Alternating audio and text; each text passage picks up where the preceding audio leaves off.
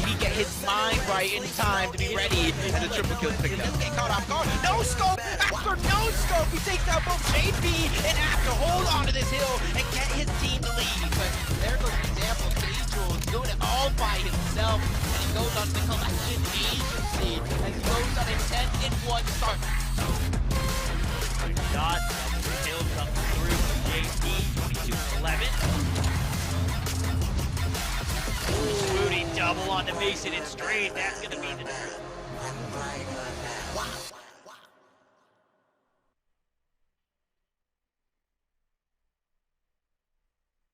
Ladies and gentlemen, welcome to the Splitgate Pro Series Summer Season presented by Prime Gaming. I'm Frank.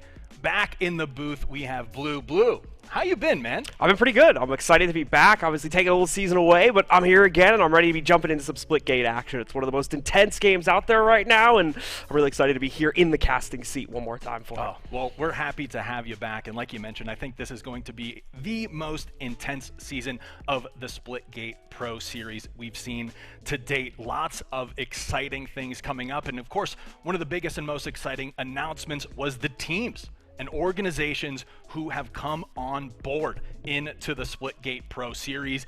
8 gargantuan, essentially, organizations have come on board. You see them on your screen right now. We've got T1, Space Station, XSET, E-United, Moist, Pioneers, Luminosity, and Elevate. All signed on, all going to be competing here today, and I mean, it's just going to be an exciting day to kick off the summer season with these exciting matches.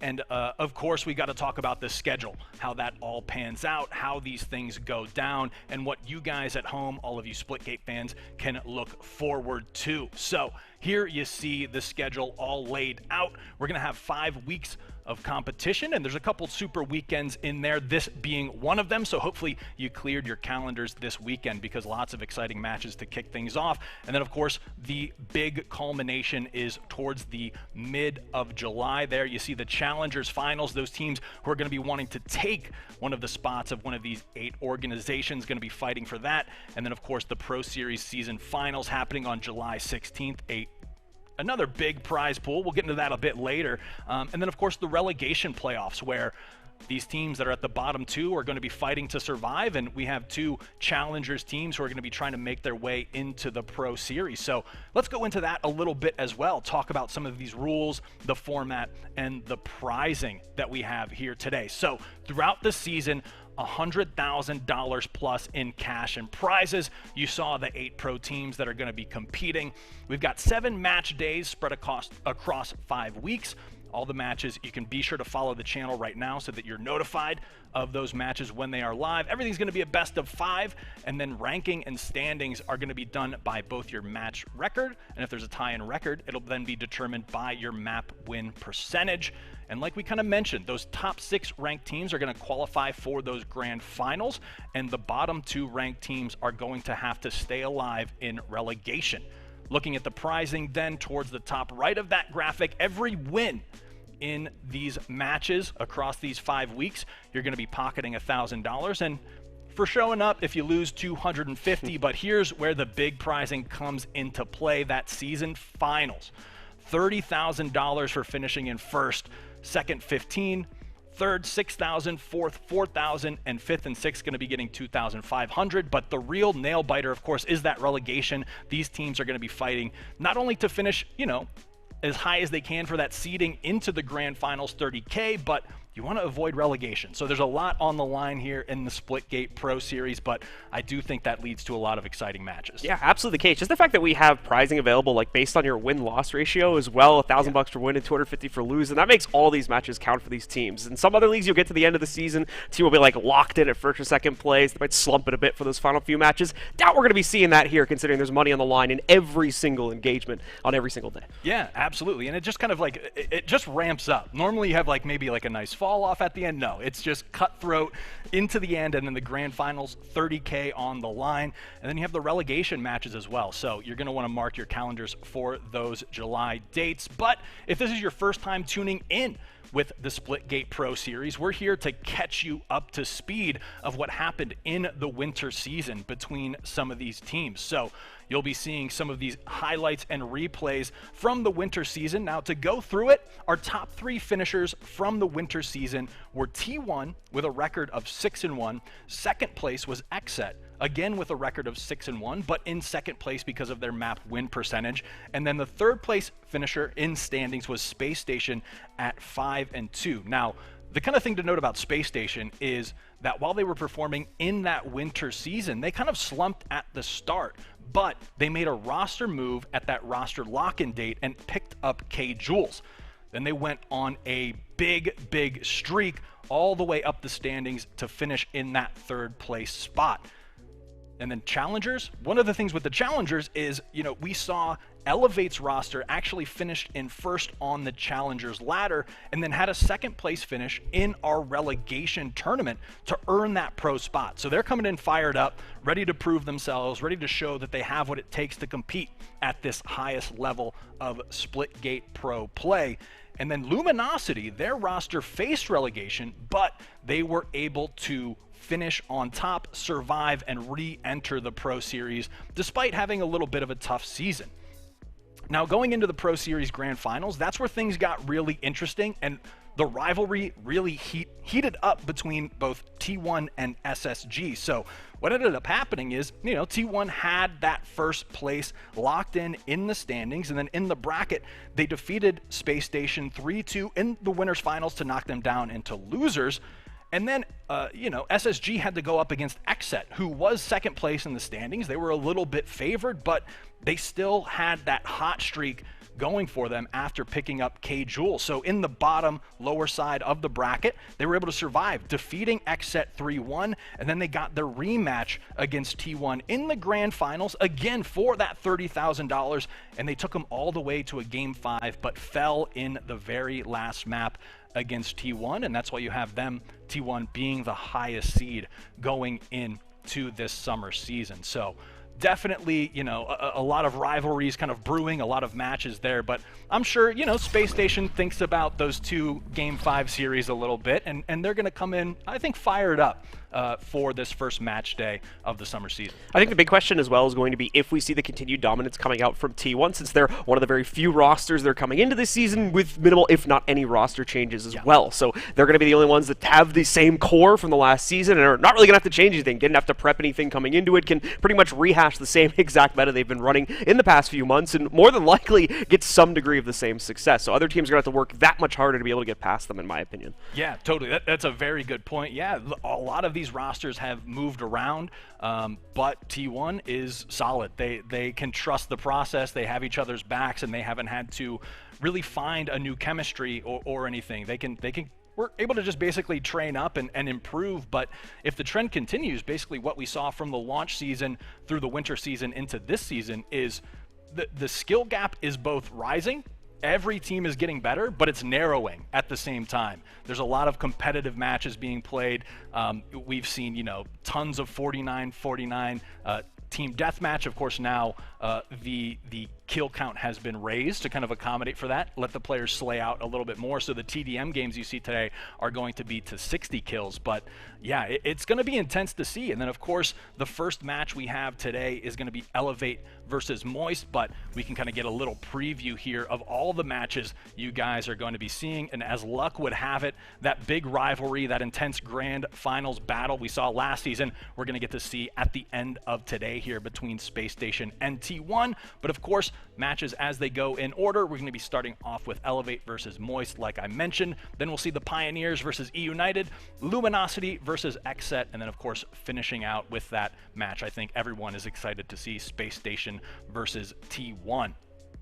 Blue, any thoughts on this today's matches, I guess? I think I'm actually pretty excited to see our first matchup coming up here too, Elevate versus Moist, because we have pretty much like new rosters for the most part being built up between these two teams as well. Obviously you have duos coming in from the previous lineups, but they are new formations of 4. So I think that's going to make this match really chaotic, as these guys are just kind of getting themselves meshed together, trying to figure each other out, work around their play styles as well. So that's going to make this one extra special for me, as we can see the rosters for both teams on screen now. Yeah, so here you see the rosters, and like you mentioned, some familiar names, but new combinations here. So on Elevate, we have Jay Daybreak, Sucky, Darth, and Strafe.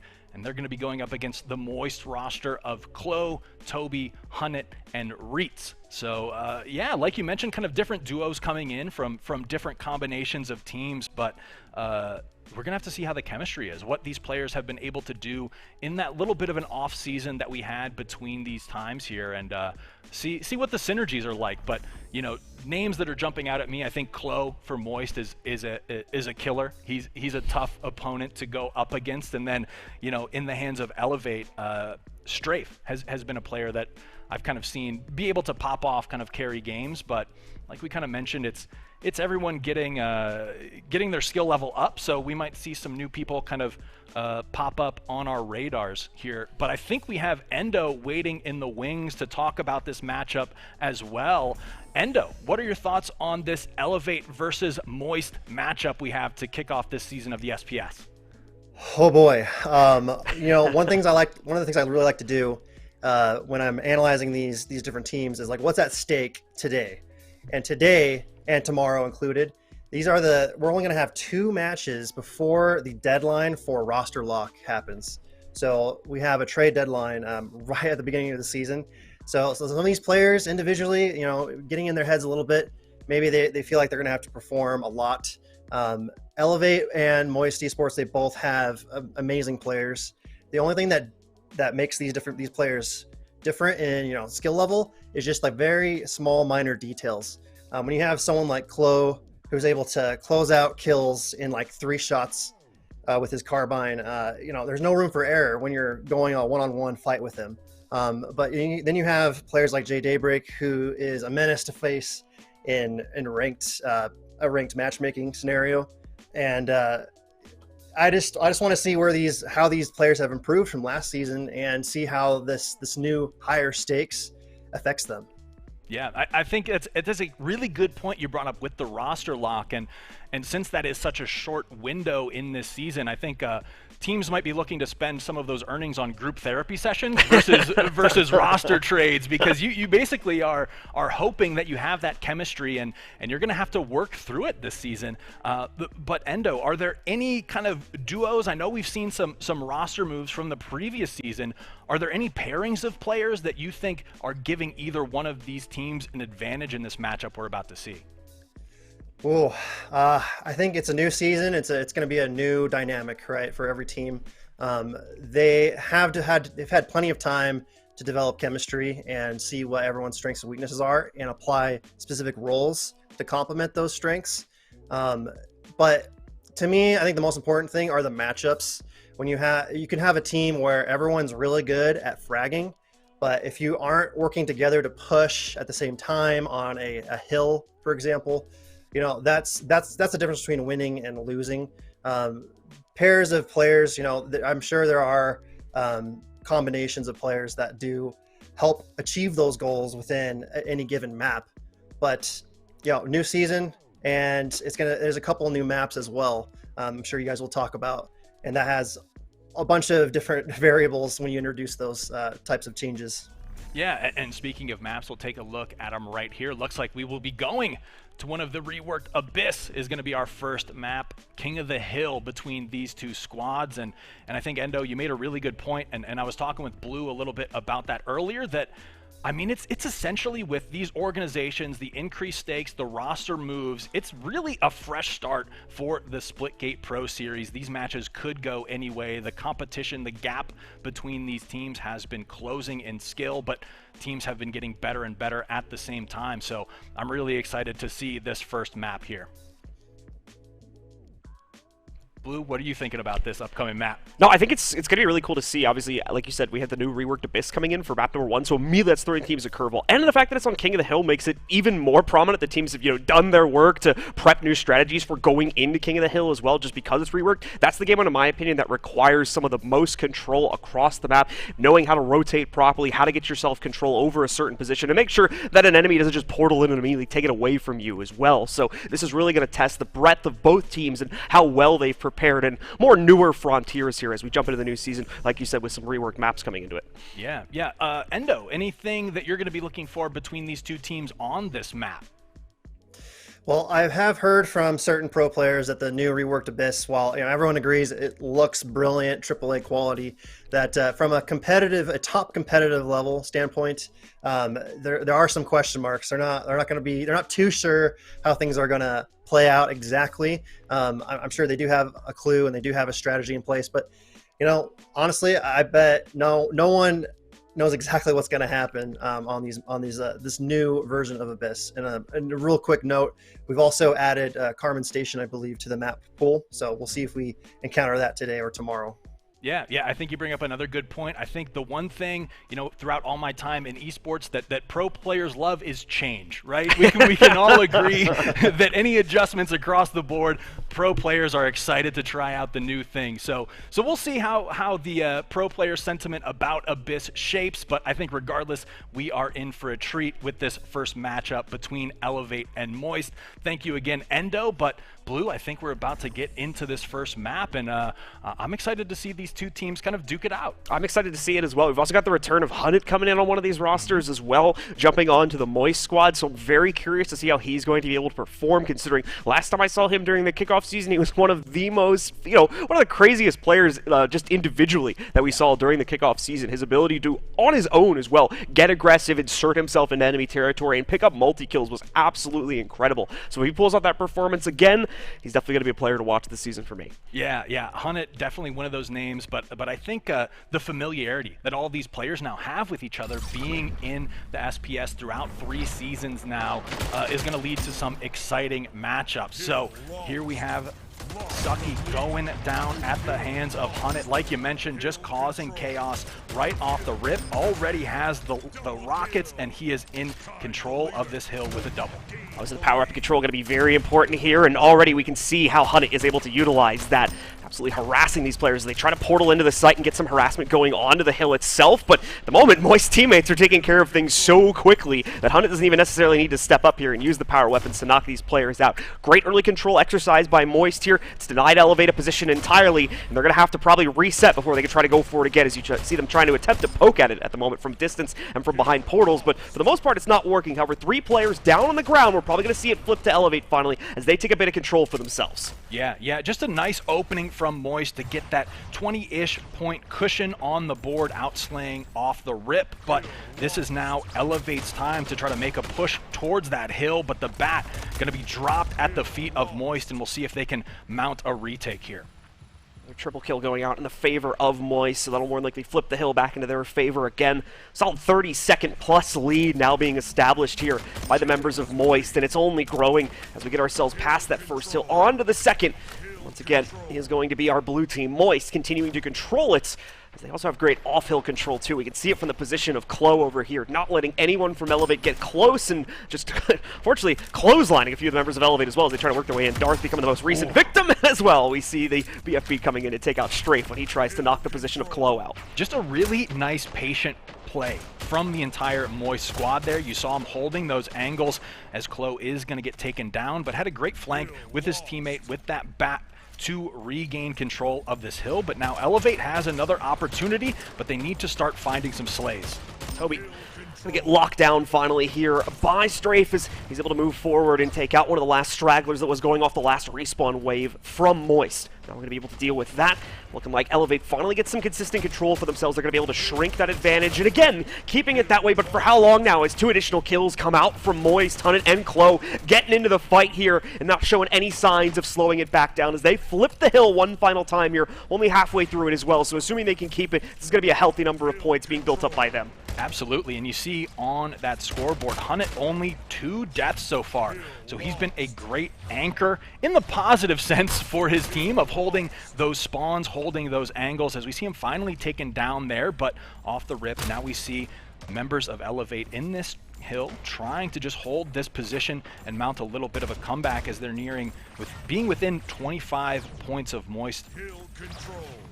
Going to be portaling through, looking on these spots, but the flanks from Moist are just too strong at this point. They still managed to get some scrap hill time, but just haven't been able to find the same number of slays that have given Moist this early advantage.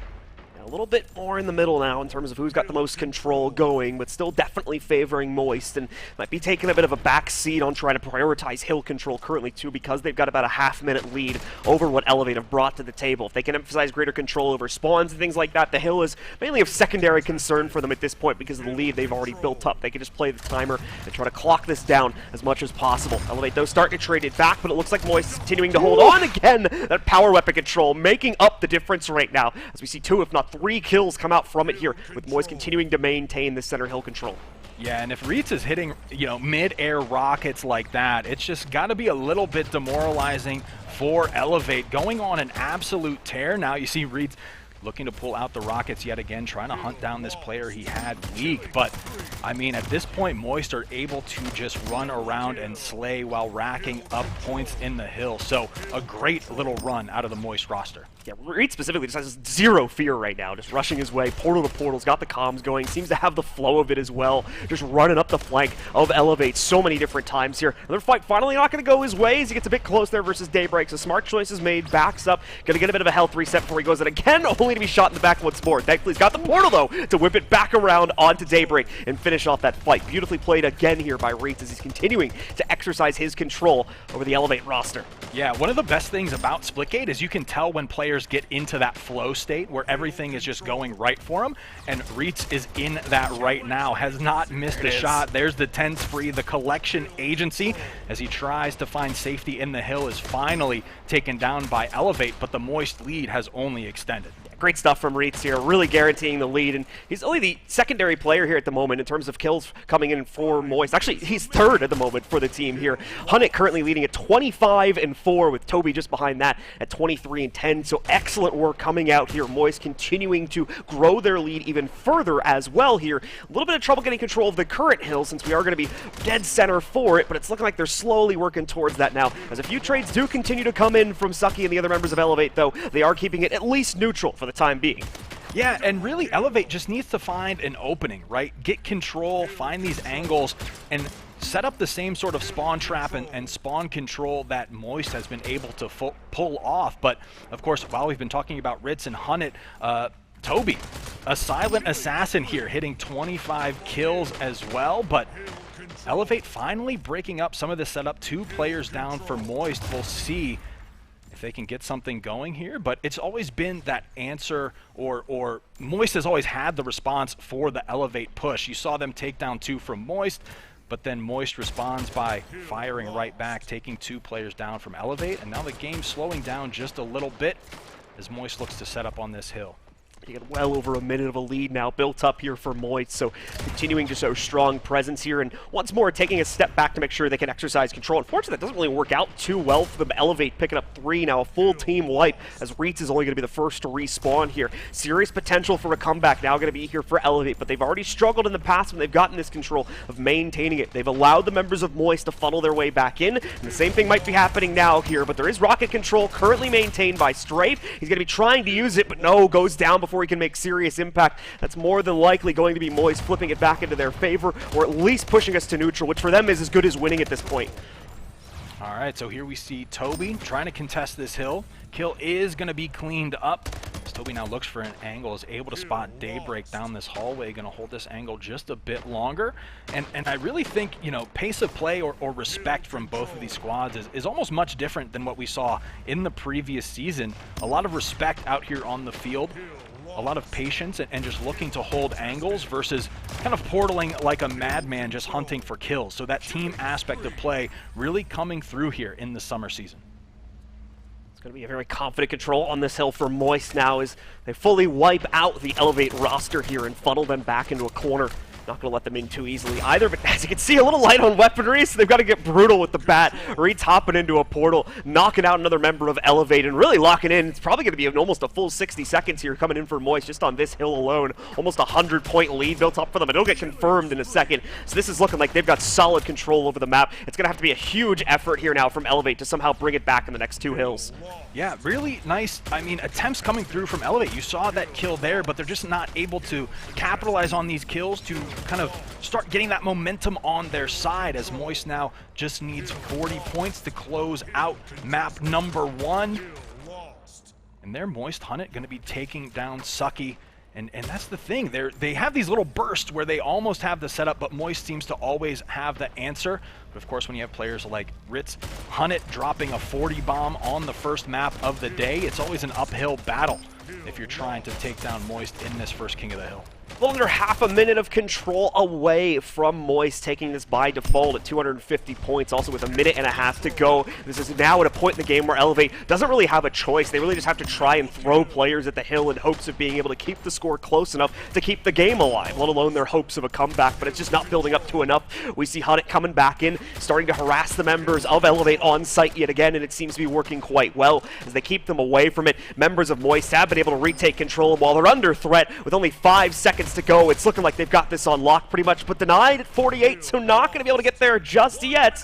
That's going to keep a little bit of a hope alive for Elevate here, as we see, though, Hunnit once again denying so many of these players and shutting up enough room to open up those final 2 seconds of hill control to give the opening map over to Moist. Yeah, Hunnit 2 kills away from the 50 bomb. You saw it at the end there, just kind of brutalizing Elevate with that sneaky little angle, able to get the double kill to close it out, but they're going to go 1 up in this best of 5, and we'll see if they can maintain some of that momentum going forward. Pretty definitive 1-0 up as well here. Coming into it was looking a bit more even off of the opening fights, but Moist just with not only the ability to take the hill aggressively, but more so with the ability to control it after the fact as well. You were bringing this up in the match as well. Elevate, they're having these bursts where they're able to come in. They might take the hill for a good like 10, 15 seconds, but they're never really able to keep it over the period of a full respawn for Moist. As soon as they got their whole roster back up and were able to reestablish aggressive positions, they were always back in there, immediately retaking it for themselves, and then keeping it either for the rest of that hill, potentially into the next one as well, as they were able to chain them together a lot more efficiently.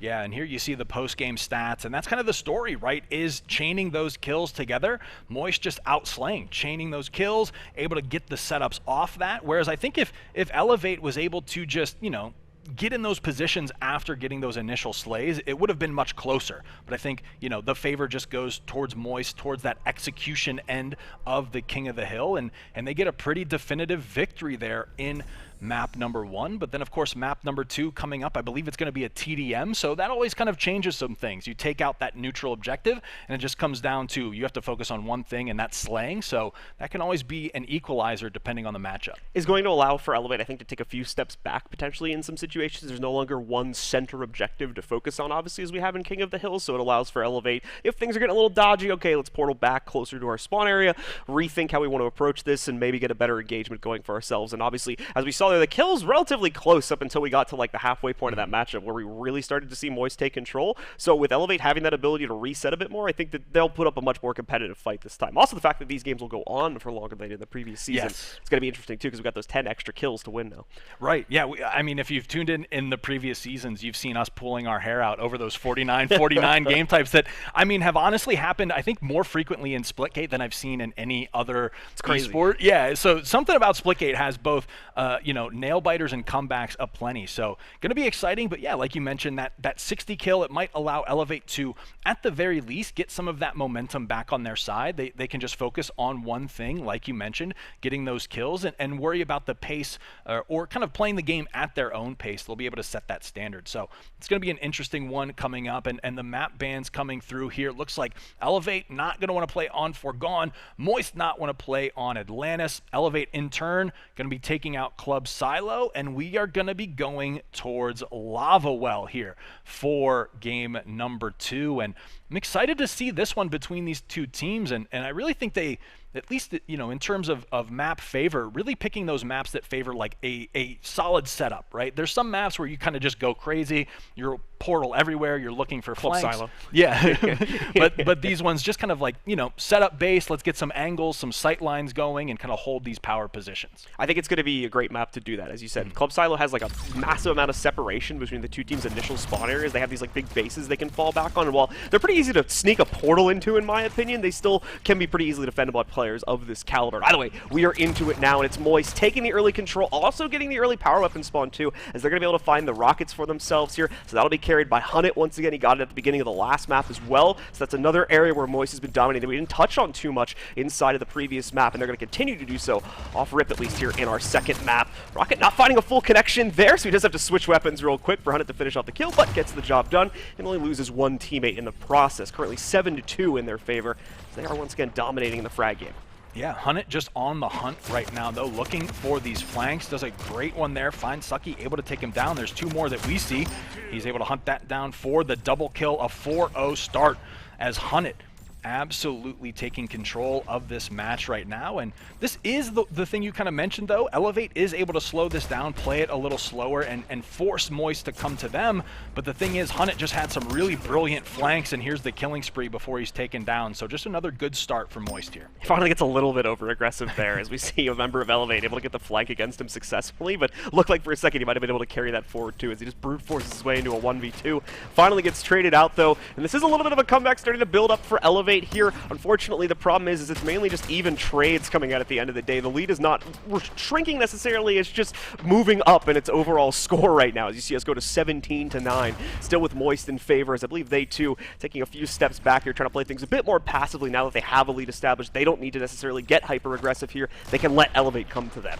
Yeah, I think Moist just is able to, like we mentioned, you know, that Elevate might be able to gain some momentum here. Moist has come into this matchup with a lot of that momentum from the previous match, but we'll have to see if Daybreak, hopping on board with him now, is going to have that sniper. We'll see if he can get a few frags here, shore up this lead that Moist has. Gets a nice hit, hits him, tags him for 65, but no teammate able to clean that up before he's taken down, so Moist able to maintain this lead. Toby's going to be able to steal the snipes away, but won't be able to keep them for very long. Kills going all over the place, mainly in the favor of Elevate over these past few moments, so making a bit of a run back on the score. 16-23 is where it currently sits at. So go over to Darth here in a little bit of a tough position there out in the open, but thankfully portal usage is swift, and he's able to escape most of the damage until we see Reitz able to lock him down and knock him out once again. A lot of close range combat going on. He's like 3 melee kills in the kill feed over the past few seconds here, but once again, Moist able to keep a delicate control of their lead, but they are slowly losing it. As you see another member going down right there, having trouble getting that staging ground built up for themselves as they're constantly being chased around by members of Elevate. So now Elevate only 6 kills behind here. Yeah, and man, Toby looking at his stats right now, picking up the pace and able to almost match Hunnit and the rest of his squad in these kills, but Elevate has a nice little hold on this position, is going to be able to take down Toby. Now, Elevate just within 4, needs to get a little bit of this momentum on their side, kind of on the backs of Strafe and Sucky right now, doing a lot of this slaying, but Hunnit, who started off very strong, has been continuing forward here. We'll see if he has the out. Carbine is able to find one, portals away, finds himself in a battle with Daybreak, but Hunnit, Moist is slippery, able to get out of this one and reset the engagement. Nicely done by Hunnit here. Still going to be a little low here as he tries to take control of another fight, but he also wanted to get the rockets up. Unsure if those rockets are going to fly off the map or not, because he did get killed mid-air, but they might have just flown enough to land on the platform. Someone will have to catch that at a later point, but the problem is it's way out in the open, so more than likely those rockets are dead either way. And we'll have to wait for a fresh respawn on those. So the emphasis for Moist on making sure they get power weapon control, hurting them a little bit here as they push forward, but they've kept a delicate control on the lead, so it's not maiming them too heavily just yet. Look at this run-up, though, coming in for Toby right now. He's got the madness through the portal pretty much, then he gets that kill. His opponent tries to escape and close it, but is a little too slow, so the kill comes in anyway for Toby.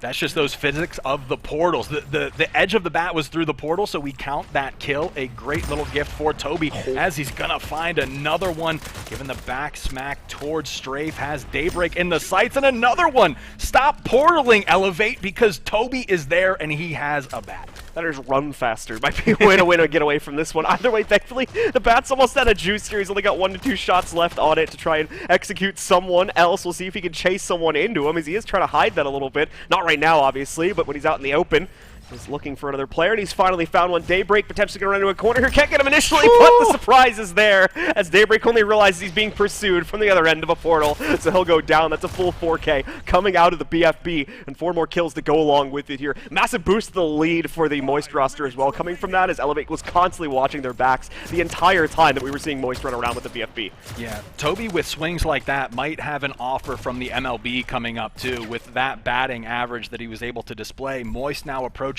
50 kills, but of course we're playing to 60 now, so we'll get to see a little bit more action on the field. On board with Darth, seeing if he could get something going there. Gonna drop. Elevate still fighting for this lead. A nice double gonna come through for Strafe, but we'll see if it's enough to get more of this momentum in their side. But as of right now, Moist seems to be running away with this one. Yep, a few moments where it looked like Elevate was starting to grapple back control, but similarly to our King of the Hill matchup, just never could really keep it that way, unfortunately. So Moist looking like they're in a good position to shut this one down. However, things have slowed a little bit. Might see a bit more life come out from the Elevate roster here before they get finished off. Over 2 more kills coming in from Toby, a 3rd from Hunnit. The lead grows ever more as the trades just aren't enough from Elevate to contend against the Tide. Swinging in from Moist as they sit just 4 kills rather away. 3 now with Toby's most recent pickup. Never mind, let's make it 1 as they're just fragging out way too heavily here. Moist takes the second map and will continue to lead out in this series at 2-0. Yeah, that one was tough only because you saw those glimpses from Elevate where they were right on the cusp of kind of getting over that hump and gaining control of that map, but Moist just seemed to have the answers and the consistency to be able to close that one out. Here you see the final post-game stats and some big numbers for both Hunnit and Toby in this one, just outslaying Elevate, but yeah, like almost frustrating for me to even watch because you saw how close they were to be able to mount those comebacks, especially in that Slayer. It was within, I believe, 4 kills towards that midway point, but Moist able to just focus up and finish out strong. Toby making up the difference, I think, in the mid-game there by scavenging that BFP and making the play that we saw from him on that one. We had seen Hunnit attempt to go for the Rockets control, and that had been denied right at the point when Elevate was starting to come back into it, too. So they had good lock on the situation there, was starting to contend with the scoreboard a little bit, was denying power-up control. They weren't necessarily getting it for themselves, but they were at least stopping the Moist members of getting it, and then all of a sudden that BFP pickup happens, and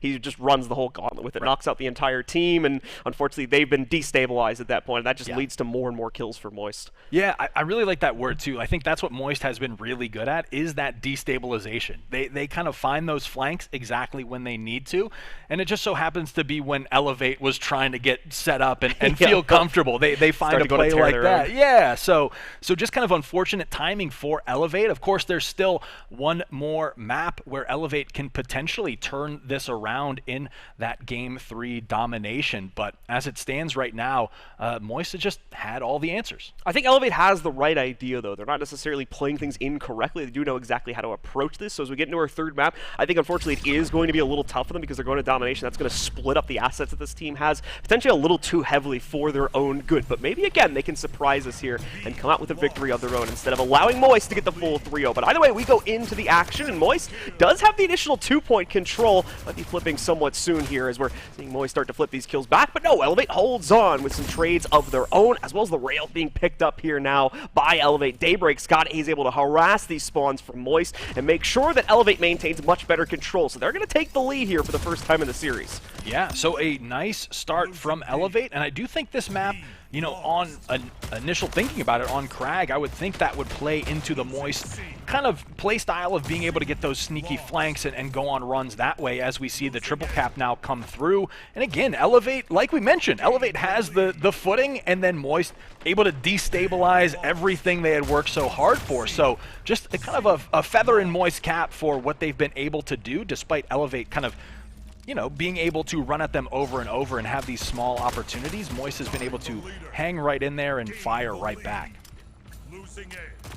Moist continuing to try and set themselves up for a consistent 2-cap here. They've slowly weaned their way into nearly tying things up versus Elevate, but Elevate's always getting that second cap back in their own favor. The center one is making up the difference for them right now, as it is very much at an open point, so it's kind of tough to keep multiple players on there and get the full cap going. As you're going to see right now from Moist, they had like 3 players positioned on, only 1 survived and just barely made it out through a portal, but they've been able to flip that status against Elevate here now. They've successfully made it out, and they're harassing members of Elevate that are trying to decap it. As you see there, Darth getting somewhat close, but Hunnit able to deny him and knock out another player as well. A 3rd also going to be found by him.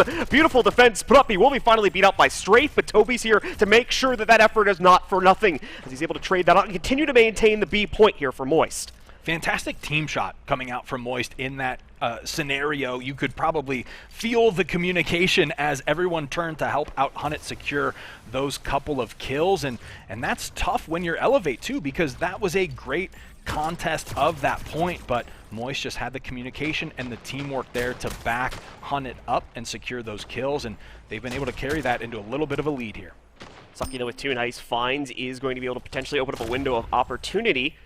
Toby, though, I believe, has traded that back out, so we'll be able to deny it. Reese secures the B point. But the problem is they have lost their side points, it looks like. Both of them, in fact. They're going to have to go back, make sure they continue to maintain that. Well, all at the same time here, Daybreak is getting quite a few kills on the mid points. This is a big flip from Elevate here. They're going to completely stop the point gain for the most part over on the side of Moist and pick up a few of their own, but so close to capping out the B point. However, Toby kills him here at the final moment, and we'll be able to outright deny that, as Sucky and Reetz are going to take each other down here to put things in a bit of a stable point. Moist, though, does get back B after everything is said and done, and they get their home point recapped as well, so they're going to continue to grow that now. A bit of a stable lead at a little under 100 points. Yeah, I really like the way Moist has approached this one. When Elevate had, control of 2 or more of the hills, they kind of went balls to the wall, went all out, tried to get that triple cap, but now they've kind of settled into just wanting to maintain control of a few of these hills and just play that setup type game, and it seems to be working out for them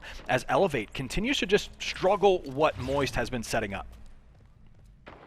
Big run being made here now for Moist, seeing as they've also decapped Elevate's third point. That will be regained now, but again, that power weapon control is making up such a huge difference here. Toby onto a killing spree. It's going to continue on from that as he locks in his 6th right there. Starting to get a little low on the shotgun ammo, so his reign may be coming to a close soon, but that means still, while he's got the ammo, he's got the capability to stop runs like this over towards middle, and he's also scavenged a new gun, has the rails to play with also now, so he's going to continue to cause problems for respawning members of Elevate as they try to get themselves closer to testing on that midpoint. They do pick it up here now, or at least get the 2 outer side points. Still 2 shots on that rail as well. Sasaki is going to be able to turn this back on itself. But still here, even with the disadvantage, Moist will be pushed off. It's going to require a lot of work from Elevate to get this back under their control, even though they've got a 2 cap going right now. Yep, they do have that 2 cap, but I think it has been Moist power weapon control that's really allowed them to extend these leads when they secure those, as we saw Toby kind of going on a tear with the shotgun and railgun here. But Darth been putting up some solid kills for Elevate as he works to maintain this hill, spotting someone attempting to portal through, going to be cleaned up. Klo going to be taken down here. And they've had these 2 hills for a decent amount of time, but going to be losing C, going to be going in the favor of Moist, as it looks like they'll start to fight over A, but it'll fall into the hands of Elevate as they slowly but surely attempt to come back against Moist here. They are making it happen here. More importantly, they're stopping the point lead from the Moist side as well. Even that 1 cap, considering the lead they did have up until this point, allows them to get away with a large stretch on their lead before they finally lose it. But it seems like they've shrunk it quite a bit now. 100 points still in the lead for Moist here, but once more, that recap on their home point towards C is constantly being denied here. You can see Elevate on top of it right now. Finally going to see the members of Moist flip it back over to A. They'll take that for themselves, but do they keep it? It looks like they will. No immediate decap showing up there as the members of Elevate do stretch themselves a little bit too thin. They want to focus on this double cap, make sure they keep mid control. And at the moment, they're doing a great job of that. Reetz, you can see trying to sneak in. He's going to be found out, but Toby as well, potentially about to come in for the back cap onto C. He's going to get it, and that's going to reduce the lead once again here for Elevate as they're brought back down to just a single point. Yeah, here we see Daybreak, though, trying to find an angle, trying to work his way towards the C hill. Is going to find the kill on Ritz, contesting that portal, and they're going to set up shop to capture C. So, nice little play out of Elevate, but then that's kind of been the tone of the series. There's a great play from Elevate to secure that hill, but then Moist comes through and cleans house to recap in their own favor. But right now, Moist just needs a little bit of a longer stretch and to take one of these hills from Elevate to be able to close out this best of 5.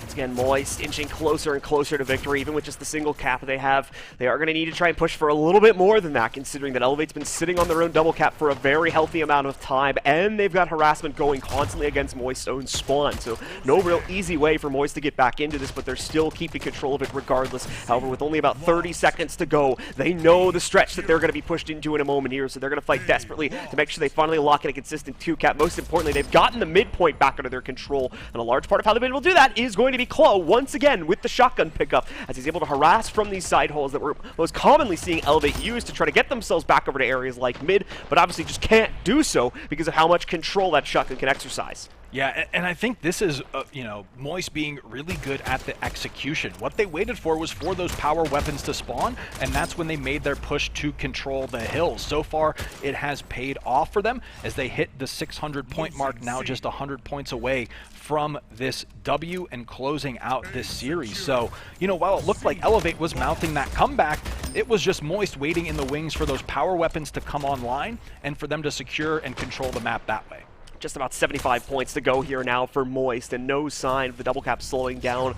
2 kills recently coming out, so should be able to see Elevate get something going, but the 2 players that remained on for Moist are making sure that their A point at least is going to stay under their control here. Back and forth is the way this will go as we enter the last 50 points that Moist need to shut down this series in 3-0 fashion, and Elevate is trying their darndest to make sure they hold on to B more than anything else here, but can use B as a springboard from that point to get themselves off and onto another point. 3 members of Moist wipe for just a second there, so this is going to be their chance to get back on it, but they do need to more than likely go for a full triple cap at this point. I'm pretty sure with just the 1 cap on C, Moist can turtle on that and win from it, so that's more than likely going to become their goal, but it has been denied and now taken over by the members of Elevate here, so they still have a chance. They're still in the game, still in the series as well, as they try to run the gauntlet back. Oof, and C going to be taken back in favor of Moist. B going to be lost for Elevate. So Moist looks like they are going to close out the first match of the summer season with a 3-0 sweep. You got to feel for Elevate as they try so hard, and as you mentioned multiple times throughout this series, there were those moments where they were in it, and, like especially on that third map right there. They were so close so many times. That comeback seemed like it was really alive for a minute, but the strategy side of things just way too much in the favor of Moist at the end of the day, as we see here. The fragging side of things favoring them just a little bit too, and I think some part of how that may have been was going back to the power weapon control. That's a point we brought up multiple times, especially on this third map. They're always there. They're always picking that up, and they're controlling it in the right spots too to make sure that Elevate's attempts to jump on them and take away their objective control is just never happening. Yeah, it was one of those things of, you know, Elevate having kind of the right ideas or them all being in the right spots, but just a couple of things out of sync. Whereas I think Moist just had that chemistry dialed in a little bit harder at the start of this season, like we saw with their pushes, with their power weapon control, just looking a little bit more refined. But I think the way at least the post-game stats are showing here is that Elevate was slowly catching up. You know, the first game you're like, ooh, looking a little rough out there, but, you know, bit by bit they were able to claw their way back into some really close stat lines and score lines there. So yeah, it might just be one of those things. Again, this is day 1 of the summer season, so Elevate has plenty of time to just tighten up those screws and kind of come out with a win in the next few match weeks. Yeah, possibly just some early jitters and whatnot of playing here in the Pro Division with the new roster. Like we said in the pre-match format there, trying to sort things out, trying to find who's good in what roles, who needs to be positioned where in a moment-to-moment basis. So Elevate, like I said, I think they're very close to finding a win there versus Moist in all 3 of those maps, but just falling short in the strategy department a tad. Yeah, totally. But I mean, a great win for Moist. Got to be feeling strong, you know, while Elevate was right there on, you know, the brink of kind of getting over that hump, getting at least a map win off of Moist. Moist doing a great job, looking really strong. But I know we had Endo waiting in the wings, so I want to bring him in here and see what he thought of our first matchup. Endo, good to see you. What were your thoughts there? My thoughts are simple. It was a difference in strategy. So both teams obviously have really good players, but the example I want to give you is the difference between 2 players, Strafe on Elevate and Ritz on Moist. So Ritz, stat-wise, he was at the bottom of his team. But what I noticed was the things that he was trying to do, he's trying to zone out his opponents from accessing certain parts of the map. And so what I call that are quality frags. Like he might have maybe the least number of kills on his team, but each kill matters because where he's standing is where the enemy team is pushing in. And he's totally denying a lane of access. And then for Strafe's a great Slayer. I would say he has the best combat portals in the SPS.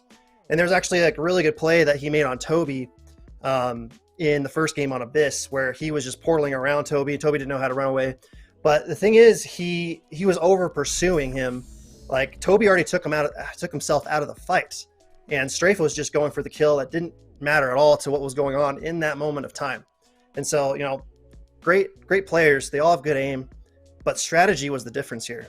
Yeah, I think that's a really good point, and like Blue and I were kind of watching it, it really seemed like Moist had also better power weapon control. I think we saw like Toby going on some nice sprees with the bat. How important is that towards, like, so say Elevate wasn't able to maintain power weapon control, is that enough to shift the tide, or could they have still fought back without having the same weapon control that Moist did?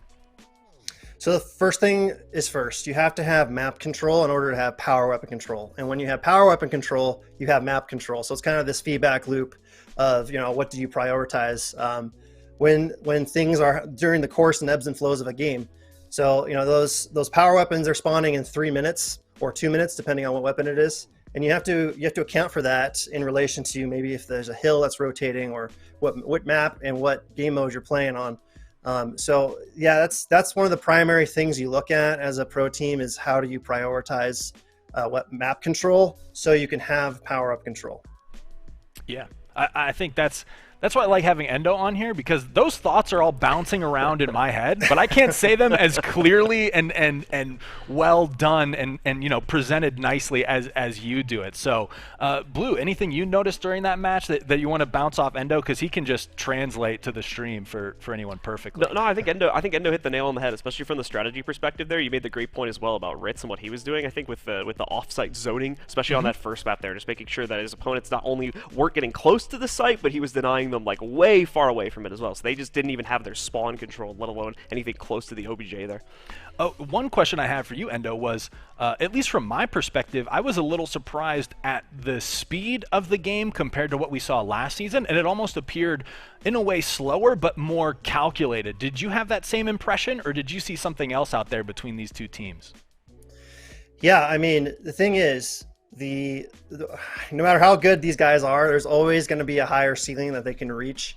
And I think what a lot of players at this level are discovering is better strategies and better ways of going about doing things. So, the previous 2 seasons of the SPS, players have just been like, they have raw skill. They're really good aimers. They're really good portalers. But now they're able to, the game slows down for them in their head, and they're able to instinctually think about what they should be doing next. Like, okay, I need to shoot a portal here and here, and I'm not going to go through it first. I'm going to look through first and see if I can find an enemy to shoot at, and then I'll go through. Or maybe I just won't go anywhere. I just won't go through at all. So yeah, there's definitely a lot more instincts happening at this level, and yeah, players are thinking less, and they're more reacting in a smart way. I think sorry to cut it. No. I think another thing too is that I'm pretty sure players at this point, since we've had like 2 seasons of play now, I think they're starting to become more aware of each other's like rotation routes and stuff they may be taking through portals. So that might be slowing down the game a little bit as well, as they're trying to more so counter each other's play instead of just force their own play directly into a certain situation. Yeah. Yeah. You might notice that some players aren't going through their teammates' portals, which would be a little bit more common before. Instead, they're going to rotate with their own portals to go to the same room, but from a different route. So the enemy is distracted, or they're just disorganized when they push from different angles. Yeah, totally. I think that's a great perspective on it too, is that now that these players have played at this competitive level so long, the slaying power is instinctual. They can do that with their eyes closed. So that opens up the room for the strategy, the communication, because I can turn on the slaying power at any point in time, but it's the strategy, where we're going to be, how I'm going to be working with my teammate, that is now starting to kind of separate teams in terms of skill. But I think that is going to do it for our first series. Endo, thank you for joining us. Thank you for your analysis yet again. We are going to throw it to a quick commercial break, and then we'll be right back with your next matchup. Stay tuned.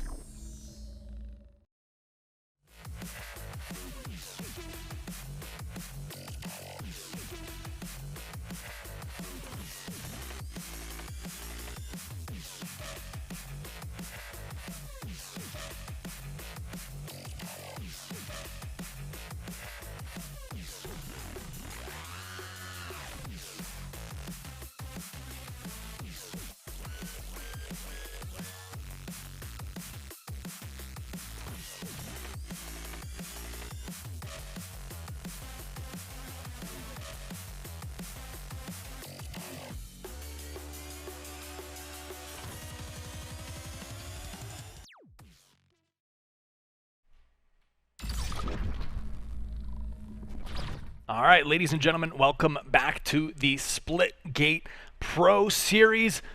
Before we get into it, Blue, what do you think of the first matchups that we saw? I thought it was great. I mean, once again, we had a showcase of new rosters there, so we were a little unsure of how teams are going to perform, but I think Moist brought a great strategy to the table there and was really able to kind of run circles to an extent around the Elevate roster. Yeah, so, we saw Moist win in that first series, but I think at least for me, I want to see you guys at home win. So why don't we throw it to a little bit of a giveaway type action here, where all you guys need to do to win the Astro gaming headset is type !Astro in chat to enter, and you'll be entered to win this fantastic Astro gaming headset. So, we got to give back to the community a little bit. We want people to win, not just the players to win stuff.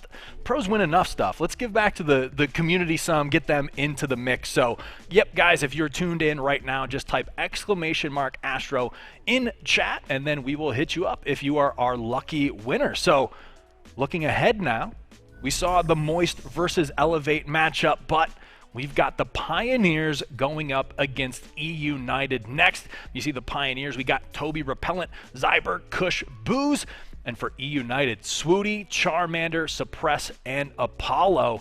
And I think we have Endo as well joining us. Endo, I just want to start right off the rip. What are your thoughts on this next matchup? Yeah, it's going to be an uphill battle for the Pioneers, in my opinion. They've got great players on their team between Toby and different spelling, by the way, Toby and Bitey. Their team really is focused on winning they're poised to more focus on the objective-based game modes. But for E United, man, they are stacked. Swooty, Suppress, Apollo, Charmander. Especially look at Charmander. I would say he can be a huge difference maker in critical situations. But at this level with a new season, anything could happen. But yeah, it's going to be an uphill battle for Pioneers. Yeah, I think, it is just kind of the history that E United has, right? We've seen them just play at a little bit higher consistency previously in the previous seasons, but, you never know. The Pioneers, if anything, they are, by name, ready for adversity. So maybe that will work in their favor going up against E United, but, I think probably E United is going to come out strong, but who knows? We might be in for a surprise in this second matchup. Yeah, I think for me, it's mainly going to be the battle between Toby Repellent, as you were mentioning there. I can recall him going back to the original season that I was working on, and as well going up on the other side against players like Swooty. Swooty very much will be that difference maker alongside guys like Charmander, as you were mentioning, too. And I think for me, it's going to come down to a big battle versus those two to see who ends up topping this one out. Yeah, I know. I think, and this is just a personal aside. I think, and maybe Endo, you can say if this is a good idea or not.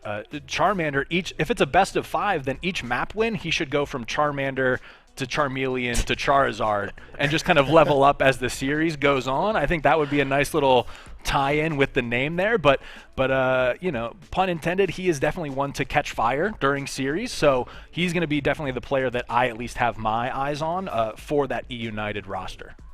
No, I'm sure he'll hear that evolution comment for sure. And yeah, he can definitely catch fire. So can any of these guys really. I see that. Okay, well, here's the game plan, right? United, they're expecting to 3-0. I think they feel really confident. Pioneers, I think what their strategy is, all right, we're going to optimize every point we get on King of the Hill with this first Abyss match. And then, okay, team deathmatch, yeah, we always play to win, but maybe we just let them take that match.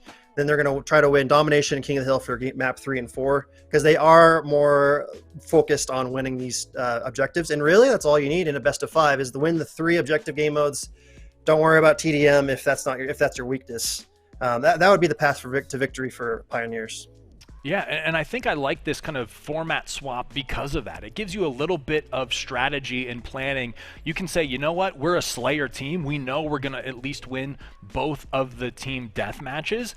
and then we just have to focus on kind of an upset on one of the objectives. But then if you're an objective-based team, you can kind of just sit back and say, you know what, we'll toss the TDMs, and we're just going to win out in the objective game mode. So yeah, there's that kind of meta-level strategy of even the game types themselves and what maps you want to play on them. But it does look like we're going to be going back to Abyss for that first map. So despite some of the pro player sentiments, at least it's getting through the picks and bans. So pros probably wanting to get some time in and figure that out as well. But I'm definitely excited to see it again. Pretty brutal second map for them to have to go on for TDM as well onto Atlantis there, just because of how heavily teams can get locked down if they're not able to get proper control. That map has a lot of like choke points where I feel like that can happen, and if Pioneers aren't going to be up for the task there, then that can end up being a pretty one-sided match if they're kind of like not focusing on that one. So hopefully there's going to be a bit of preparation there, just because of how brutal that map can be for the game mode.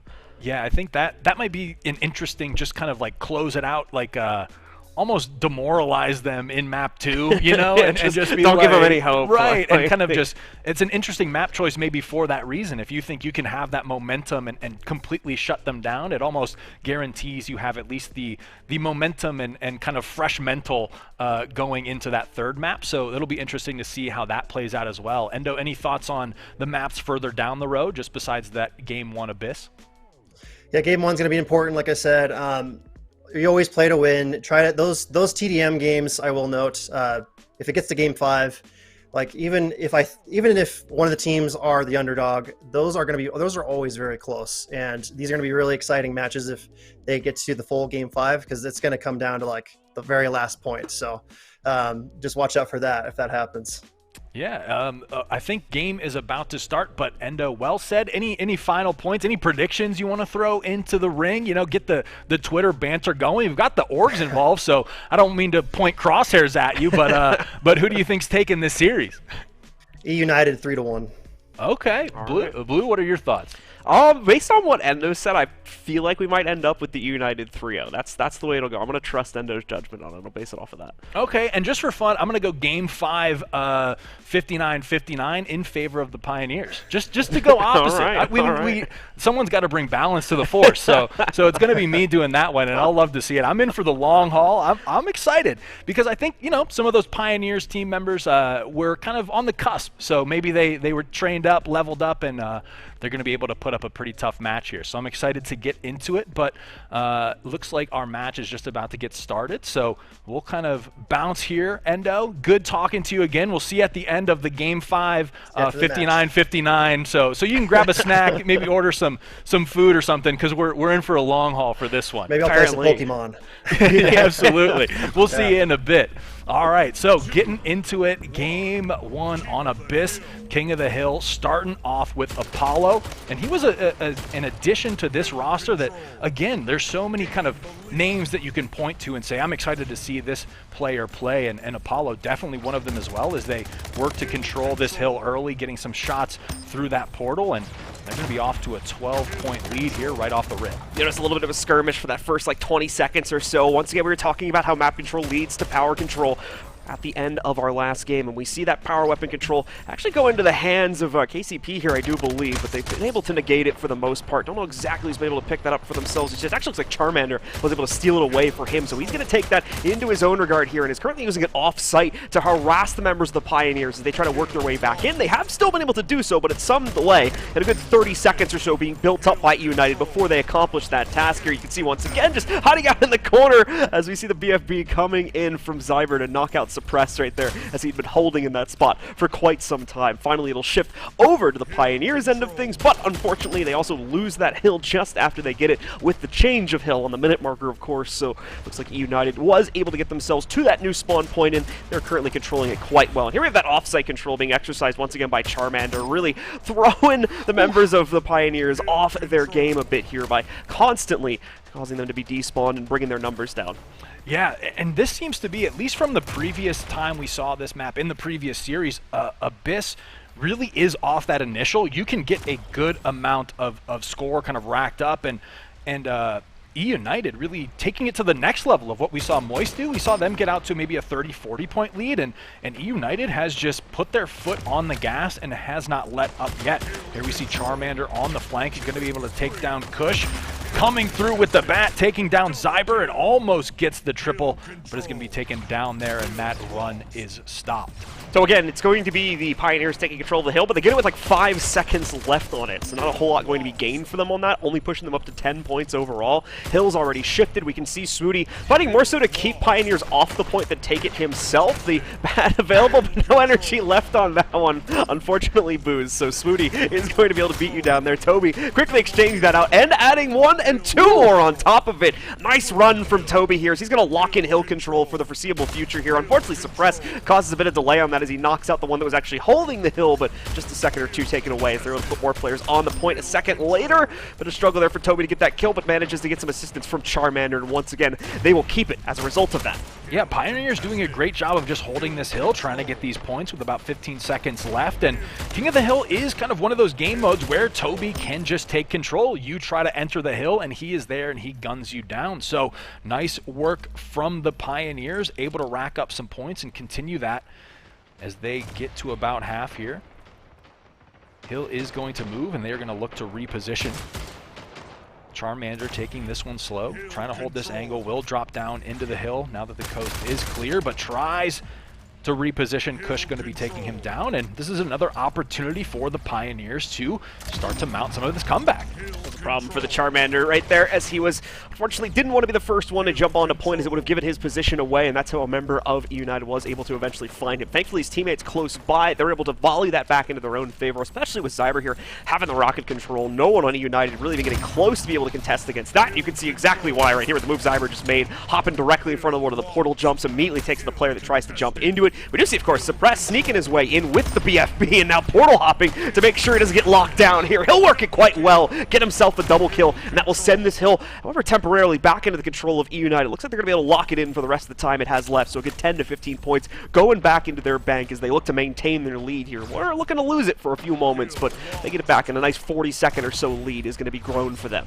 Yeah, for E United, that bat play was important just to keep them on like that two-man spawn cycle with 2 rotations. So the Pioneers had 2 down, the bat play comes through, 2 more dead. So essentially it was a 4v2 for 30 seconds of time there, and that's almost translated exactly into E United's lead. So just a really nice kind of string of kills that ends up in their favor by just giving them that consistent man advantage.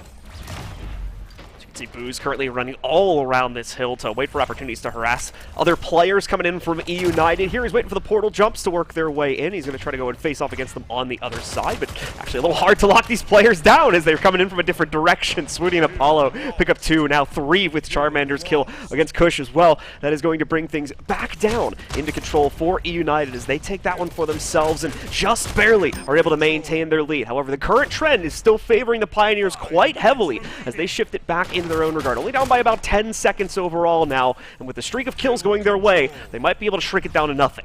Yeah, here we see Toby does have the bat in hand with the candy cane skin on it, trying to make some sweet plays happen here. Is going to be approaching this hill, but going to play it a little bit patient. Does have that power weapon, so doesn't want to drop it. His teammate is there to potentially pick it up, but E United going to be able to run them down and maintain or regain control of those power weapons. So just a tough break for the Pioneers' push that they attempted. Actually fairly close right now as the Pioneers should be coming back in to contest this hill in just a second. We can see the shots ringing out now here. Charmander thinks he has a safe position crouching below the staircase, but is not necessarily going to be safe from it. As we can see, still pushed into a running position where Toby's able to take out not just 1 but 2 players with the AR here. Now picking it up as well, Zyber is going to steal that bat away, use it for his own purposes as he continues to throw more and more members from the E United roster off the point. E United is able to trade this back relatively closely, brings everything down to a 2v1 for a second. There's Booze, the only player left, so with the new hill now spawning, E United is going to be able to take it, but they've got freshly spawned members of the Pioneers quickly working their way over there to stop this runaway from E United as they still try to desperately hold on to their lead. Only about a 10-second advantage, and again, the Pioneers are all over it right now, so they're going to be finally taking this lead away at some point in the next few seconds. Good job by the Pioneers just staying alive through this Apollo push. But here the flank is going to come through. A couple of shots, able to clean one up, but one is going to get away. But the teammates, the team shots come through. 3 dead now for the Pioneers. So E United going to have a good opportunity to set up and rack up some time in the remaining 20 seconds of this hill. Definitely a solid hold here for United. It's a good thing they were able to wrangle that control back. Again, you can see the more cautioned insertions being made here by United. They want to go all together and with a big plan instead of the Pioneer strategy of trying to, for the most part, brute force their way into the site, be the first there rather than the smartest on top of it. And that's worked out for them to at least try and run this comeback for themselves, but they may need to switch it up when they finally actually get in control of the lead to keep it for the long run here. As United obviously still getting the longer runs of these. They're still able to maintain their lead, however small of a margin, and keep this going in their own favor. But that is finally going to be breaking down for a second time here as the Pioneers run it up to 53. They are pushed off just 3 seconds short of it, though, and United, again, like I was saying before, they seem to always have the greater strategy to get back on just at the last second and make sure that their lead stays strong. They're going to push it up now for about 160, still have about 90 seconds to go before they lock in the victory here. Yeah, kills staying pretty much even, but like you mentioned, it's those E-United coordinated pushes to just retake this hill that is the trump card against what the Pioneers have been trying to do, as Charmander going to come through with the bat, then throw a couple of carbine shots down range to clean that one up.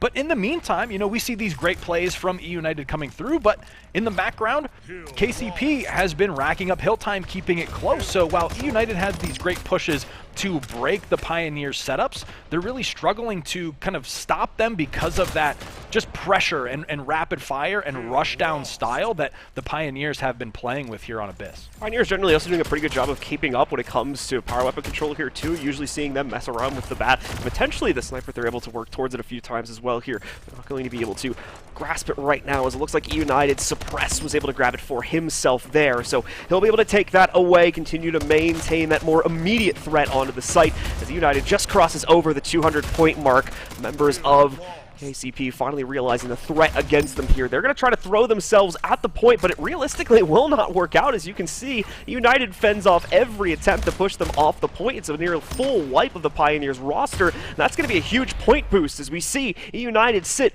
only about 30 seconds or so away now from locking in the map. Yeah, it was almost like that last push we just saw out of the Pioneers was they realized like the scoreline and they hit like a panic button.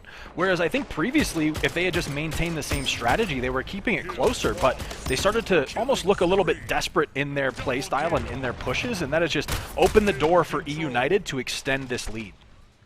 So United, with only 40 seconds to go, is sitting in a safe position here, looking to stalemate this out more than anything as we're on to the final hill, unless the members of the Pioneers are able to trigger an overtime. Still, though, clear point means that we can see the Pioneers grapple a few of the points they need to bring this back under their own control, and they're going to start to push that back into their favor. It's going to be favored for them for just a few seconds here. Rockets are up, and they're going to be immediately utilized, thrown down onto the ground as a whole flurry of kills goes out against the Pioneers. A full team wipe for however short of a time it is. Only a few members of E-United down, so immediately the points gained by the Pioneers will be negated back out. As EU pushes up to 236 and inching up on 240 here. It's looking like they're more than likely going to be able to lock things in as our timer runs out with our Alpha team here. United still in well control of the lead. They will take map number 1 and the 1-0 lead that comes along with it. Yeah, so just, I think, really solid play out of E-United overall. Able to stay really consistent with their pushes and not get flustered when the Pioneers kind of had those moments where they were looking to overtake, even when it got, I believe it was like 155, and they had up to 153, and then E-United was like, no, that's our hill, and they just take it back and start running it up. So really nice, solid play out of E-United. What I think is interesting to me is the slaying power. It was very even across the board for the most part. So when we're looking at the TDMs, I think that is an opportunity for the Pioneers to perhaps, you know, get the upset and flip the script here on this best of 5 if they're able to slay out during those TDM matches. Yeah, you can really see here in the score department as well. Fairly close, but Toby definitely topping out the kill department for the Pioneers by a pretty decent margin, which is somewhat what we expected. Toby, the highlight of this team. It is important to note, too, that the Pioneers are currently using a sub in Booze. They would normally be having Bitey in that position, but he is away for this week. So Booze is currently slotting in for them. Still did a pretty good job keeping up with the rest of the squad, of course, but just wanted to notate that for anybody who may have been curious as to where Bitey is. Yeah, what I liked too was Apollo. Like, you look at those stats, didn't keep up in the slaying, but he was holding that hill. Highest hill time for him, so just did a really good job of playing that objective and giving E-United that win. But yeah, looking towards that TDM, I think Pioneers might have an opportunity to kind of upset, only because of that difference in play style that we kind of saw as well. We were thinking if E United was able to maintain control here in Atlantis, they would kind of be able to snuff out the map 3 just on pure momentum and the mental state alone. But with the way the Pioneers were playing so rapid paced, I think it'll be hard for E United to like get that set up and lock them down in that scenario. So I think it'll just kind of come down to slaying power and just getting kills here. Just pure TDM, less setup, more I'm going to run around the map and try to get as many kills as I want kind of thing. Generally, I would agree with that. Yeah, I think in terms of like map control and how the two teams were actually faring against each other throughout the course of the map on that, I think it was pretty even. Even things like power weapon control and whatnot were being tossed around quite a bit. Never really seeing one team just always with it in their hands, and never always keeping it that way either. It was getting dropped quite often, so I think that leaves a lot of room open here for the Pioneers to surprise us on map number 2. So let's get into it. Let's find out if they're going to be able to do so as we go to Atlantis. Like we said before, this map has a lot of choke points, as you're seeing right now. Big long hallway for these players to fight over, and it's going to stay even after the first gunfight. Pioneers take a slight edge, though, at the tail end of it by wiping out the rest of United and getting this 2-kill lead to start. All right, we see power weapons in the hand of Booze, has the railgun angle, opts to back off of Charmander, but now has the intel of what room United are in. Playing this one a little patient, able to swipe on Swooty, take him down, and Booze, nice little start for him. 3 kills, 0 deaths as the Pioneers just look to keep E United at bay. And Apollo, nice flank by him, able to take down Booze and take down that railgun control as the score now tied up at 7s. The struggle with the power weapons here because of the way the map is oriented. So many of those long hallways where we're more than likely going to see the majority of the big fights take place just because it gives the most cover to players. It does also mean that the power weapons are going to have much less effectiveness. The shotgun will be a bit of an exception to that, obviously, if they can self-insert themselves, but still, we'll have to wait and see how these players will line themselves up towards that later on in the game. As at the moment, it is the Pioneers being bullied back out of these aggressive positions a little bit, trying to push themselves into the fight, but that only seems to be feeding more and more kills over to E United. As you just heard our announcer call out, the lead is now lost. E United feels the aggression swinging into their favor as well, so they're going to push back out in one of the spawn rooms and pick up another kill. Yeah, E United just, I mean, fine with chilling here and fending off Pioneers. They have the sight lines, they have the angles, and we even saw Apollo able to flank when need be to take power weapons out of the hands of their opponents. So E United, for the time being, with the score being this close and being only up 1 in the series, going to try to be patient. But Pioneers able to find these opportunities to fight back. Great little kill found through that madness as Toby goes down. We'll hop on board with Charmander and see if he's able to find a sight line into the Pioneers' hold. CEU just kind of supporting this push for Suppress right now, and as well Charmander going to be able to open up Portal Room to be able to pop into it himself. He moves forward, is able to take out at least one member of the opposing team, as unfortunately for the Pioneers, they've been bullied out of what could have been a nice hard point for them again, and are not going to be able to take it. So the side main room goes over to E United, and they'll just simply sit back and kind of wait for the Pioneers to recenter themselves. This is not a map where you want to be adventuring around looking for a fight necessarily, as you will more than likely walk into a stack of your opponents. So EU's going to chill out, as they know that the Pioneers need to be forced into them, not the other way around, due to them currently having the lead. Yeah, this map really almost at this point, just kind of watching these two teams play, it's a battle for information as well, right? None of these teams are willing to take a risky flank or just go exploring, because you might walk into a room that is filled entirely with your opponents. So here we see Charmander just kind of anchoring, holding this sight line, and trying to get some shots in when available. Is probably going to communicate that they are all running through that room right now. We'll see if E United can respond to that, but for the time being, Pioneers down only 1 kill and trying to get the lead for the first time here on this map. Rails up once again, and immediately E United's going to be able to pick it up and use it here. Portal open into that main side room. Oh, another nice shot coming out here as well. Boo's also going down. That's 2 for 2 so far on the rail shots. He's going to try to make it 3 for 3, desperately hunting for that target, and he finds it as another kill comes out from Suppress. Should have one more shot still to be able to throw out from this, and really going to be flanked out, but quickly turns himself back around the portal box and is going to be able to keep him relatively safe. Spot another opponent, and there's no portals for that player to fall back on, but the shot is going to miss. That means, of course, we need to see Suppress bail away, as he does not have the advantage of the railgun any further since he's out of ammo. A really nice kind of off-screen play, though, from the Pioneers, despite E United having the railgun and power weapon control and some nice kills coming through. In the background, Pioneers able to find kills on all of the other players and now gain the lead by 1. So for the first time here on this map, United going to have to retake the lead, are able to tie it up at 24, and there's a nice little push to try to break this Pioneer setup that they had going for them.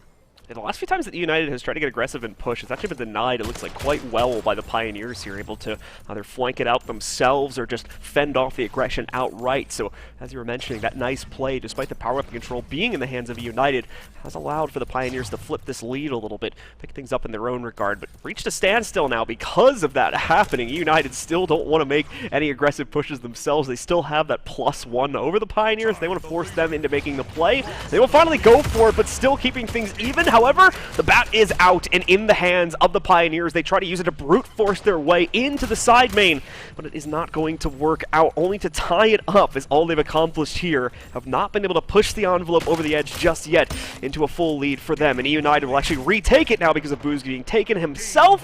However, the trades continue to volley back and forth, and United going to run away with it so slightly now because of this excellent play coming in from Suppress down below, getting so much damage out there, at least 2 kills from it, and a +3 overall lead now established that will probably stay this way for the next few seconds. Yeah, Suppress just able to play that one patient and kind of let the dust settle before making his move, allowed him to essentially clean up those 3 kills that his teammates prepared for him. And now with a 3-kill lead and with all that's at stake here and the clock, of course, counting down, he's going to play this one patiently.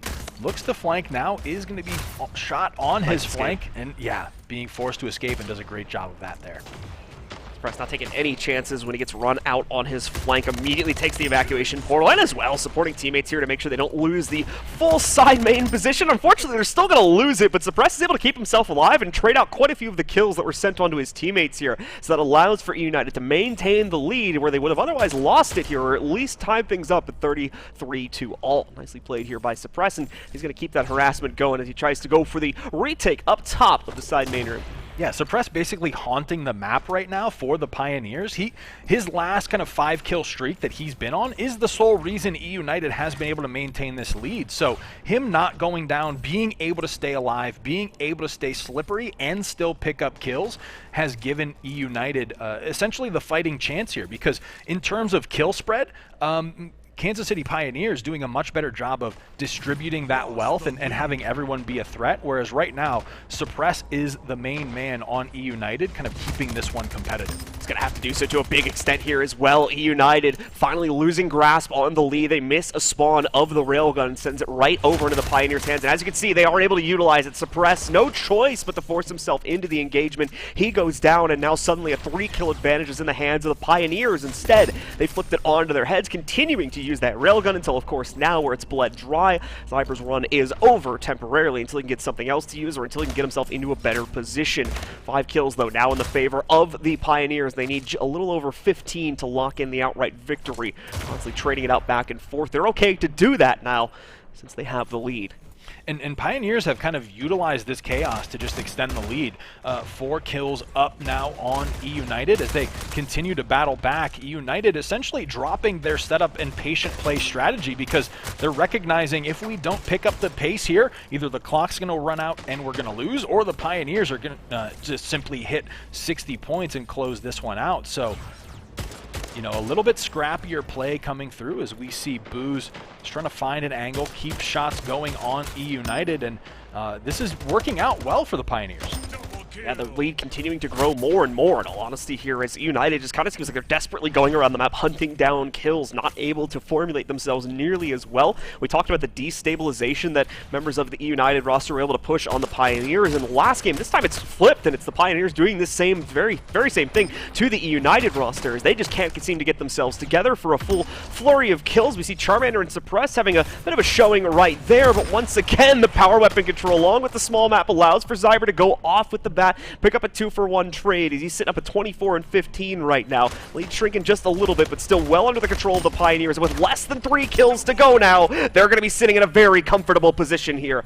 58-48. E-United has to freeze, especially so now that they've lost another member, and it's only 1 kill to go here for the Pioneers. And if you're the Pioneers, you can, at this point, simply go on the hunt, rely on that communication to close this one out. Swooty going to be spotted by Booz and taken down, and through that chaos, the Pioneers have tied up the series at once. The Pioneers are going to swing back into it and claim the TDM matchup, initial one at least, here on Atlantis in their favor. A little bit of a slow start to it, but they quickly come back into controlling it, and more importantly, are able to constantly force E-United off of their own game to slowly take away that lead, then eventually wrangle it all the way up to 60 points. Yeah, and here you see just, I mean, you know, the big thing for me is everyone on the Pioneers putting in work, and in the hands of E-United, you really had Suppress doing most of the slaying, you know, and kind of the distribution allowed Pioneers to be a threat at any point in the map, but when you're relying on Suppress, if he's down, then you're kind of SOL,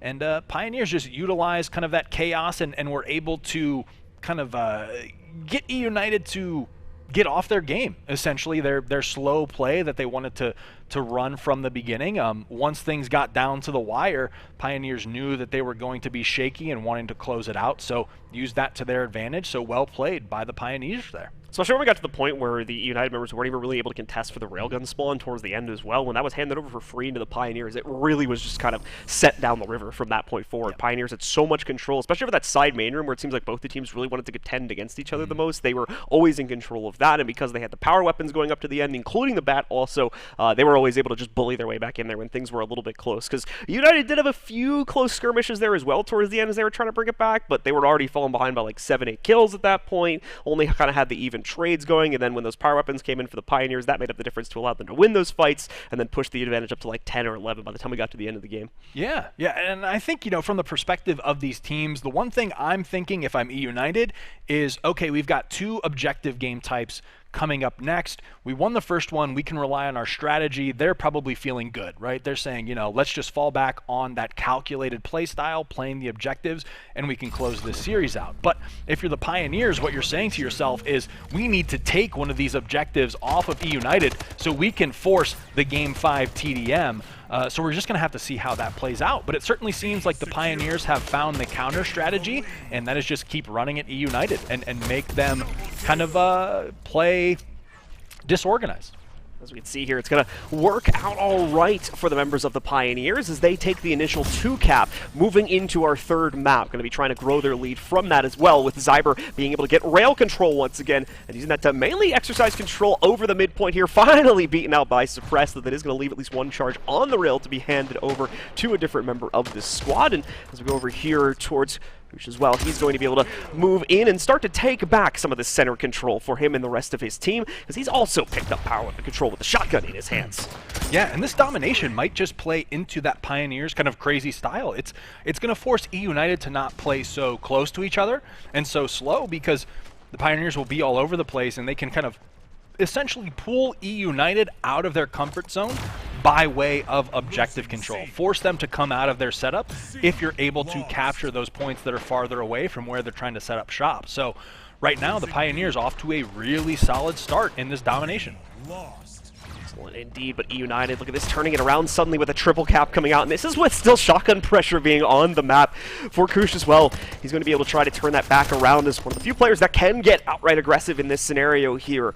Members of Pioneers already decapping out one of the stolen points from E-United. That's A, that they've been able to take for themselves, and with this series of kills, should be able to take the C point too. Indeed, we'll get the decap at a minimum, but might have to bail away from it as they do see B gets lost over to their opponents, but they have the 2 outer points for them right now. More than likely can try to leverage this into getting B control back, as obviously members of E-United are going to want to sneak around and try to take A or C for themselves once again. Nicely played here in the meanwhile, as we're taking a look at the aggression coming out from the Pioneers. They bully their way right back onto B, and like I was saying, we'll be able to take it for themselves. Yeah, Kush is being a menace. 11 kills, 0 deaths right now. He's been able to do whatever he wants around the map. Wants to take this engagement a little bit slow in the 2v1, but he has all the confidence in the world. And there's the teammate going to be cleaning up Suppress. He's going to re-enter the hill for the double kill and lock this one down. So an amazing start for both Kush and the Pioneers here on this map.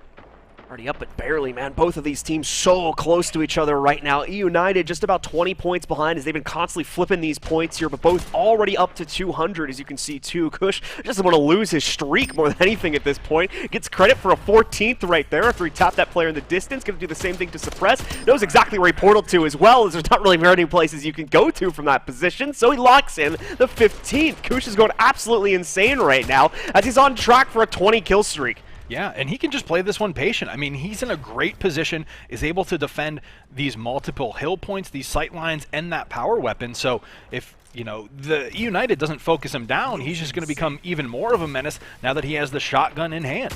Saw before, though, how the shotgun might not necessarily lead to outright control across the map. He's going to play this a bit more carefully, as United is taking the 2-cap control for themselves right now. That doesn't mean Pioneers will want to focus up on the objective play, and they're trying to do that. As you can see, Kush has this shotgun, doesn't want to focus entirely on using its power to get aggressive, though. Is sitting back, trying to make sure they maintain B controls. That's where things can turn around, and they might well do so now, as we see another member of the squad sneak up and drop that shotgun onto the ground. United, this could be their comeback moment here for sure, especially with this rail control. Oh no! The triple peak comes out against Kush and the members of United there. Charmander will go down because of it, and as well, United finally using that shotgun for themselves. We can see Swooty with it on the kill feed here, harassing the members of the Pioneers over at their home point on C, as we're going to see the members of United take control of it for themselves here and now. Yeah, and you see Pioneers trying to just work together to push on that 1 point, and because of that, United able to capitalize and get that triple cap, as we see Suppress picking up a kill with that railgun, does have the shotgun as well, and we'll see if he looks to get a little bit aggressive. Looks like he knows 2 players were taken down from the Pioneers on this hill, so he's going to be trying to hold that sight line. Works through, great play with the reaction times, able to pick up the double and secure this hill for his team. Nicely done by Suppress. Once again, showing his stuff here, was the huge frag leader inside of the last matchup where unfortunately the rest of United couldn't keep up, and he's going to try and be that same exact player here on map number 3. So far leading his team at 17-7, but Swooty right behind him at 16-11 as well. United have really taken control over this past 2 minutes or so of play, but it's led to a pretty delicate lead, all things considered here. 364 to 420 right now in the favor of United. Thankfully going to be able to keep it that way, as the points are contested quite heavily. Just 1 cap for either team, and Pioneers have already lost. There's United. You can say the same thing for them, but they've already retaken B control, so they're keeping up here, as once again the lead will not shrink, it'll only just move closer to the end game point. Yeah, what's impressive to me is just how well Suppress has been able to maintain kind of that dominance in the slaying department that he did in TDM, but to translate that over to domination and allow that to play around the objectives. We saw really nice coordinated pushes and well-calculated pushes out of him that kind of extended what was a Pioneers lead back in favor of E United. So from the Pioneers, I'm like, what do we do to shut down Suppress? Because he was not only holding them in, or at least within range in the TDM, but he is kind of taking over now in the domination. The solution to the last game was just to deny every single other member of the United roster from fragging out, but this time that strategy's not panning out so well. In the most recent moments, of course, the Pioneers finally getting a grasp on things as they're able to resume their 2-cap, but we're going to see an attempt here from E United to get in the way of that. Unfortunately for Charmander, probably not an attempt that will go too well. The right decision being made to back up, but he still cannot escape, as Kush is able to chase him down from the other side of that mining tunnel there. Suppress now going to try to sneak on the C, decap it as he immediately takes out that enemy portal there, but unaware of the player behind him. He'll go to a pretty heavy health disadvantage inside of this skirmish, but still able to send a little bit of it back on to Kush as he takes him down before being traded himself. Ooh, nice pickup by Apollo there. Is able to gain, or at least maintain, control of that hill. He's going to look to fight Booze with his teammate, comes through, able to take him down, but Kush on the flank, an absolute monster in the killing department. Has slowed down a little bit, but that initial streak we saw out of him paying off, keeping the Pioneers in this one. United just lost A, so we'll see. The Pioneers can work their way through here, but a great portal shot, 2 great portal shots out of Swooty, going to be able to secure that double kill as they now secure 2 hills. Pioneers not able to close that gap up with Swooty able to abuse it. He pushes the members of United into a much more comfortable position, just under a minute with a 2-cap to go here, and they will lock in the victory for map number 2 and a 2-0 lead along with that 3rd kill secured from the railgun. I believe it was the 4th on the gun itself. He's going to possibly over-aggress here as he walks up to 2 members of the Pioneers, very mobile ones at that, so they will be able to take him down. However, on our B point here, Suppress trying to hold on once again against inevitable odds. Kush will be able to take him down, but the trades and the respawns are rolling in for United. Charmander with a double before he goes down, and Apollo making sure that that streak from the Pioneers will not go any further. Everyone down on the B point, though, after everything is said and done, which means that more than likely the Pioneers are going to control it. However, it still stays up in the air as you're constantly seeing players from both teams flood in there. There we go. The Pioneers finally get it for themselves, only to lose their home point over at A, so it really seems like E United has the map control and is reading into things just a little bit better right now, and that could make up the difference as they're less than 50 points away now from controlling the second map. Yeah, United, I think, just displaying that they're able to not tunnel in on a single hill that they've lost and think of the overall strategy of the map as they're able to convert that into a triple kill. You know, maybe all of their members die at B. They realize the Pioneers are going to take that one, so then they're looking at the next hill to take versus trying to contest a single hill, and that leads to the E United victory here on map number 3. Well, not going to see that outright 3-0, of course, but E United still in the driver's seat of things, especially on these objective-based game modes here. Able to take swift control. Once again, was fairly close there at one point in the middle of the Pioneers, much like we were seeing from our last series with Elevate, having these moments of greatness, but just falling a little bit too short at the end there. As you said, E United having that grander picture, able to figure out how to negotiate the 2-cap into their favor for a longer period of time, and as such, they run away with it with about a 125-point lead at the end. Yeah, and really, like, all I'm thinking if I'm Pioneers right now is we just need to win the next map, right? At the very least, they can focus on that. They can throw everything else, put it behind them. All they need to do is win the next map to force that TDM, which they were able to take off of E United on Atlantis. So they kind of have a clear and defined goal and a road to victory here in this best of 5. And if you're E United, kind of similar in kind. They just need to stay the course, be able to make these great decisions, and, you know, say, hey, Suppress, go do work, and we'll be right behind you, buddy. Now, there's going to be a little more work, in my opinion, that'll need to be done by the Pioneers, since we're going to be going back to King of the Hill next, I do believe. And indeed, we can see that right here. It's going to be on Impact as well. So the big problem here is because we're no longer on Domination. I think a lot of the ways that Pioneers was able to get some control going back over on our Dom map was because there is that third point. There is that status of, okay, we can send a guy around the map to back cap, and that'll force a change of objective for E United. You can't really force that here, because it's King of the Hill, only that one center point to worry about. So they're going to have to look for more creative ways to trip up E United if they kind of lock themselves into that strategy that was working out well for them back on the first map on Abyss. Yeah, I think the map rotation kind of works out perfectly for E United.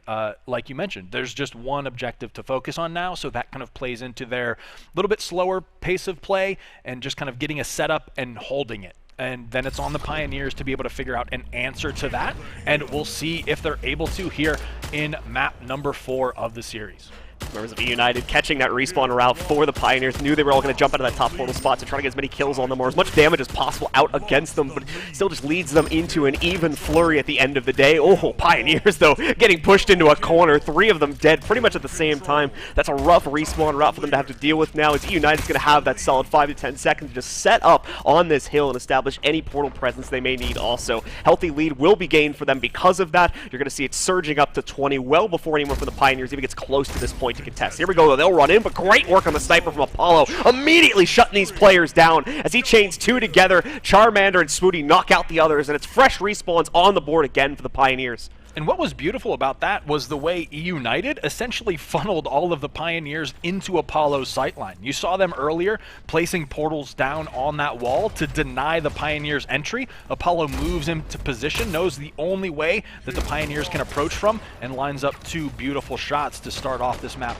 with 5 kills and 0 deaths, and a great another little flank out of him, and great shots to get that double kill by Apollo. Hill control. More competition coming out here from the Pioneers, however, still not enough to put constant pressure on the hill here. Charmander as well, thinking that someone may have been rolling out from behind him from a portal, but not going to be able to find it so easily. Plenty of nades being tossed onto that wall as well to try and deny the portal presence. But you can see right now for Charmander having a bit of a problem locking exactly where this threat is coming from for the Pioneers, but he's able to get a wrangle on it eventually, taking down another member of the opposing squad. He's going to lose a few teammates here, so he needs to look for a way back in or a way to insert himself with just a bullet or 2. That'll make up the difference, though, as he finds one of those and manages to connect it to knock out a member of the Pioneers closer to point. Will be able to run back over towards their entry point as well and get some serious damage in with this spat, rounding him up to his collection agency now as he gets 10 kills going in his favor. Still no deaths as well, so a great start to this game for Charmander. Yeah, I really like that too, and while it's a bit comical that he's just kind of like firing shots, I mean, if I'm him, I'd rather be shooting than not, so if a player shows up there, I'm already doing damage, so it's apparently working out for him. 10 kills, 0 deaths, and a nice healthy lead for E United here on King of the Hill Impact.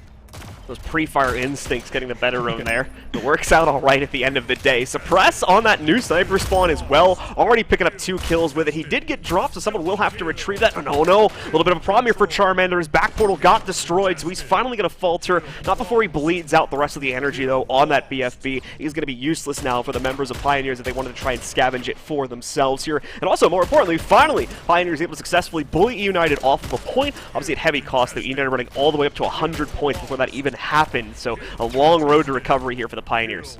Yeah, we are on board with Toby, and they are finally able to get a little bit of a setup here, so now we'll at least be able to see United's approach to breaking a pretty solid setup in the hill. Grenades will be coming through, trying to deny setup shop here on this next hill. Toby playing this one patient, finds a nice shot, able to go on the killing spree. And a nice little streak here from the Pioneers, able to maintain this hill, but United playing patient as well, and knowing with that at the very least the hill will rotate and they will still be in the lead. It's a tough hill for United to insert themselves into as well here once the members of the controlling team are able to lock themselves into it. Something like that is really the only thing that's going to make up a difference. A bat swinging in for Zyber, trying to knock out a few of the opposing members of United, but ultimately ends up not being enough at the end of the day. United still steal that control away, continue to build up their lead, and continue to harass members of the KCP off of the site as well. Actually surprised they're able to get that aggressive and still keep site control, but it works out in their favor here as we only have about 10 seconds left on the hill anyway, so they're not too concerned about keeping control of it for that final few seconds of play here. They've already got about a minute lead built up over the Pioneers here and are already on top of this next point with the melee weapon to harass anybody that would try to directly take it from them. So good control established here again by United, and here comes the bat once more. Thankfully, members of the Pioneers, they'll read into that, do stop it before it's able to go crazy with only 1 kill. Yeah, Apollo just portaling into the middle of the dance circle there and got taken out by all of the Pioneers, but would have been an amazing play if he was able to just get in a little bit of a better position with that bat. But United still maintaining control of this hill there, still racking up the points. As we see Suppress get a nice takedown here on Kush. Firing through, finds Booze, a little bit of the pre-fire. Shots connect, but going to be taken out through the portal. So Pioneer's doing a good job of at least trying to fight back, stop some of this consistent point gathering that United has been able to rack up. And I mean, United at this point just really throwing themselves at that hill. So we'll see if the Pioneers can kind of use that little sort of disorganized play to their advantage and just get a little bit, shore up this lead that United has a bit. At the moment, United mainly using that to harass their way into a winnable position. Just under 100 seconds to go here, and they will have control over not only this map, but the matchup as well. What would have been a 3-1 scoreline if they can lock it in for themselves here. A bit light in terms of their amount of control on it, so they're not really going to be able to chain this together uninterrupted. You saw had to step off it for a few seconds here, but oh no, a missed bat swing from Kush costs him. He goes down, and as well, that one single member from United, Apollo, is able to maintain his position on the point and truly saves it, stops the members of the Pioneers from taking it away. They have to attempt to do so on their next respawn wave, but we've also, of course, got the members of United back up too, so they're flooding right back in off the trades and are able to reassert control for themselves. Now up to 180 points here, just under a minute to go now. Nice little flank out of Swooty, able to take down Zyber, but he's going to be taken down in kind. Charmander, though, just has this hill control, is chilling out, letting his teammates kind of do all the slaying outside, keep the Pioneers away, keep the pressure off the point gathering, but he of course will go through working towards this next hill that the Pioneers have control of. So they'll be looking to break this, but the power weapon's going to be in the hands of United. But good damage, good contest from the Pioneers. Charmander though, trying to get the portals to use that sight line, ends up biting him, and now the Pioneers starting to get a little bit of momentum here on King of the Hill. Charmander's had a rough go of it this game, just having to kind of throw himself at the enemy a couple of times. We've had a few unfortunate POVs that we've had to jump onto for him, but either way, it's still working out all right. He's sitting at 29-8 right now, still topping it out, nearly topping it out. He's 1 kill behind Swooty for this team at the moment here. Suppress gonna have to run away from his opponents as that first shot is not a headshot, and he takes quite a bit from the BR as it's shot back at him. So brought down quite low here. As you're seeing the members of United just trying to bleed as many points as possible. They're already so far in the lead. They just want to try to lock that in as much as possible here before they're bullied off the point, as we just saw the Pioneers commit themselves into there. Hill's going to switch up, though, and that will cause the Pioneers to lose the control they fought so desperately to take. Thankfully, they've chained it together. They're going to be able to maintain it on our new hill here, as they're already sitting on top of it. Yeah, and that puts them in a position now to where if they can maintain control of this hill, at the very least, they can kind of shore up the scoreline and then use that next rotation to close up the gap. But of course, the clock is counting down. Time is of the essence for the Pioneers, and United just seem to have all of the answers. And not only that, they also had the power weapons, so able to retake that hill pretty easily. Now comes out with a nice nade throw here. Apollo also threw his own portal on it to defend that. Make sure that he doesn't have to worry about players constantly shooting him in the back. Still end up happening, though. Zyber moves in to take him down once more. United reaching the point in this game where they really just have to fend off the flood of Pioneers members working their way onto the point here, as they can no longer afford to let United pick them up for free. United will back away from the previous point, let Pioneers pick up a few free points because they're so far in the lead, and commit entirely to this new hill. If they can lock this one in, and remember, this is the hill I talked about before, where it's very hard for people to properly bully you off of it, just because the amount of control the interior players have against you. This could be it for United here if this fight fails now from the Pioneers. They're trying their best to throw everything at it, but it's just not looking like it's happening, especially with Charmander throwing himself off the point to take all of these fights, distracting the Pioneers, keeping them off of it. It's United now just 3 seconds away from locking in the victory for the series, and they will complete the task as they get a 3-1 victory here today. Yeah, really nice performance out of United, I will say there. They did a solid job of just executing on their strategy. They clearly came in with a game plan in mind, and we're basically saying, hey, Pioneers, it's up to you to kind of get us to diverge from this path. And despite the TDM, despite some of the chaos in the domination, United was able to stay that course and come out on top in this series. So well played to them. Once again, a fairly even affair in the frag department for United as well. Everybody getting a piece of the cake this time. Swooty topping it out at 37, but Charmander right behind him at 35, and then pretty even from that point forward. You can say the same thing as well for the Pioneers as they try their hardest once again to bully United off that point and keep it that way, but just like our last matchup, the losing team unfortunately struggling to maintain consistency on their point control, and as a result of that, they falter here and give United the series. Yeah, I mean, still it feels, I don't want to say unsettling, but it's one of those things, like even watching that, you can tell it's those little things that just need to get dialed in for both of these series that we've seen. Like Pioneers, again, right on the edge, just kind of switch up a couple things, and it's a much closer series, I think. They just need to try and, like we were talking about at the end of the second to last map there, where they did a lot better on domination, they just need to try and find a way of controlling United or whoever their opponent may end up being, controlling their movements a little bit better, because they're kind of just walking into the game plan of their opponents in that series, it seemed, on quite a few of those game modes. Yeah, and maybe that is kind of what we had kind of talked about at the top of the show, where previously you could just rely on your personal skill, right? Yep. To kind of clear opponents out of the way. You didn't have to think much about where are my teammates, where are my opponent's teammates. If you just had the better shot, you could kind of just run away with, get away with whatever you wanted. But now that the skill gap has closed on that individual level, it is these team-wide decisions that are making all of the difference. But I want to get Endo's perspective on that series. I mean, the game wizard himself with the perfect prediction. Endo, how you feeling after that one? I got the prediction right, but for all the wrong reasons. I thought that Pioneers would take one of the objective games, and then, United would have no problem in that TDM match on Atlantis. But, man, one factor I didn't take into account and that we failed to mention in the pregame was Booze is a substitute for Bitey. Bitey's not playing this weekend. Booze is subbing for him. And Booze just totally slayed out on Atlantis. And, that looks good on him, for a team who might want to pick up a player where they feel like the TDM is their missing component. He really did well. But, yeah, Pioneers, they had moments of glory, and, they made some plays on those objective game modes, but they just couldn't close out.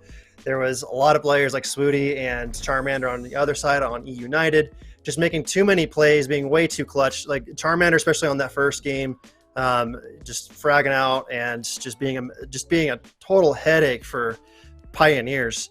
And yeah, it goes back to those power weapons as well we were talking about earlier. Power weapon control was just totally in the favor of E United. So that's my breakdown for this one. Mm-hmm. Yeah, and I think that just goes into that point of how those gameplay elements lead into each other, right? You get map control, which then gets you power weapon control, which then gets you more map control. So it then ends up being a really big ask on your opponents. I think the Pioneers had a couple of moments where they were able to work their way back into this one, but like we had mentioned, in terms of how basically everyone's individual skill is so close now, it comes down to your team's decisions. Endo, was there anything you saw that either the Pioneers could have done better or that E United did exceptionally well as a team that made the difference in that series? The best example I can think of was on that Crag game, Domination. Kush on Pioneers was, I think he started out 15-0, which Yes. 15 kill streak It was gross. is unprecedented at this level, and it's unprecedented for a reason. It's unsustainable. You cannot rely on one really good player to carry you. And while he was carrying a Pioneers for that first stretch of Crag, they were winning. But it was unsustainable. It had to come down to a better teamwork, and that's what United had. Yeah, I think one of the things that as teams get better, you're kind of realizing that those 15-0 streaks don't happen that often. But when they do, how do we as a team kind of convert that into a map win? I think that might be one of the things that teams still need to iron out. Because before, like we had saw with especially the launch season, you have a player go 15-0, it's like, oh, that's game over, right? Like they're going to have full map control, everything else. But when you're working as a unit, as a team, it's kind of like, you're on a hot streak, and that's eventually going to fade out. So it'll be on teams, I think, to learn how to capitalize on those hot streaks better in the future, and that's when things I think really are going to get interesting within the pro scene. It's not like a be all like make all thing either. We saw at least one example of that series where there was power weapon control for one of the teams, but the opposing team was still like exercising their control over the objective. I think it was our first map where we saw it happening, where remember the Pioneers had the power weapon and was actually getting quite a few kills with it, but just wasn't making up enough difference because he had no way to insert himself into the actual hill there and contribute to that. He was just fighting off point. Right. Yeah. So that's another thing I think that. And we're talking because, right, like this is the summer season. We've seen previous seasons, but we have to contextualize it in that it's really a fresh start because there's been so many roster moves, even game type settings have been tweaked, maps have been tweaked. So there's going to be a lot of teams who I think, are going to make us eat our words here on day one for what we are assuming is going to continue throughout the series. So just to contextualize that for kind of everyone and for our thought process, it's like, a first impressions of a lot of these rosters. But Endo, in terms of rosters, like you mentioned, some of the roster locks coming up, that sort of thing. Are you expecting a lot of these teams to scramble and make roster moves, or do you think, a lot of teams will go the course of T1, who we'll see later today, and just try to stick it out, stick together, and improve as a squad? Well, the unfortunate reality of esports is the easiest way to get better as a team is to pick up a better player. Players can improve over time, but not as rapidly as just plugging and playing in a better player. And if any of these teams see a path of upgrading their overall talent, they will take that opportunity. T1 was the exception because they ended up proving everyone right that their team was the best from day one, and they were able to keep going. So I would expect more of the same this season. The teams that go 2-0 are probably going to be the ones that aren't going to need to upgrade, but maybe they do recognize some weaknesses. Yeah, and it just makes me, or reminds me rather of, in the previous seasons, the upgrade with K-Jules and how that impacted not only the entire standings, the leaderboard, but the grand finals as well. So I'm sure all of these teams just want their K-Jules to be the single upgrade factor. So gonna have to keep an eye on that going forward, but I believe we are going to throw it to a brief commercial break now, and we'll be right back with our next matchup. Stay tuned.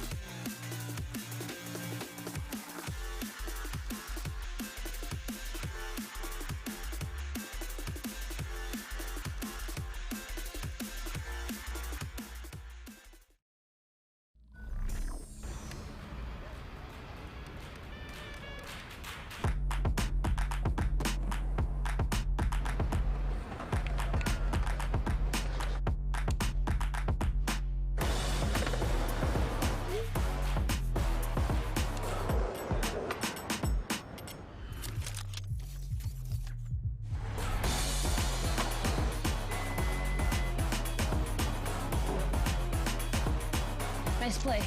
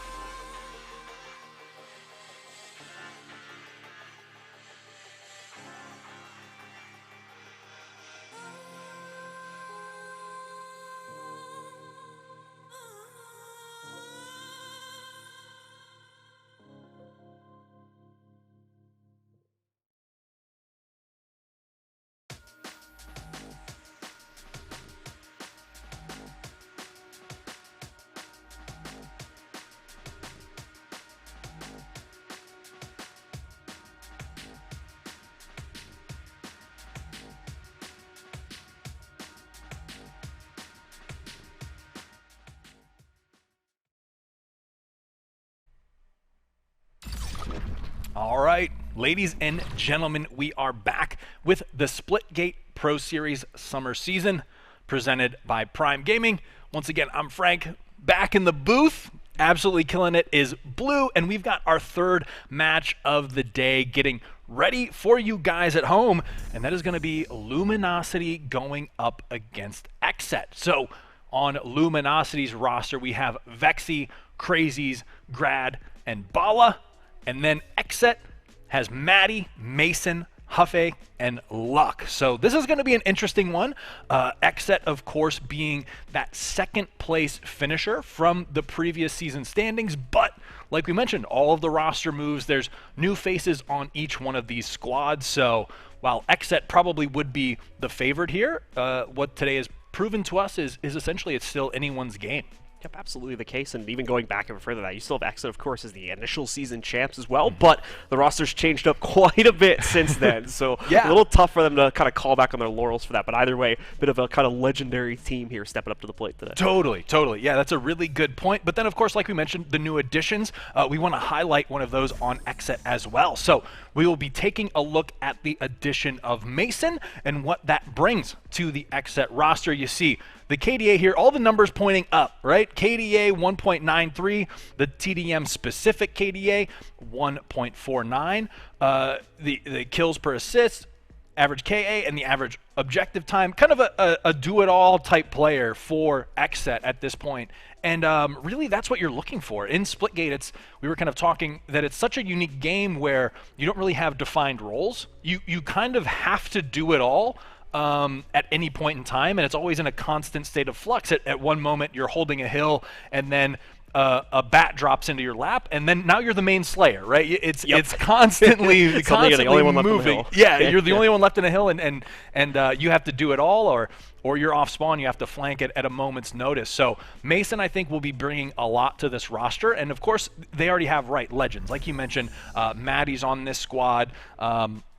Huffei again was an addition in the previous season that made a really big difference, and then Luck rounding out the roster. Who doesn't want a little bit of luck on your side? So Endo, we are going to bring you in to get your analysis of this third match before we jump into this one. Endo, what's going on with these two teams? This is, I would say, one of the two most competitive matches of the day. Next match is also going to be very competitive. Not going to be surprised if this one goes to a full best of 3, right? To game 5. Mm-hmm. So, yeah, I see juggernauts on both teams. Maddie is a huge, it has huge impacts on games. Able to just take over at any given moment. Same thing with Huffei. Man, I'm really curious to see how this one's gonna go, because I actually don't have too much of a clue. Yeah, I think this one's going to be exciting for kind of a lot of reasons, right? The Luminosity squad is don't want to say like new names or fresh faces, because they've been around the scene, for as long as a lot of them. But in terms of a whole, right? This is kind of new from every angle, so kind of it's exciting to see them play together. And then you have XSET, which is kind of this legendary team previously under the banner of We Got Lucky, and now they have Luck, Huffei, Mason, and Maddie. So they've got even more than just Lucky right now on that XSET banner. And like you mentioned, Maddie can just take over games. If you're Luminosity, are you just kind of like holding on and hoping it's not too ugly, or what is the thought process going up against a squad like this, do you think? Yeah, Luminosity definitely not slouches either. The likes of Bala and Vexy. I mean, what I see are four players on Luminosity that can definitely play well together. We'll see if that translates to game day in just a moment. But all those players are extremely talented, and I'm not surprised that they picked some of these matches, some of these maps. For example, Forgon and Carmen, I would say like those long straightaways across the map are going to benefit them a lot. And two impact maps, that's interesting. I wonder what the rationale is with back-to-back impact King of the Hills. But yeah, this is definitely one of those things where it could tilt either way. Like I could see either of these teams winning any of these maps.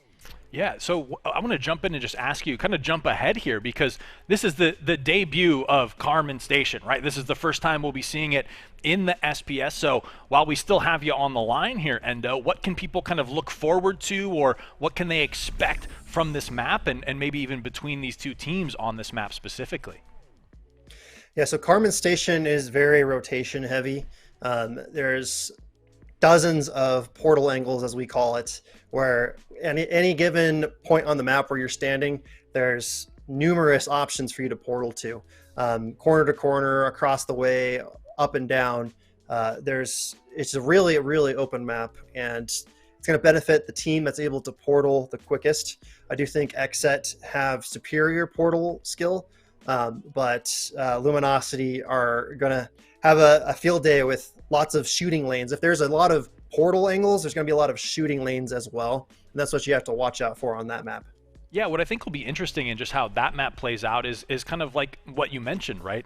XSET has a lot of really good individual players of that skill level, so that opens up opportunities for them as an individual. But like you mentioned, Luminosity being such a team-based roster, 4 carbines beat 1 most days of the week, right? So if they're able to set up as a team, that might really give them an advantage in that map. But Blue, anything you're seeing between these two squads, or anything you're looking forward to with that map rotation? I'm mainly just curious to compare the new player that's going to be coming in here for XSET at this point, because they're going to be adding Mason into the roster. I know Akuvo was a big part of that squad and how he was able to contribute the last time I was able to spectate that team. So I'm very curious to see how that new member kind of fits into the roster and how strong of a performance they're still able to give us with that. Yeah, I'm just excited that, if Mason and Maddie are kind of, the back-to-back lethal weapon, we have an Eminem style naming convention for them already. The gears are already turning for the social media squad. Good on paper, if they right? need me, it's just the storyline writes itself. So, but yeah, I think any new player added to a roster. What I will say is we looked at Mason's stats, right? So the accolades are there, and at that point it comes down to kind of chemistry, right, and a team chemistry type scenario. And like we mentioned, this is day one, so teams at this point will just only get better. So even if it looks a little shaky at parts, that's something that they can kind of fix and shore up. But it sounded like, Endo, this was one of the series you saw going the distance. And is that just because both these teams are kind of up in the air, or is there something more hard line that you see the reason this will go to a game 5?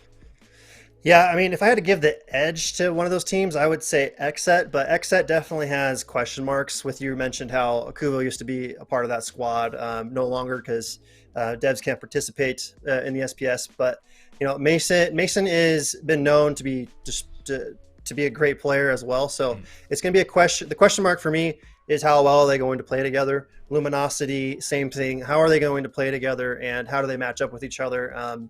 They both have a lot of positives on each team in terms of a skill level and what they're good at.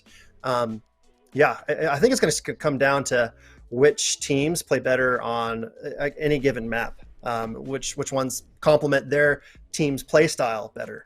Yeah, and really that's the format in general, right? As we kind of get ready to get into this map, it's in the weekly matchups. It's who's better on the day, right? And that's just your seeding for the grand finals. So if you can come out and you're hot, you're ready to go, you can upset anyone at this level as these teams have just gotten better and better and then been able to gel more and more together. So we're looking forward to this one. We'll talk to you in a minute, Endo. Thank you yet again for your analysis. But Blue, sounds like it is time to jump in to map number 1 on Olympus. Let's jump into it, ladies and gentlemen, and see how exactly Olympus plays out for both of these teams. Obviously going to be starting out with King of the Hill, and since it's on Olympus as well, that means that these teams have a lot of work to do to maintain at least our first hill and the control there. This is one of the most open maps, so many sight lines from all the way across, and as we were hearing Endo talk about as well, this is another map where you have so many portal angles, the abilities to cross nearly across the entire map with just a single portal, so it's going to be absolute chaos as these teams try to vie for control, and you're seeing that right now. Already about 30 seconds gone, and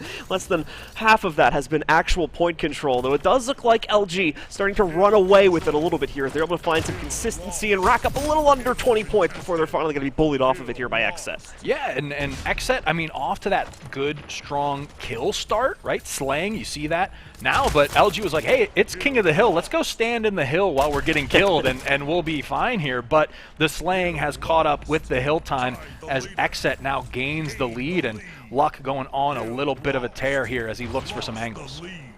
Shutting it down, but we do obviously move into a second hill now, whereas you're going to see LG able to negotiate for much better control as well as the lead. Not going to be able to keep it, though, because the harassment is on its way in. Luck going on a tear here, able to put 2 more kills onto the board before finally being taken out by Vexy. Now Maddie, though, takes that very same control. While there's members of Luminosity on the edges, ready to portal in at a moment's notice, they have not been able to match the contributions just yet, so Xset are chaining together quite a few points to keep a delicate, about 5-second or so lead going over Luminosity. That's already, of course, going to be shrunken away here. However, I believe nearly everybody has been killed on the point. You could see the emphasis on trying to maintain the tower control directly next to the point as well, because of how easily that can lead to harassment to the players on point. But once again, no one able to lock this down as we are just constantly going back and forth on hill control right now. Yeah, and the members of Xset, I mean, at least in the kill department, Mason fitting right in here. We'll see if it gels, objective and execution-wise, as LG had been doing a great job of just playing the strategic game towards that objective to maintain, a close competition with Xset in terms of points. 45-49, no clear leader at the moment, but Luminosity does have the immediate hill control, and obviously using that to get them that little boost over the edge here. Waiting for the next members of Exit to try and jump in for the portal, however, so it's going to get a little bit confusing for a second for the members of LG. They are still able to maintain it, however, with Grad picking up the lion's share of those kills here. Now we're just waiting for the next volley of it to come in from Exit, as they have been denied, and a bit more of a comfortable lead starting to be put up onto the board from LG now, because they finally pushed Exit far enough away to where they can confidently hop on top of it. It's not much, but it's better than what we've had so far at about a plus 20 right now for LG. Yeah, we'll have to see as the new hill is going to be approaching here, but Crazy's getting a nice double to get a little bit of, chip time out of the final seconds as he looks for the rotation. We'll have to see. I know Exit did have tower control previously, but it looks like they have been forced out. But Huffy going to get a nice kill there to pick that one up and move towards the hill as the battle rages on for control of that hill. Addy still waiting for his first chance to pop in as well, but we've got the rockets out currently in the hands of Exet. Mason able to pick those up and already finding a second kill from it. Indeed, the rockets, so much to fear behind that one, as it's a near guaranteed kill. If you're able to line up the arc correctly here, you can see the amount of presence that Exit's able to bully into because of that weapon, taking out quite a few members of the LG roster and taking the hill away, but again, only temporarily, as it's already swapped hands back over towards LG as they try to fight to maintain their lead. However, Exit comes right back into it as well. Huff with the most recent pickup against Grad to push them off of the point. We're just 10 seconds away from switching hills again. And if Exet, if history is anything to go off of here, typically they'll start a map pretty even, and then you blink and they'll be way up hundreds of points once they kind of get in their groove. So we'll have to see if LG can kind of keep them at bay, stop some of that bleeding, not let things get too out of hand, or if things will be evenly matched throughout the series here as it continues to be in this King of the Hill. Matty unfortunately losing his prey there, as you can see him trying to hunt a member down through the portal. The portal duels can sometimes get a little bit confusing for our players here. They may just not even be able to chase them down, as we see Grad hopping on top of Matty and ending him just as he had going on to a spree of his own here. So Exet just now losing control of the lead they had fought so hard to retain, as LG takes it away from them once again. So still no clear winner almost halfway through the game right now. LG, though, definitely exercising the majority of their control onto the hill here and able to keep these streaks going for just a little bit longer, so they will continue to lead by this measly 10-second margin right now. As you can see here, Bala currently on the back point, able to bleed in quite a few points before finally being outwitted by Matty. He's going on a bit of a tear right now. 2 kills for him. I know we saw a few more on the board a couple seconds ago as well. He's bringing it back right now for Exet as they tie it up yet again. Yeah, Matty is that guy you want taking the last shot for your squad, right? He has the stats to back it up. He's got that clutch factor. So if anyone is going to go on a tear here and really give Exet that advantage, it's going to be Matty, or at least in history, it has been him. And here we see him going on a killing spree, doing exactly that. The double kill comes through as he fights for this hill, able to get control for his team. And he says, all right, you got the objective. I'm going to go kill more people. Great follow through on the portal work there, too, to get behind that player that he was chasing down inside of tower. Doesn't let them get away with it. And that's after we already saw just a nice portal denial, but fortunately runs himself a bit too dry there. Crazy is able to finally bleed out the rest of his HP on melee and knock him down. Everyone from LG nearly is going to be sitting on hill right now, too. So much presence on top of it. Vexy tries to defend the tower, and thankfully his teammates are going to be able to support him post-mortem, but that does leave the hill itself open for a little bit of invasion from Exet. They're going to be taking it away and once again chaining a tie at 122. Both of these teams continue to stay so close to each other, as LG unfortunately has to fall back for a little bit of a reset here. Yep, I believe Railgun was close to being spawned as well. The fresh hill also, but Mason going to be killed there. See his thing slow down. Watching Huff trying to work an angle with these rockets. Able to pick up one, now hunting the hill. There's the second. We'll see if he opts to drop through, tries to pick up another with that railgun, but the charge doesn't come through in time. But Exet still able to tie up the points and potentially regain the lead, but LG is right there to sneak that lead away from him. Unfortunately, this middle point just turns into a capability of how long you're able to keep bodies on the point more than anything here. So you're going to see one of our last members alive for Exit there, just trying to get some type of portal angle onto the point to harass the players and leave room open for his teammates to actually leap onto it in a few seconds. But it's so tough. As you can see, LG also constantly throwing portals onto the wall to block them from being thrown in by Exet. Well, Exet will finally take it away. There's only a few seconds left on it. That is enough, though, because LG had such a short amount of control that they're still within just a few seconds grasp of tying it up against them. Huff, though, trying to be the first one to the point, hides in this little pocket, and he's not going to be realized either. It's him and another member of his team going to be able to sneak forward forward, retake it for themselves, and finally lock it in as well here. Should be them able to take control of the lead again, but for how long is really going to be the question, as LG did need to reset to try and retake that again.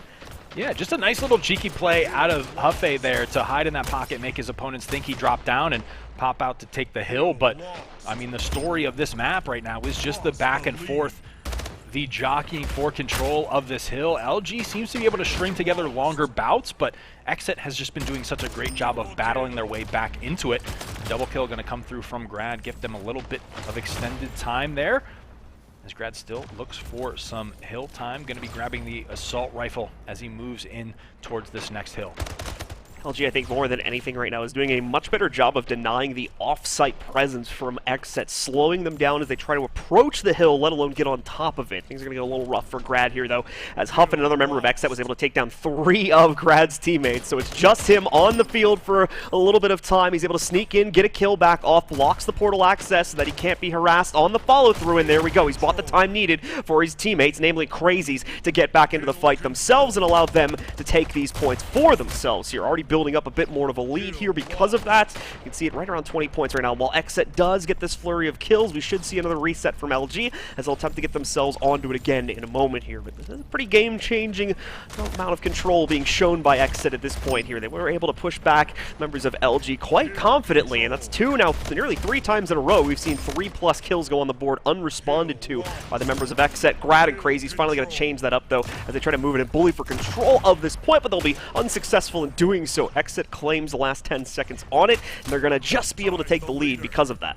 And this is a really big next hill. You see, I mean, just doing the quick math, it could potentially end here depending on which team's able to maintain control of that hill. Right now, Xset kind of dominating in the kills department, but just need that to translate into objective time. So whether that's a communication issue or just an awareness issue of knowing they can hop in the hill once these slays are coming through has yet to be seen. But Maddie able to get into this hill, get some nice damage, pick up a kill, but the hill again will be lost, and now it is in the hands of LG.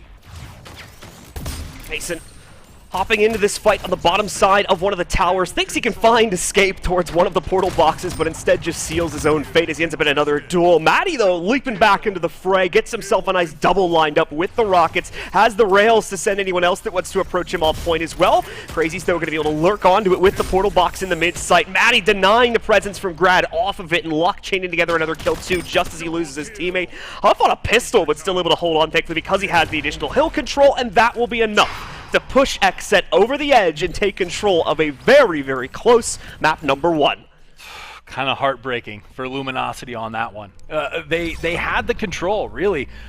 It just came down to those final seconds. Xset essentially played to their outs, right? They knew exactly what they needed to do, and they capitalized on it at the very end. But I think LG overall had better hill presence, better strategy going in, but Xset knew exactly what they needed to do to finish it.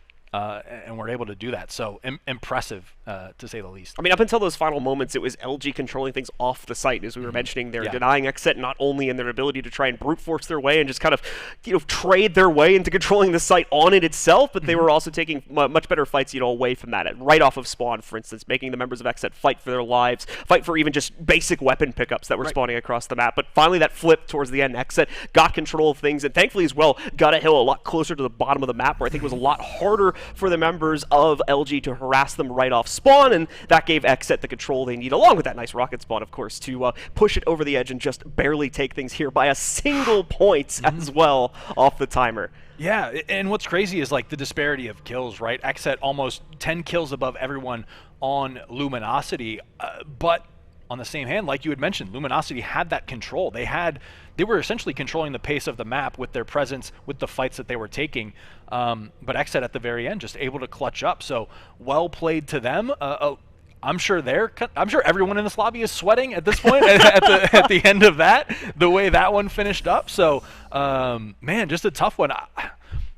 Tough to even call, right? Because of how close it was between those both squads, and the 1 second overtime victory for Xset is amazing, but I don't want to say it feels unearned, but it was like, throughout the entire course of the match, Luminosity had that control, and Xset's like, no, we'll just win it at the very end. We're good. It's just, like I said, a super unfortunate combination of factors that LG had to deal with because of the point in the match we were in as well. Yeah. Like I said, the power weapon spawn going into Xset's hands, that's step one there. The double kill that comes from that, that's step two. The fact that it's probably the worst hill possible for the members of LG to try to get back to off of spawn to deny the overtime victory, that was the other problem there, as they tried to work their way back into it. So a bit of a rough chain of events coming into things for LG. Not anything I don't think they can't come back from, though, on future maps. Right, but then on the same hand, great recognition from Xset to hit all of those marks that they needed to come out victorious. But now we have the TDM going to be happening on Foregone Destruction, and I'm sure Luminosity going to be looking for a little revenge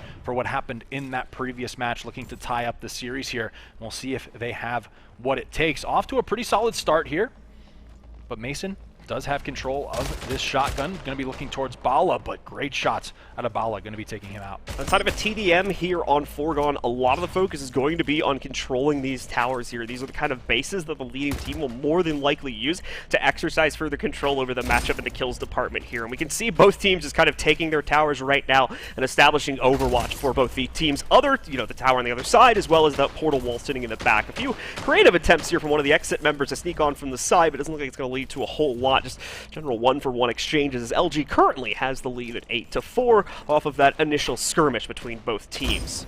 Good patience here out of LG, not overextending with this lead, just content on looking for those sight lines.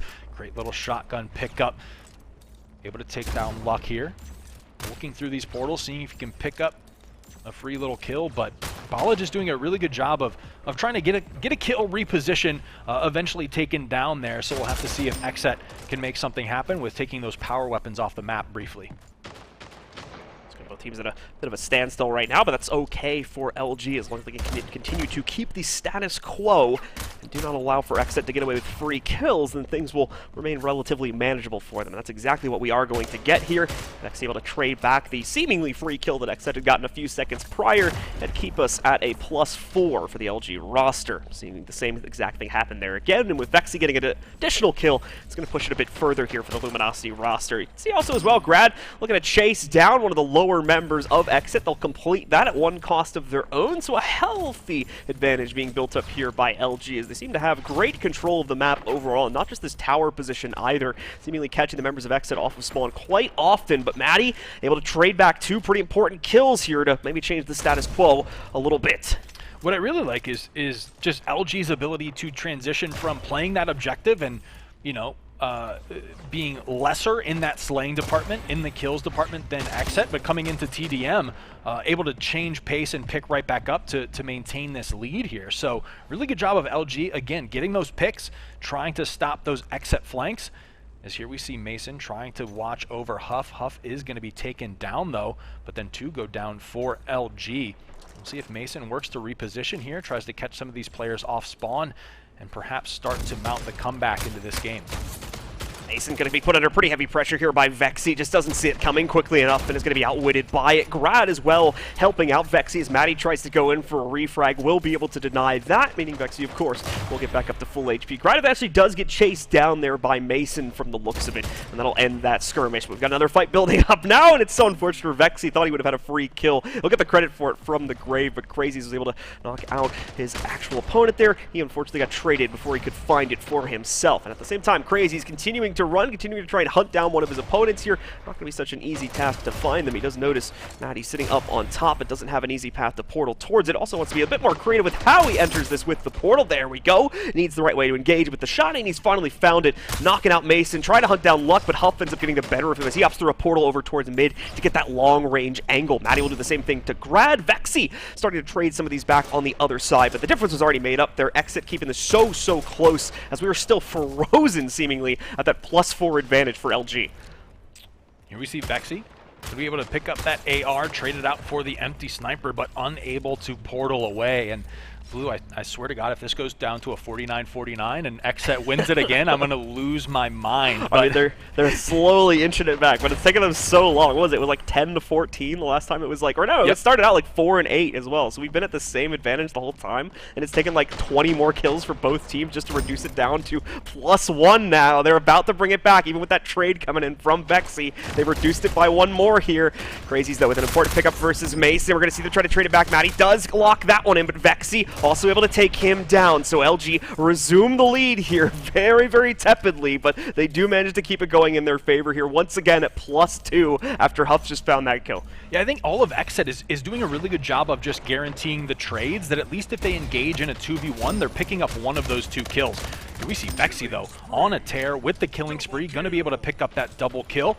The sniper with 2 shots remaining. We'll see if he's able to find a couple of targets with that. But yeah, XSET does a good job at least of getting those trades when available. Gets Maddie through that portal, able to tag him. Will a teammate be able to clean that up?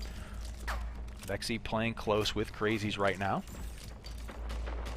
See how the map plays much more tensely than some of our other games we've had for TDM so far as well. A lot of these players way more passive in terms of their capability to take a fight right now, and the reason why is in large part because of just how close this game is. XSET down and now finally taking the lead away from LG as well at 39-38, but will they be able to keep it? The trend has slowly shifted into their favor. Vexy continuing to save the day here for LG, but he's also going to run out of gas finally as members of XSET are able to take not only him down, but Crazies also now flipping that +2 lead into the hands of XSET at 42-40. I think XSET doing a really good job of not overextending, too. Now that they have this lead, it's not like they've all of a sudden flipped the switch and they say, oh, we've got the lead, we can just run at them. They've been playing that same patient game plan from the start, and they were just waiting until things essentially went in their favor. Here we see Maddie with the BR, a deadly weapon from this range, spotting the portal, getting that damage downfield, hoping his teammate can clean some of that up. Luck now with the shotgun, looking to portal, trying to get a flank. Might have had eyes on Vexy, we'll have to see. He knows Mason has that done and dusted. XSET now with a pretty solid lead, but same pace, really, which is good to see. They've kind of kept up with this strategy. They know it's inched them back into this one, and they'll just inch across the finish line if need be. For XSET here, it is starting to look like they are really taking control of this matchup here, and that's a big problem for LG, able to maintain their lead, it seemed, in the earlier parts of this game, but now really struggling to get them back into it. You can even see one of them flying across. Huff, this is, of course, flying across the arena. That's going to get caught by Vexy, so LG not done just yet, as they do shrink it quite a bit. At the same time, though, XSET is so close to locking this one in, just 7 kills away, but LG also chasing this lead so closely. It's going to come down to the wire potentially to decide a real winner here as more kills, 2 more in fact, up on the board, both claimed by Bala against the XSET roster here. More players trying to come in for trades on the backside, but they will be denied outright. So these are all clean kills right now from LG. They have not given up the fight just yet, despite the near +10 advantage that XSET were able to grapple a few moments ago. Yeah, just super close. I mean, LG doing the same thing that XSET did to them, just working their way back into it, playing it patient, trying not to overextend, and if they get into an engagement, at least ensuring the trade to come through and keep that close. But Luminosity has done a fantastic job of working their way back into what was about a 9-kill lead for XSET. Now cut down to 3, but XSET, of course, is nearing that 60-point mark, so they want to try to close this one out before Luminosity gains any more momentum. XSET having a real problem getting any kills, though. Ever since that +10 advantage, XSET's only been able to gain 3 for themselves, but they are going on a bit of a tear. 4 to go now until they've locked in the game. You can see Crazy's desperately trying to hunt down a frag, and he will get it, but only guarantees a 1-for-1 because he buys enough time for Maddie to get back into it. 2 kills to go now for XSET. LG only 6 away. Mason makes it 1 for XSET as he knocks out Bala. He's already got his eyes on another member of the LG roster, but can't successfully chase him down. He makes it back to the other portal. Crazy's out in the open. He's got coverage to work with, but it may not end up being enough here. Mason found out in the open. It's actually going to be another kill entirely that nets XSET their win, but they do get the job done in very close contention, but they lock in that second map. Yeah, I think that, at least this series alone, kind of exemplifies that point of how close the skill gap now is between these teams. Because if at the end of last season you would have looked at this matchup and you'd say, oh, XSET is going to like dominate them, right? Just based off of history alone. But Luminosity has clearly put together a squad that works, and I mean, just as an individual, the skill level has all increased, so they're keeping it close. But the theme of the day, again, goes back to those, I mean, just minor tweaks that are costing teams these games that lead to costing them the series. Yep, very much the case. And LG, again, it's a real heartbreaking story for them so far in this series. They've had 2 maps that they could have very realistically won, but unfortunately lost the plot towards the very end of it here. And in this one, right in the middle, was constantly just bleeding out trades to be able to push themselves further forward with that +4 advantage, but unfortunately never really finding themselves in a secure enough position to where they could actually extend that lead. And that was the big problem for them. They were always fighting to continue to maintain their status, never really advance it, and as a result of that, Exit had all the freedom in the world to look to advance their situation, and eventually did successfully do so to take the lead away and win out the map. Yeah, but now we get, I mean, a debut, new drop, new heat coming to the Splitgate Pro Series. Carmen Station, we're going to get to see it for the first time with all of those optimizations that Season 2 of Splitgate has implemented. And again, if you're tuned in, maybe you're watching Splitgate for the first time, the game's free. So there's no reason not to play it and try it out and, you know, work on that skill. But I'm excited to see this one played at this level on stream. It's going to be exciting, but the domination, I think, worries me a little bit for Luminosity, just because at the very least, Xset has been so steadfast in their strategies and their executions that they're able to eke out these wins. And in a domination setting, I think they just might have that teamwork advantage over Luminosity right now. Obviously, we've never seen this played in a competitive matchup just yet, as it's only just been recently added to the pool, but personally, I think this is going to play somewhat similarly to how Foregone did, just in how we have a lot of these very long-range hard points that members of either team can lock into. Obviously, different game modes, so it is going to be a bit more active just for that reason alone. We'll see our teams a bit more actively fighting for control of the points, but we can see this already here with Maddie's point of view as he tries to kind of hop around between these towers, between these hard points to look for kills, and unfortunately, he's not going to be able to find one this time, denied by Bala, as he's doing very much the same thing as his opponent was just doing. I think, too, the kind of difference, right? Luminosity needs to find angles as a team to defeat Xset, and Xset has such individual skill. If they can kind of be slippery and secure individual kills, portal out, reposition, then they might have the advantage of just by like confusion alone, right? Making Luminosity have to work that much harder as a team to catch them. That might be where their advantage is on this map. We'll have to see how it all plays out as Mason off to a really solid start. 5 kills, 0 deaths yet again. Killing spree off the rip for him. So safe to say he is fitting in well with this Xset roster as a replacement for Akuva.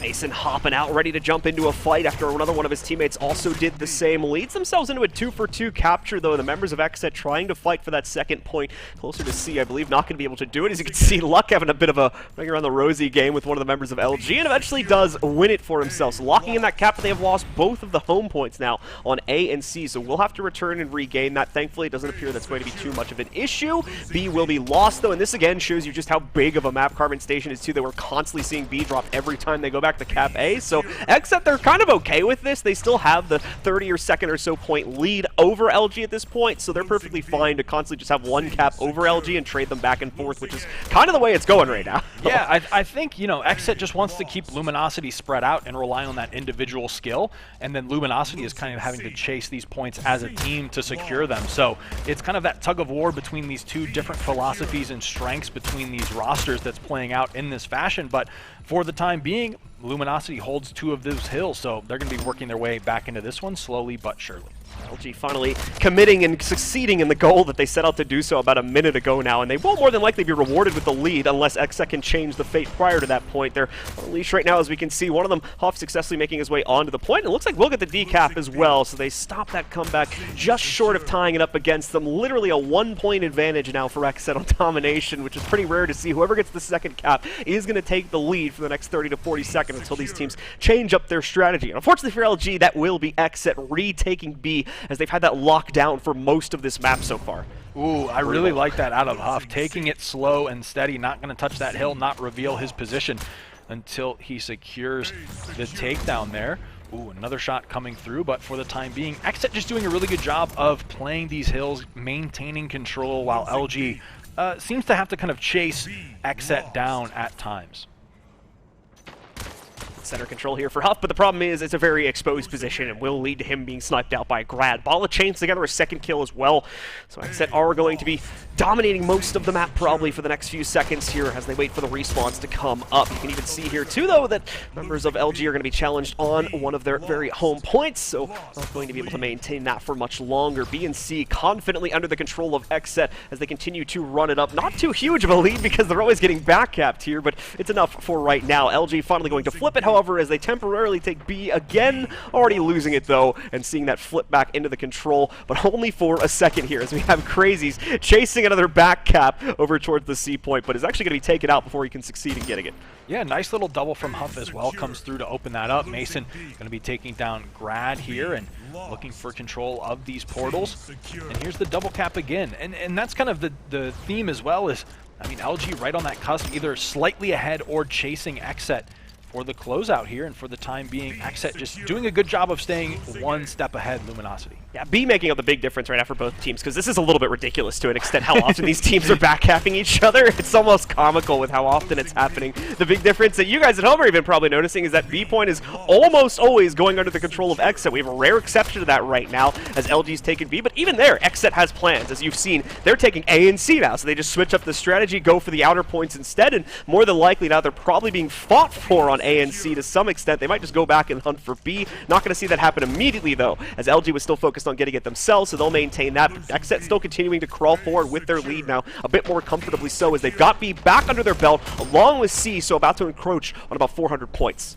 Yeah, and just in terms of the way this map is playing out compared to our other domination maps is, you rarely see them, well, the triple cap comes through here, but it's a much slower pace. You're not fighting for the triple cap to try to end the game quickly. You're much more inclined to take it slowly, maintain control of two of those hills, force spawns, slay off of spawn, and try to just control the pace versus that all-out rush for a triple cap to get a big lead.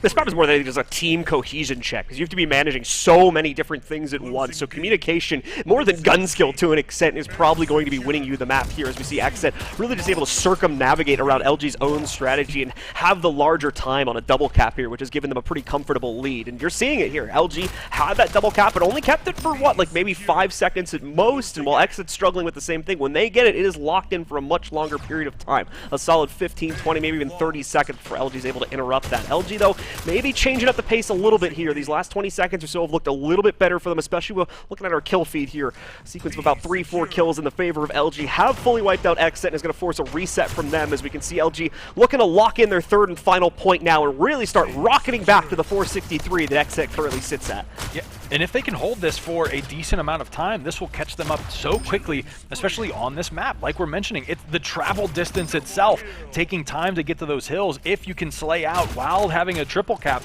you're going to find yourself right back in this one as LG maintains this triple still, catching up quickly to the 463 points that Xset currently holds. They're going to be losing B, going to be losing C, but a huge killing spree coming through from Bala will hopefully stop some of that bleeding. That's a big play from Bala right there. Was waiting for an opportune moment to properly use the shotgun, and now as well he chains it into a sniper pickup also, so beautifully done. His play has preserved the double cap and is now probably going to lead to that being locked in for the foreseeable future because he has both of these weapons. That denial over at sniper tower pretty much guarantees it. He's out a little trouble with the sniper shot, so he's not going to be able to pick up the double kill here. Only gets the one, and now as he's down, those weapons will sit on the ground, so possibility for either team to pick them back up. LG, though, still with this triple cap, only just now losing one of them as they inch over 500 points. This is looking great for LG here to truly take the lead and finally lock in one map so far in this series. I mean, they've just found their rhythm right now against what Xset was throwing at them. The triple cap that we saw so rare to hold early on in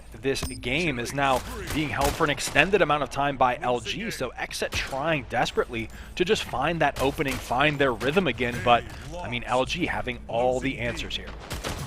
LG just about 25 seconds away from being able to lock this one in on a single cap, of course. Now it's up to Xset to try and deny that. Did have a double going for themselves, but they're already going to lose it as Vexy and Bala get control of B, going back for the LG roster. Just a few more seconds here, and we will see them cross over the 600 point mark. Still a bit more of a ways to go because of our new rule set, of course, but getting there slowly but surely. And as well, only about 2 minutes left to play here, so Xset running out of time to bring it back, however, still staying in it now because they they get B back under their control finally and seem to have stabilized the C point to some extent. How long it's going to stay that way, though, is very much the question of the day.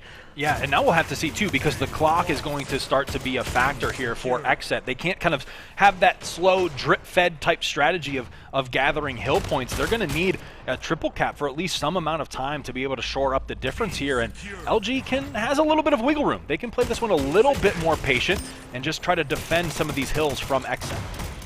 See one more member of LG sneaking through in this fight against Luck. Luck down to about half HP. Didn't want to take it directly there and can't work the pistol to the way he needs to, so Crazies wins a very important fight. That's going to recap the A point. LG's also taken back mid control for themselves. We are going to see A pretty much immediately retaken by XSET, and they need to heavily focus on B directly afterwards here because C got retaken by LG here. XSET do not have what they need yet to get back into this game. 20 points to go, and LG will lock in their first map of the series. They are about to lose B, but again, the Ho point's been stolen away. LG so efficient on this back cap work. They're not letting XSET have anything. They've got the middle point. Now they've got to work for A, and they're probably very quickly going to lose that middle point, but it won't matter as LG has run it up to 700, and as such, they will lock in the third map. Yeah, and I think Endo has all the reads, right? It's looking more and more like that Game 5 when you consider that King of the Hill is the next game type, and that's the one that XSET kind of stole away at the very last second from Luminosity. So a great response from LG there. And now I think XSET is starting to feel the pressure, feel the heat, and they've got their work cut out for them. Yeah, absolutely the case here. XSET able to sneak away with 2 surprise victories on the first 2 maps.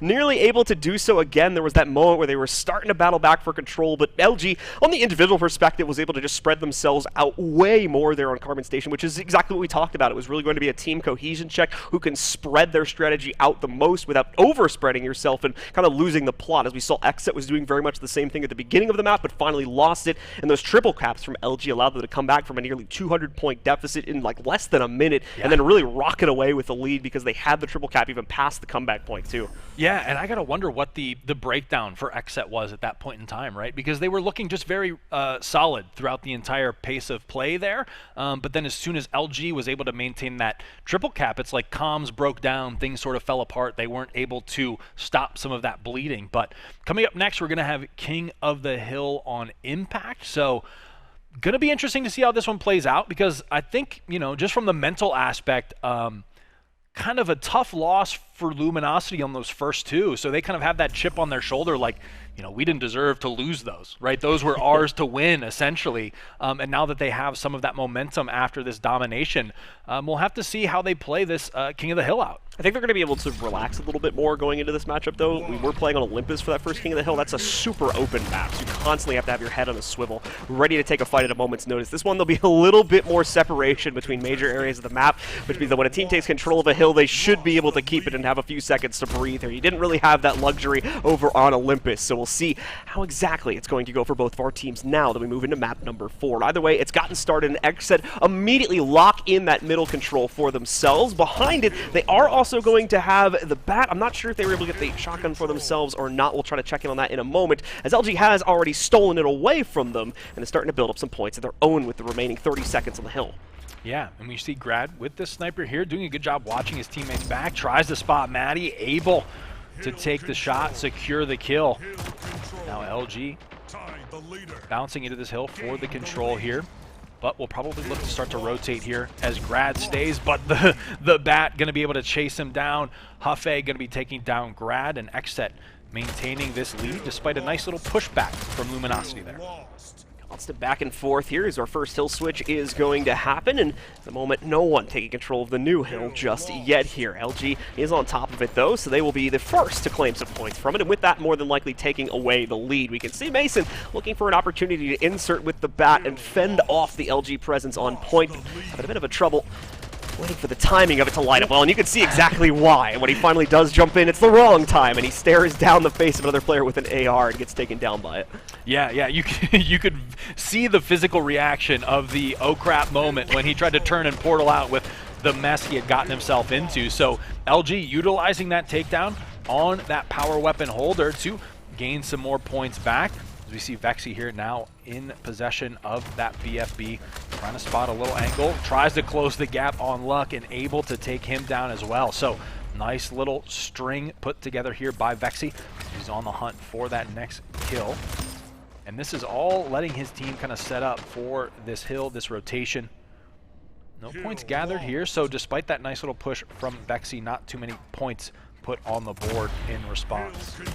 Able to 1-for-1 it at least there off of that last duel he took, and now working with his teammates Grad here will be able to take confident control over the hill. LG with much better control capabilities showing up right here, not having to deal with just those random pokes from a sniper rifle or something like that halfway across the map. Seems to be doing a huge amounts of favors for LG here, as they're exercising much better hill control this time compared to our first King of the Hill play back on Olympus. Yeah, here we see Bala just really putting in work as well. Using that AR sniper combo quite effectively, spotting the kill through the portal. Going to be taking down Mason as Xset continues to just struggle to find their footing. Maybe shaken up just a little bit after that domination loss that they suffered there. As this hill expires, Bala will look for the flank, look for the rotation of his opponents. Is going to drop down, spots one, but is disciplined on that trigger. Knows that that BFB is spawning in 4 seconds. He tried to defend for it, but all of Xset swarming that power weapon, as they essentially need that to take over this hill. And essentially in this hill, that power weapon is so effective because this is the one that's so hard to defend.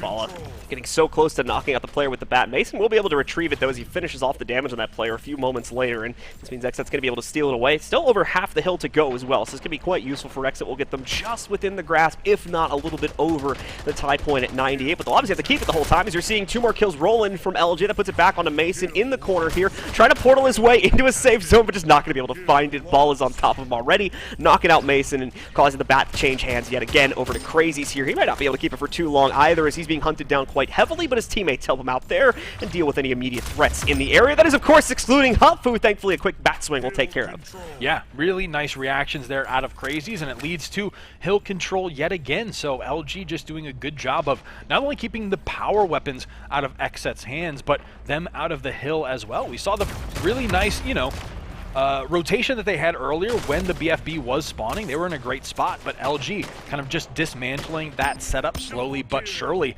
and that's going to lead to some more LG dominance. But Xset getting 4 down and really needing to utilize those kills here to get a good setup on this hill and work their way back into it.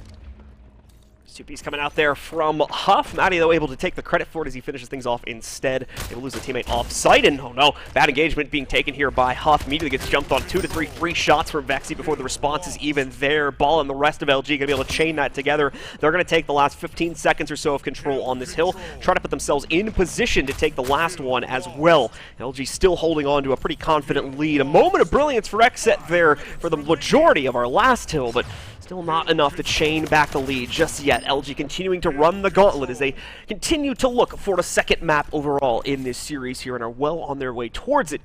They're just sitting static right now, waiting for the respawn to come out for Xset. Yeah, and I'm sure Xset's just trying to wait for those power weapons to come up, the next hill to come up. Just trying to regroup as a team right now, because while the clock is ticking down, they can't just try to take these individual battles like they've been trying to fight. They really need to rely on these coordinated pushes like they just have to retake these hills. Members of Xset able to sneak their way in and negotiate their way into controlling this hill, and still again with a good amount of time sitting onto it. They can probably find a decent time bank build-up for themselves. Mason with a great trade against Grad there. Going to put some pretty heavy pressure on Luck, who is now the only member on the hill, but unfortunately will still be pressed out of it. We're seeing attempts from Matty to get back that control and just deny the remaining 10 seconds or so, but Huff will lose the plot a little bit here. Not going to be able to chase down his opponent so easily as he hops into an obscure portal and now does the same thing. Nicely done from Huff here, supported by another teammate on the back end. It's Mason trying to assist as he chains together 2 to 3 kills on the entry to the new hill. Matty's going to try his best to secure that, but it looks like, unfortunately, LG was able to battle that back, so they still take the initial majority of this hill control here, especially with Bala finishing that kill against Matty, but Bala will have to continue to try and maintain it, as unfortunately he'll lose all other teammates and won't be able to outrun Huff, who takes him down, so no one able to lock down this hill, seemingly, as Xset still chasing back the lead here. They do not want to give up, as they still have the potential to end this series here and now, of course. Yeah, and this is such an important map for Xset. They want to close it out here because you don't want to go to that Game 5 TDM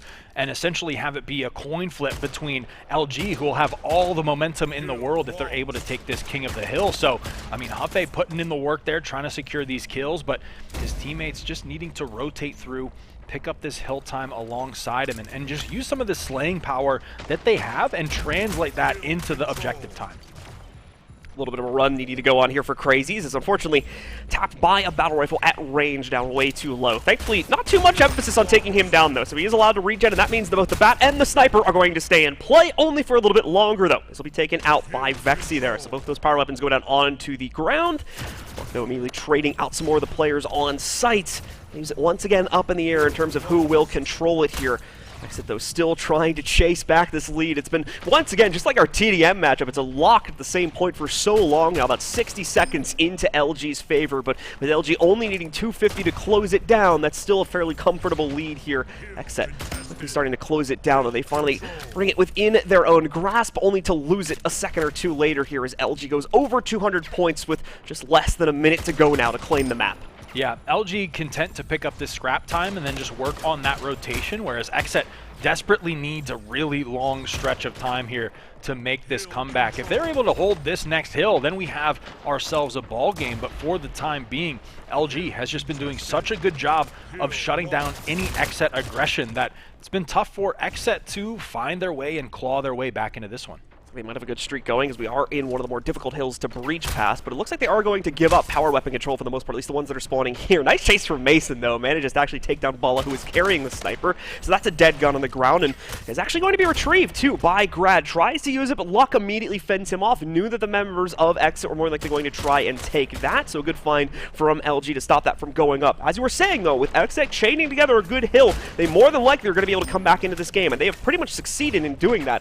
3/4 of the hill is gone, and Exit's had it for pretty much the entire time. They might lose it for this last 10 seconds or so, but they're only about 20 seconds away now from bringing it back. With that said, though, LG is going to get these last few seconds on the hill. Important kill from Huff, especially if he can chain a second one together, although I don't believe he noticed the player around the corner from him, so won't be able to get that. They need to get aggressive, though, and take the initial control of this next hill, but they're not going to be able to do that. LG sends their entire player count on top of it, and while there's a few trades coming back in, what a shot from Huff! That might reignite it here for Exet, as Huff's going to be able to get one more as well to get back on the hill. I thought they were done, and the members of LG were so close as well at 240, but no, the difference is made up here by Huff. Some excellent sniper play comes out, and he keeps the hopes alive for Exit here, but they need to stay on it. They need to keep this hill. More important, they need to push this into overtime in order to get it done, as they will need to fall back on that for a second time in order to win this map, and they could very well do it. 2 more kills as LG's position is reset yet again, and Exet only about 30 seconds away now from tying it back up. They could very well get this done if LG's next rush does not push Exet off the point.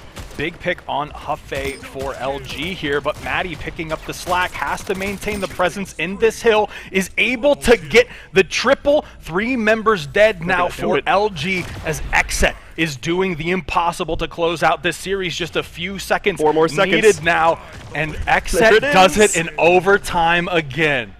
Exet does it not just once, but twice over the course of this series to win it all as well. 3-1 victory for Exet as they get a second overtime victory on our King of the Hill games. That's one of those losses where if you're LG, you're going to bed mad. I mean, think about think about what happened on the second map as well, right? Because they nearly had it there and then lost to a super unfortunate comeback again. This was just such a close series for LG, and realistically could have been won by them even earlier on in it as well. But Exet just refused to give up time and time again. And with that excellent play from Huff as well to get them on to that point, they're able to run it back. A solid 40 or 50 second comeback there at the end into overtime as well to claim a third map. I mean, the Huffei sniper spree that he went on made that possible for Exet. Yep. That was a one-man show. He put the team on his back and he said, I'm going to get these kills. You guys get in the hill and we'll win this one. We'll close out the series here. So just a star-studded play from Huffei on that one that opened the door for that comeback. And yeah, just another heartbreaking loss for Luminosity there. But geez, I don't know. I don't know. Two 1-point victories for Exet to close that one out. Endo, are you alive? Do you need us to call the paramedics? Is your heart still beating? How are you doing? Well, this time my prediction for the record was wrong, but my reasoning was right. So I mean, this is as close as it gets in the SPS. Take away those 2 overtime rules, and this would have been a much different outcome, right? Of course, overtime is a legitimate part of the game that you have to consider. and Xset won fair and square on both of those King of the Hill games. But man, like all those games were neck and neck, regardless of how the final score was. I would say the thing that separated Xset from Luminosity was the clutch factor. And you mentioned Huffei. He got those really clutch headshots with the sniper rifle, and that was the difference on that last one. Not that they were facing elimination. They could have forced a game 5 like I was predicting, but Huff had different plans and brought his team to victory. Yeah, I think that is one of those examples where kind of what we had talked about during the previous series, where, you know, the individual hot streaks will happen, but can your team capitalize on those? And Xset was able to capitalize on Huffei's extreme plays there and end up with the victory. So just Xset being able to play to those outs, knowing exactly what they needed to do, and then you're totally right, having that clutch factor on the line. I mean, if they're able to do that regardless of skill level, that is a skill in and of itself. So props to Xset there. If you're Luminosity, I guess, Endo, what do you take away from this series, having kind of lost these nail-biter matches against Xset? I think there's just a few micro adjustments that they can make to, you know, change the outcome of these kind of close matches. They're gonna have plenty of footage to review for VOD review, and I think if they just win a couple more team fights, especially at the end of their matches, you know, they can hang with the best in the SPS.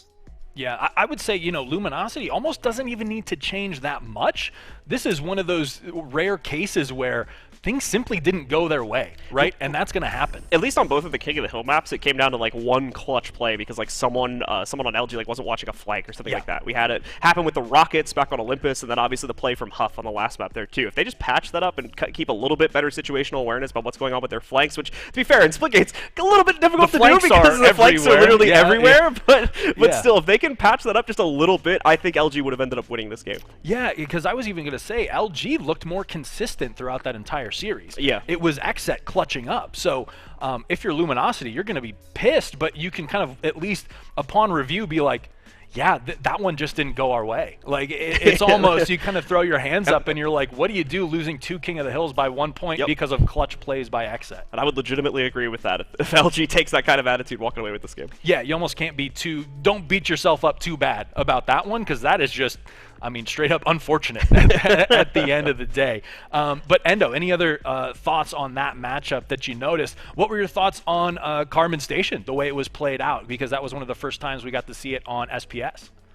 Yeah, that was neck and neck as well up until the last couple minutes of that game. It felt like the Bala and Vexy show at certain points. Yeah. They were hitting 3 taps with their carbine. Possession of the power weapons was really clutch, especially with the shotgun. The shotgun is so powerful on Carmen Station just because every square inch of that map is like right next to a portal wall. So able to close in and make clutch kills like that. And then, you know, shout outs to Mason and Maddie. We didn't see them at the end. I think Maddie was the one who clutched at the end of Olympus, and then Mason also at the very, very last push on Impact also helped them secure the win. What I like that I saw out of Xset was, you know, prior seasons we might have seen Maddie or even Mason on different squad kind of hone in on the killing aspect, but when they needed to secure those final points in the hill, they were the ones playing the objective. It was not a selfish, no, I want to get the clutch kill that opens up. They're like, Huffei, you're doing your thing. All right, I'm running over to the hill. I'll be here. You do your thing over there. So good selflessness out of Xset at the very least. They just did exactly what they needed to. Just a heartbreaking loss for LG, but if you're LG, you're just like, hey, sometimes it's not going to go our way. And I mean, I think you replay this series, you know, and LG comes out on top more often than not. LG just needs to take a good look back at this and realize it was a $750 mistake. Sure, yeah, yeah. Like, hey, you got us on that one, you know, like you got us there. If Huffei's gonna go that clutch, then Huffei's gonna go that clutch. LG was in the right positions to win every single time. It's not even like they did anything wrong, which I think is the hard thing to do analysis on, right? It's like, you guys were good. You should have won can't that really, one, right? You can't really go back, be go back in the yeah. monitor and be like, well, if you were looking 23 degrees more to the left, You we would have would've won saw this. him. Like, Yeah, or something right. like that. It's just like, all right, like thanks for the input. Right. You know? If Huffe's power would have went out, he wouldn't have hit those shots. You know, you're in the realm of what ifs at that point. But I think that's a great sign for the Splitgate Pro Series in general. If the matches are going to be that close, that competitive, I'm excited to see the rest of this season play out, hands down. And then, of course, I'm going to look a little bit ahead before the break, because we've got Endo here, and we've got Space Station Gaming going up against T1 as our final match of the day. I know we'll do a little bit of analysis after the break, but Endo, any thoughts on that one just as a preemptive, or essentially, you know, for people tuned in right now who might not have caught last season, tee that one up for us. Why is this such an important match between these two teams? Well, you have to understand that each team gets to play every other team once. And this is kind of like the Super Bowl preview, if you will, right? Mm-hmm. Like these are the two like premier teams in the SPS, and we get to see them week one. That's kind of special to see it this early. And then we're going to see each of these teams go their own separate ways the rest of the season. And then I expect them, or as of today, I expect them to converge back in the final tournament. And yeah, that's why you should be hyped. Yeah. So, and to tee up the context a little more, I mentioned it early on, but it seems like a millennia ago, the top of the show. But these were two teams that took the grand finals, which is worth $30,000, the grand finals match to a game 5, in which Space Station Gaming lost at the very end. But not only that, earlier in the bracket, they were eliminated from the winner side of the bracket by T1 in another game 5. So they might have a little chip on their shoulder, and you know, a small little grudge. We'll have to see how it plays out. And the other thing to note is that T1 is, I believe, the only team that has made no roster changes coming into this season. So they're like, we're number one, we're good, we're just going to keep improving as a team, and Space Station is probably gunning for him. So I'm definitely excited to see that one. I know we'll talk a little bit more after the break, but I think after that series, I needed a little room to breathe and talk, because that was a little bit crazy between X sets. So thanks for helping me bring it back home. But I think we'll throw it to a quick commercial break if we're ready, and then we'll be right back with the last match of the day. So stay tuned.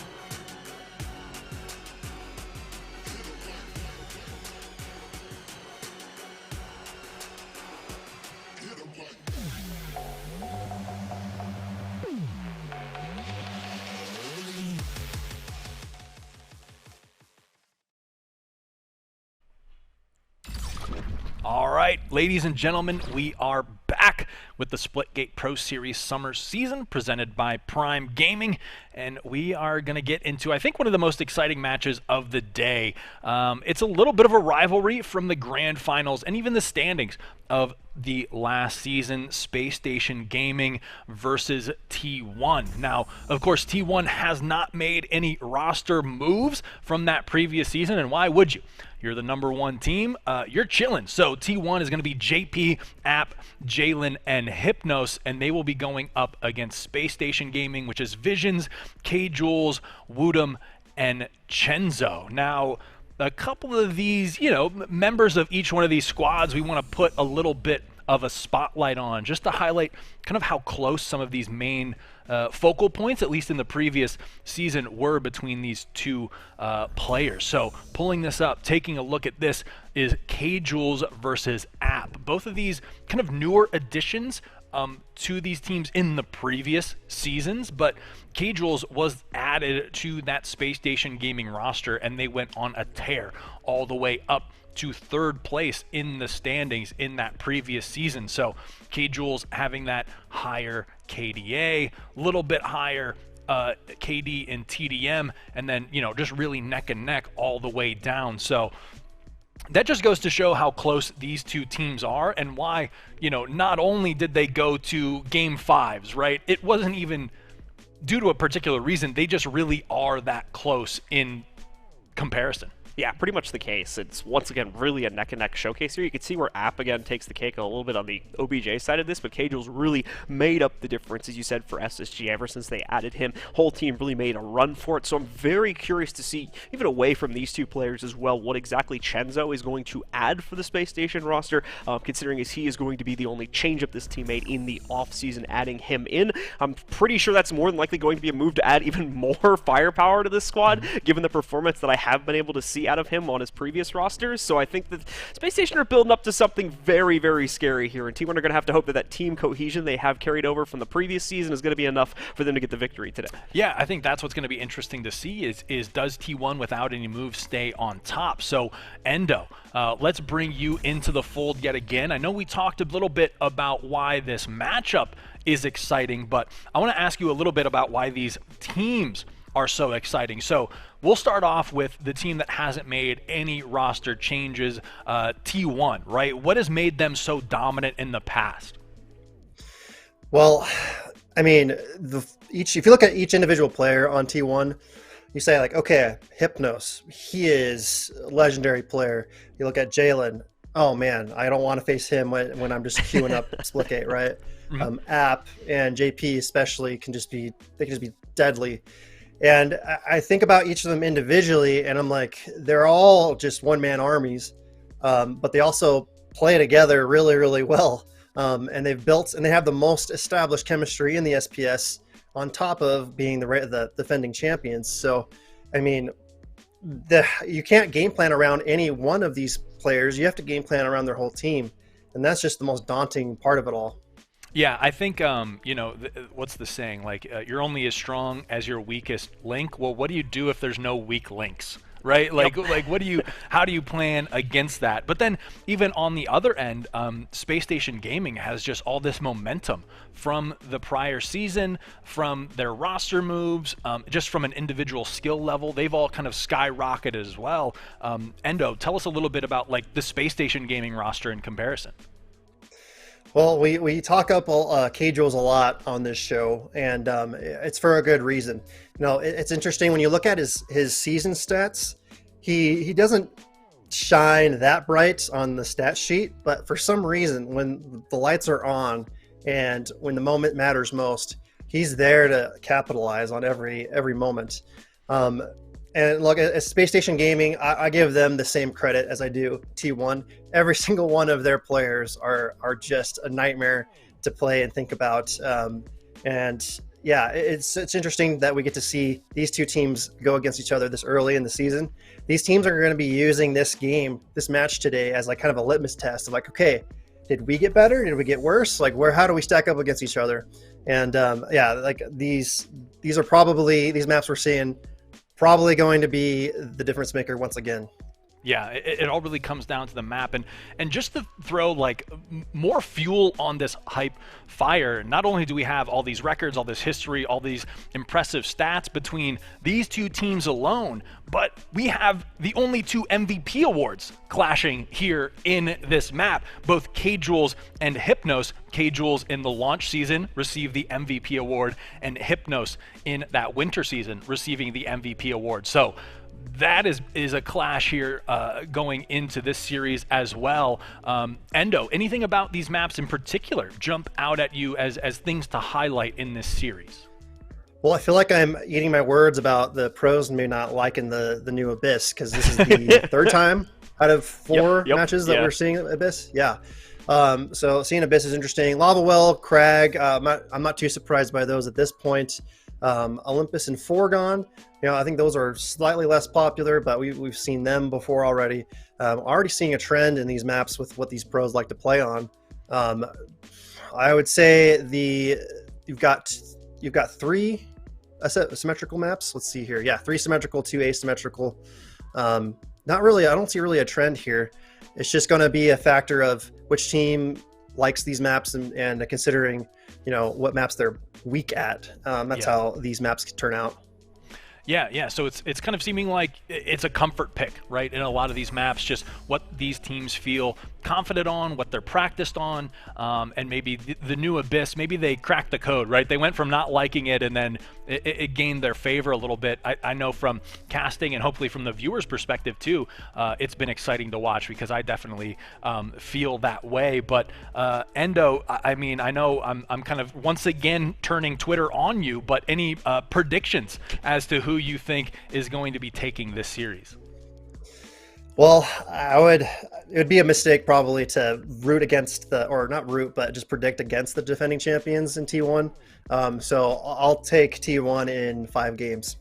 Yeah, I mean, similar sentiment between these two powerhouses in the SPS. It's like a toss-up. It feels like the previous series where it's going to be, outside of some miracle overtimes, it's going to be a toss-up for me. I think T1 does just take it based off of history alone, but we'll let Blue, any predictions for you? No, I mean, I generally have to agree with that as well, right? The past 2 to 3 times these guys have faced off, we've seen the same thing happen, and more importantly, we've seen it pretty much go to 5 maps most of the time as well. So I think we're definitely in for that full 5 mapper in terms of who's going to take it. I'm not too sure, but it feels like the trend is shifting towards T1 right now, so I'm going to jump on board with that one. Sounds good. Hop on board the T1 hype train, and we'll see if we all end up with our foot in our mouths at the end of the series. But Endo, thank you for joining us. We'll touch base with you at the end of the series. And between these two teams, I actually had a little bit of time to sit down with the launch season MVP himself, K-Jules, and I asked him, you've been here from the start. What has been the meta shift? What have you seen as a trend within the Splitgate Pro series? And he had these words to say on the subject matter. I think the meta has definitely shifted towards a more team-based kind of playstyle, just because everyone's as familiar as the game with everyone else. So you can't really do those bad plays that you might get away with before. It's much more calculated, I would say, and higher level. If you were really insane mechanically, you could just run around the map and do whatever you wanted, and if you found kills, you were just going to win. But as people played the game more and got better, it naturally translated over to team play, right? So now you get punished a lot if you make bad plays, especially as a team, right? So each team has to focus on teamwork and making sure you're all working towards the same goal in the game. Because if you aren't, you're going to get exposed. So having good teammates around you is very important for team play. And then communication is another thing that we've worked on. Splitgate, a game where it's played so fast-paced, it's really easy to let the comms kind of just get away from you. So knowing how to dial in communication while still maintaining a level of control is something that we've worked on. I think he says it really well, and one thing that stood out to me is the communication aspect, right? That we've seen that kind of transpire with a couple of these losses where the team will go down. You can almost sense the communication breakdown happening live in-game, but here we are in game number 1, Abyss, King of the Hill, and T1 off to a pretty solid start. A good example there as well of how one of our teams may have been able, or Luminosity to give an example there, may have been able to lose the TDM matchup was because they were just getting caught up in the chaos and wasn't really able to just kind of call stop on the comms and reset anything at that point, which may have led to a loss. But we are well into the match now, so getting things started, it's T1 that takes the initial volley of control on the point itself. However, SSG seems to be taking the longer run of it here as they get that power weapon. They get the rockets into the hands of Wutum, and he's going to be able to immediately make impact upon it and start defending his teammates from the off-site position. Yeah, if anything I can guarantee between these two teams is that it will be a back-and-forth close series as we see those power weapons in Wutum's hands making all the difference as Space Station able to take that pretty solid T1 lead right from their hands at the start here. Wutum just going on a run here as well, claiming 3, if not 2 more kills for himself before finally getting knocked out. And even though, yeah, he goes down, the trades are made, and then all the members of T1 are going to be knocked out, giving a pretty confident amount of control over to SSG here. About a 15-second lead built up from them. Things are going to be a little unstable now as we go to a pretty open hill for them to try and fight over here. This time, Chenzo on the melee is going to lead to his death as Hypnos is able to take him down, and off of that should allow for T1 to bleed onto this site finally. It takes some control away. Hypnos, of course, we talked about him being that MVP from the previous season, looking to continue his performance into the 3rd season of the SPS, but having trouble getting onto this hill as SSG spawns are routing directly back into contestation against this hill here, denying a good 15-20 seconds plus of points from T1 here, as they did have control of the area, but didn't have enough confidence to actually step on the hill. And right now, to me, the standout player for Space Station is Wutum, really controlling the pace with this slaying power alone, and his team really working around those slays in a really effective manner. And I think we pointed that out earlier, that some of the teams had the slaying power, but not necessarily the teamwork to follow up on it. But right now, Space Station Gaming proving that they both have the slays and the coordination to really capitalize on these dominant kills that both Visions now has caught up to Wutum. So T1 really just trying to work their way back into this one, find that opening, but the slays and coordination from Space Station just taking precedent right now. Yeah, Wutum again back in the fight here too with the most recent pickup for him against JP. SSG taking some excellent control here right now on our first map of play, not really letting T1 have a lot of time in the hill zone, and then even away from that, like we saw when they did have that control, the spawns from SSG are still putting enough pressure on a T1 where they don't have enough confidence to continue to stay in that area. May finally see that start to change up here if SSG still have a pretty heavy emphasis on the current hill. The next one, of course, position already being revealed as a nice run is being made here by Visions. Gets himself a collection agency too, just when he needs to switch positions, as we see that hill switch its position and force as well Visions into a downstate with T1 exercising their control over it finally. But rockets spawn up at the same time. Wutum, to no surprise, is going to be the one to pick it up. However, can only negotiate for 1 kill as he's lost too many of his teammates here and is not going to be able to keep himself alive when he's ready to make the push.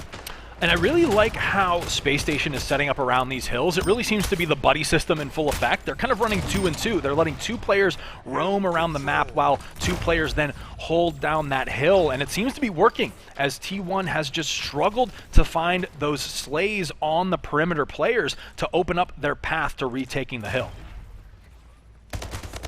Chenzo to fend off the aggression from up on top right now, as they do have a bit of an interesting angle to play with on the current hill. Another collection agency, this one of course coming out from Chenzo, and he's able to get 1 more melee to trade himself out before he ends up going down. Hypnos as well, looking to jump on point here, get himself into the heat as we switch hills once again, and he'll be able to get himself into a good position there, take out Visions along the way, as the members of SSG unfortunately were suffering from heavy damage from the previous hill. They were not at full HP when they took this fight, so that gives it over to T1 as they finally get a good grasp on it here to start coming back. It's been all SSG up to this point, but maybe finally changing things around. Wutum, though, with another double, might make mincemeat of my words here as he's about to run onto the hill and steal it right back for his team. Yeah, Wutum has been such a threat, already dropping a 30 bomb so quickly into this map number 1, but I think there's still a door open for T1, and that is Jalen Mans. He's kind of woken up, was off to a little bit of a slow start in the slaying department, but has picked up the pace quite well here. So T1 now with all members on board, need to just get a nice coordinated push towards this hill going and break some of this Space Station setup that they've been holding so strong. Chenzo spots the play from above him and is going to be able to fend off that member of T1. Does have to go a little bit mobile, though, which means point gains are going to be reduced for a second here, handing it over into the players from T1. But that's because, again, we are going to be shifting sites, and SSG rotates into a new position to start harassing the T1 approach to it as well, and so far succeeding in making sure that that goes off without a hitch. SSG, again, full lockdown on the site here, not giving T1 an inch of room to play with it. This is the site where T1 was able to take a bit of control for themselves, but again, failed to actually pressure it onto the hill, as they only had the area under control, not the actual surrounding parts of it. which allowed for SSG to keep T1 off of the point game. Yeah, and I think Space Station Gaming just doing such a good job of their awareness around the map. You can see the communication when we're on these Space Station point of views. They are snapping to where T1 are approaching from just by that pure communication alone. If one of their players goes down, they are calling that out and they are rotating in kind, but there's a potential opening as Chenzo going to be taken down. Hypnos trying to make a play, but on board with Jalen Mans now as he's starting to heat up. T1 trying to maintain control of this hill, but it is going to be rotating right as they have a good hold on it. Jalen at a bit of a midpoint here, as unfortunately New Hill has gone confidently once again into the hands of SSG. You'll notice towards the end of that previous hill, SSG not even prioritizing getting the points as much there. T1's app will end up taking himself down, as he also manages to take at least one member of the SSG roster with him. That's good enough, considering he would have handed over, I believe, one additional rocket into the hands of the members of T1. So able to deny that at least, and also push the presence away from the hill once again. As now K-Jules getting himself into the action. That rocket being picked up by JP, and he's able to use it to catch Genzo on the back point of the site, but still does not stop the tide from flooding in over here on the lower tunnel. SSG taking full control, so much to the degree where K-Jules actually has a second to just completely stand still, which is very rare inside a split gate here. Right back at it though as he gets the killing spree going behind a nice double kill. Having some problems controlling JP, but finally course corrects, takes him down, although finally will be beaten out by Jalen. 3 kills, though, to go with it. Certainly put his effort forward and to be deserving of a death. Space Station Gaming is just looking so incredibly strong. You can tell they came to play here in map number 1.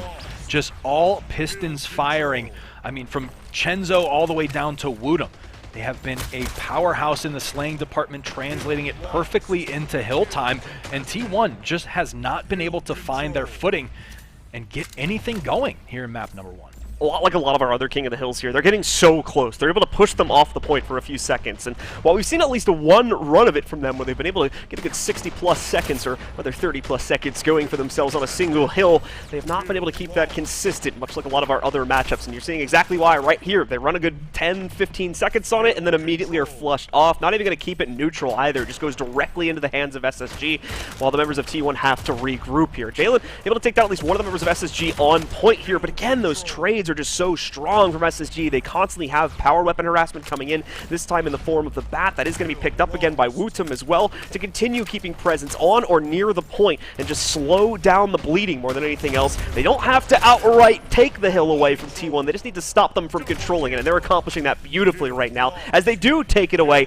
and push us up to less than 20 seconds to go now before SSG have locked in our first map. What I think really impresses me is Wootum's ability to hit the shots he needs to through pressure. We'll see a lot of players kind of start getting shot from a flank and they'll turn and try to contest. But Wootum, in that previous hold of the hill, had the bat, knew one player is weak, and despite getting shot from his flank, maintained his shot to secure that kill. So Space Station Gaming coming out extremely strong here in map number 1 against T1. A pretty confident win, too. We expected these to be very, very close, but to be honest with you, that's not necessarily what we got. This had more similarities to our first game than any of our closer ones so far, as once again, it was that same story of the winning team just constantly having so much time and they're just sitting on the hill, barely being touched at all, and that's because the off-site harassment is there, constantly forcing T1 players into a corner, just trying to stay alive rather than focusing on how to force SSG off of the point.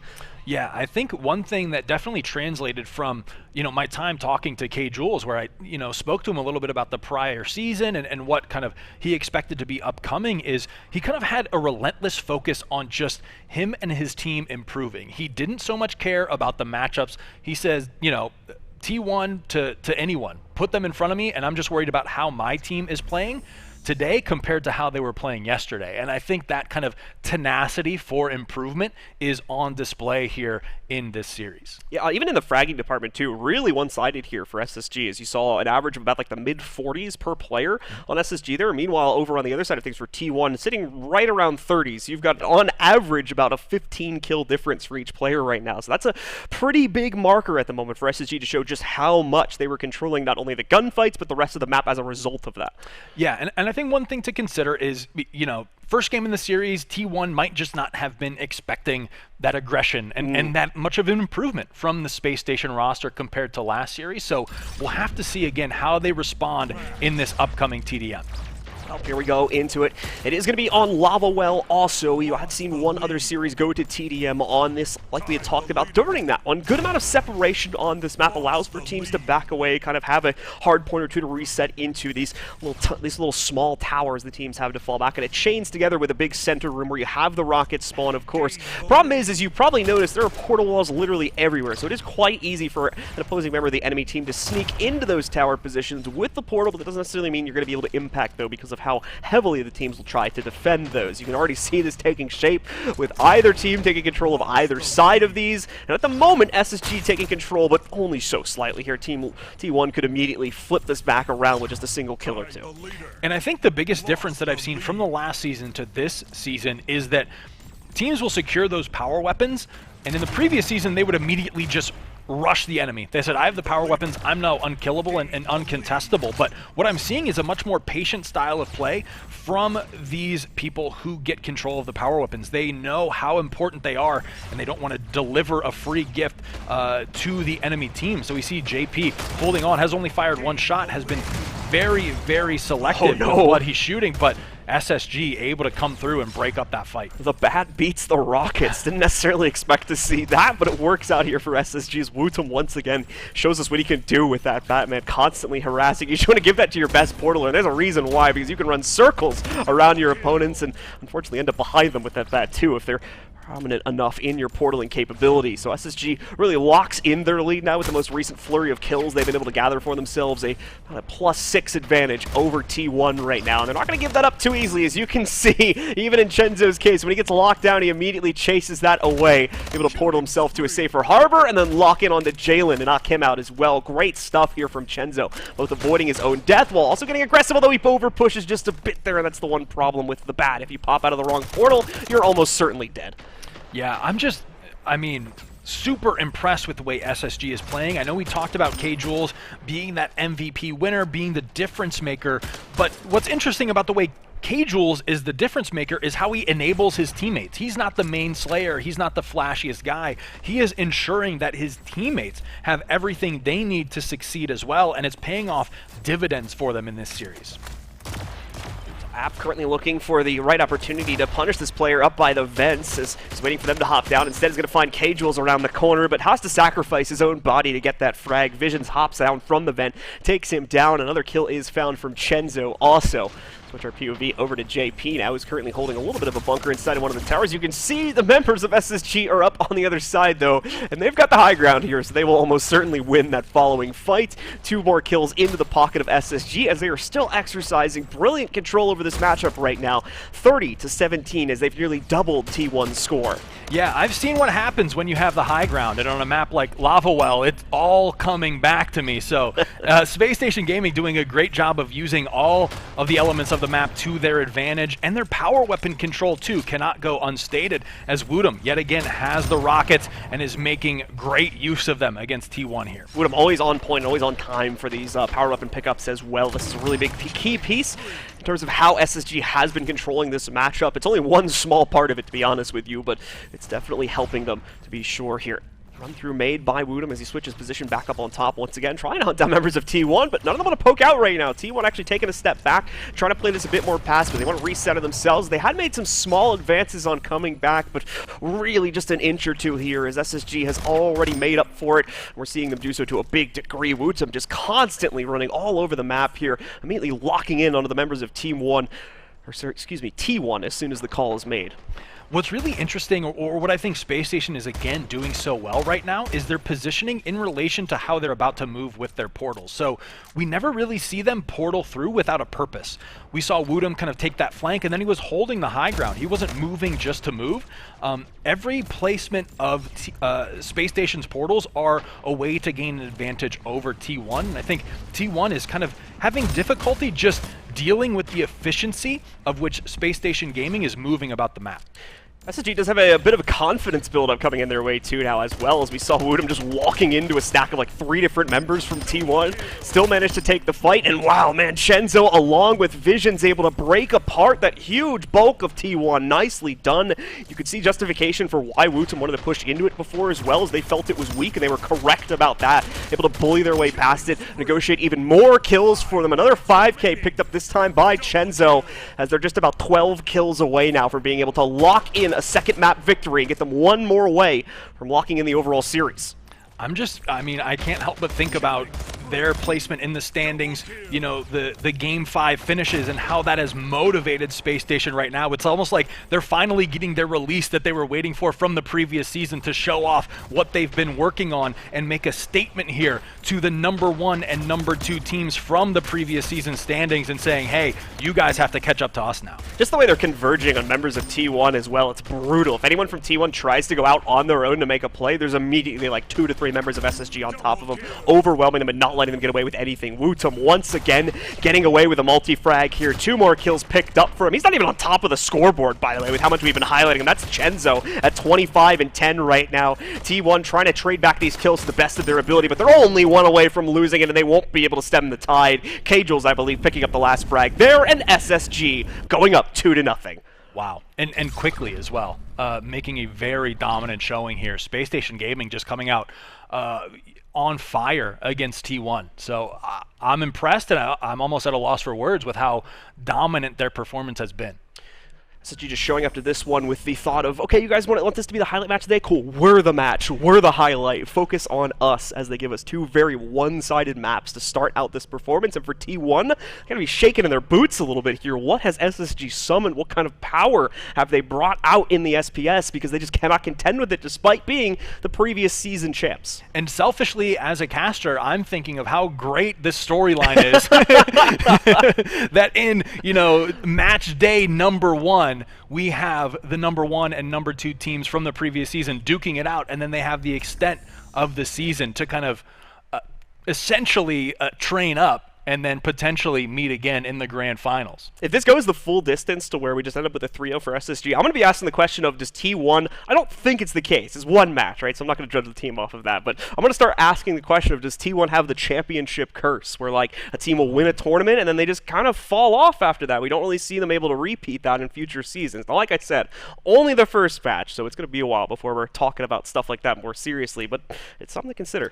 I think if I had to guess, it's more of just the chip on Space Station Gaming's shoulder coming into this one than anything, is really coming in with something to prove, and especially against T1 of all teams. So that being the factor here, I think it has just, you know, motivated Space Station to that next level, and T1 has just been caught off guard by that aggression that they're displaying here. Well, we're going to see if T1 can wake up as we're back and live with the 3rd map of the series. An opportunity for SSG to shut it down outright on this map, but thankfully a good start for T1 as they get the initial double cap. SSG already running that gauntlet back into their own control, but it's Jalen with the power weapon control, a double off the rail for him, and he's still got a little bit of charge left here, so he'll try to go for a 3rd at some point in the next few seconds. Currently containing most of the top end control over this map right now, and using that to really stop SSG from moving around. Great power exercise by them. SSG is slowly leaking their way up to B. They've been able to decap it at least, but they can't stay on top of it, as we see Jalen finally committing in there for his 3rd shot on the rail. 4th one out,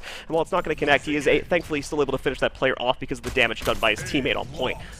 Yeah, just really nice area denial. Being a threat from that high ground, Jalen allows his team to hold that triple cap and get out to a nice little solid lead here, and that translates into them both holding 2 hills, and there's the killing spree for Jalen Mans. T1 slowly starting to wake up here after getting the bucket of ice dumped on them by Space Station Gaming. T1 here having to wake up a bit themselves as they come back into it now. Another double cap secured for them, but will they be able to keep it that way? T1 reduced to only their home point for the time being, but immediately looking to try and take that away. They try to go for mid harassment here, but as you're looking at right now, Chenzo doing a great job of preventing that and trading things out to make sure that T1 are not able to reassert their control so quickly here. Kills favoring T1 as well, but despite that, not enough presence to actually get onto a point and decap it, so SSG already back into the game here after starting out a bit slowly, only going to be about 50 points behind as T1 flips our center point back into their own control. And it really seems to be that T1 is a team that is enabled by that slaying power. So as we see the kills come and catch up with Space Station Gaming, the objective control follows suit. So them being able to just get a little bit more on fire, string together a couple more kills, has then translated into them being able to execute on their strategy and how they want to approach these maps. Vision's a great in and out play from him, is able to sneak forward, knock out all these members of T1 that are trying to portal in, and also making sure he gets himself back into that other mining tunnel before things get a little bit too drastic for him. He'll take control of that. C has been taken. They're going to be getting in the way of the rotates back up to B, as they'll know that that'll be the next objective here for T1, but it's not necessarily going to be the case here. You can see Vision's fending off one player, but doesn't really find anything else. More than likely making the call that, yep, indeed, C was the point, and a big kill picked up by him there, too. He denies the decap, which means that SSG is going to be able to lock in this 2-cap until T1 can get back their home point. They'll do that now, but that has evened up the scoreline, meaning that SSG is taking the lead with this double cap. T1 realizes that, however, so they immediately decap B, send that back into their own control, or at least try to, as T1 is back in the lead now with both of the side points under their control. I really like the play Space Station Gaming made too. When T1 was approaching them on C, they said, okay, you're aggressing here. We're going to wrap around and then decap A. So a nice just heads up play from Space Station Gaming, but for the time being, T1 has maintained control. Shot coming out there. Obviously, T1's app trying to fire in through the portal. We have like a full map cross going in there. Look at another one as well. Beautifully played out by app, making the impact here with the rails, and now setting his team up for a bit more success as they try to venture forward and defend their current hold on the B point. SSG losing their own capability a little bit here again because they've been unable to contend against the zone control that railgun provides. They do have the shotgun to battle back against it a little bit though, but unfortunately won't help them out on quite a few of the sites just because of how far the gunfight distances are going to be. You can see here, member of T1, Jalen, trying to outwit the hunting party that is currently looking for him. Not going to be able to stop the cap on point, but he will be able to keep himself alive at least for a few more seconds. Yeah, just a nice job from Jalen maintaining that position. SSG eventually going to be taking him out though as they work their way, but I mean, T1 has just had really good responses to these pushes. We saw Jalen Mans making a nice defend. They were able to translate that into a little bit of a cap, but Space Station Gaming is, if anything, relentless against T1 at this point in time, just never taking their foot off the gas, trying to run at them and the hills at every waking moment. SSG refusing to give up here, and the constant 2 caps are allowing for them to slowly bleed their way back into it. They've had trouble containing a consistent 2 cap, however, that would allow them to actually outright take the lead. So while they've closed the gap a few times, T1 always seems to have hopped out and retaken it for themselves just in the nick of time. Not going to be happening necessarily here. Never mind, though. B cap goes right back into T1's control, but is also lost. These teams are locked neck and neck. B back under the control of SSG. The center point controlling the fate of either one of our squads right now. Before the current time, it is going to fall into SSG's hands. Our next power weapon spawn right around the 4-minute mark, and just about 60 seconds here may very well allow for either team to change it up, but they are more than likely going to stay locked until then. I really like what I saw out of Space Station there, recognizing that A was being counter-capped, so they went ahead and took C. So even with all this hectic action, all the slaying power of T1 against them, they're still making really good strategic decision amidst all of this chaos.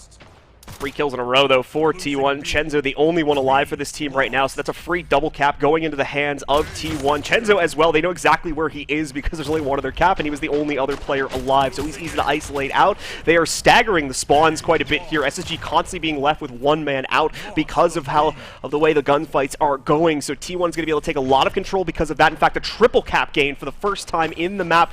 And it's a good thing, too, as they were just about to lose this lead here. App with another nice double staggers the play from SSG again, and that should allow for T1 to lock in at least 500 points before we start to see the respawns take effect for SSG. And what's been really nice about that triple cap is the lead that it gave them, but their positioning on the map as well, really forcing Space Station to have to strategically approach these hills, and it leads to a triple cap for a brief moment for them themselves, but hopefully with these 2 hills secured, they'll be able to slowly work their way back into this one. But T1 definitely has a lot of momentum on their side, but Vision's working on stopping that momentum one by one with those 2 nice railgun kills. Yeah, gets the rails. It's the first time SSG are going to have possession of the railgun off spawn. The problem is they do lose it, however, so Jalen actually whiffing out one of the remaining shots. At least 1 more kill on it. even fights besides that. But here we go. No, a missed shot coming in from Jalen, and he's only going to end up trading with Visions because of that. That point will stay under the control of T1, which they're perfectly okay with. Here's the problem, though. SSG also has the shotgun, and that's going to be the only other power weapon in play for probably the rest of this game. We might have another one come up right around the 50-second mark, if I saw the timing correctly, when the last one got picked up. But still, SSG exercising a lot of that control, and they're only 20 points away from completing the comeback. Good news is T1 looks like they should be able to get B, and now they've taken the shotgun. Hypnos immediately putting that to use to get himself a double, and that will translate with T1 getting not only the B point control, but also their home point back under their belt as well here. An attempt to backcap C also made, but that will be denied, giving a bit of a bleed over into the favor of SSG here. 3 players now dead, but the original 2 that were down also respawned for T1, so they're going to be getting back into the fight soon. However, they have also been triple capped, so SSG coming back into it here is more than likely going to be able to take the lead away, and might even be able to keep it this time too. One of the biggest things that T1 was able to do to get themselves back into this game was the power weapon control. So without any coming up for a significant amount of time, that allows Space Station Gaming to really just utilize their teamwork and gun skill to control these hills. So with that being said, T1 is going to need to just turn up the heat on SSG despite not having those power weapons on the map. Like you said, around like 55 seconds or so is when we should see them come up for the last time in the game, and I'm sure T1 is going to be keeping track of that and looking for an opportunity to jump on top of it. B is harassed enough, though, to where they get the decap going, and I'm pretty sure going to fully steal it away also, but the bleeding might have been too much here. SSG up to 625, 75 points away from maintaining the victory and getting the 3-0 along with it. However, T1 refuses to give up the fight also. They've got another double cap going. SSG has resumed the capture on their home point, but T1 is going to keep up the aggression with the most recent kills that came in. Look at this, though. Chenzo sneaking forward. He's going to be able to get the decap going more than likely onto B, but no, is forced off of it just before he's able to get it going for himself. Another member of the team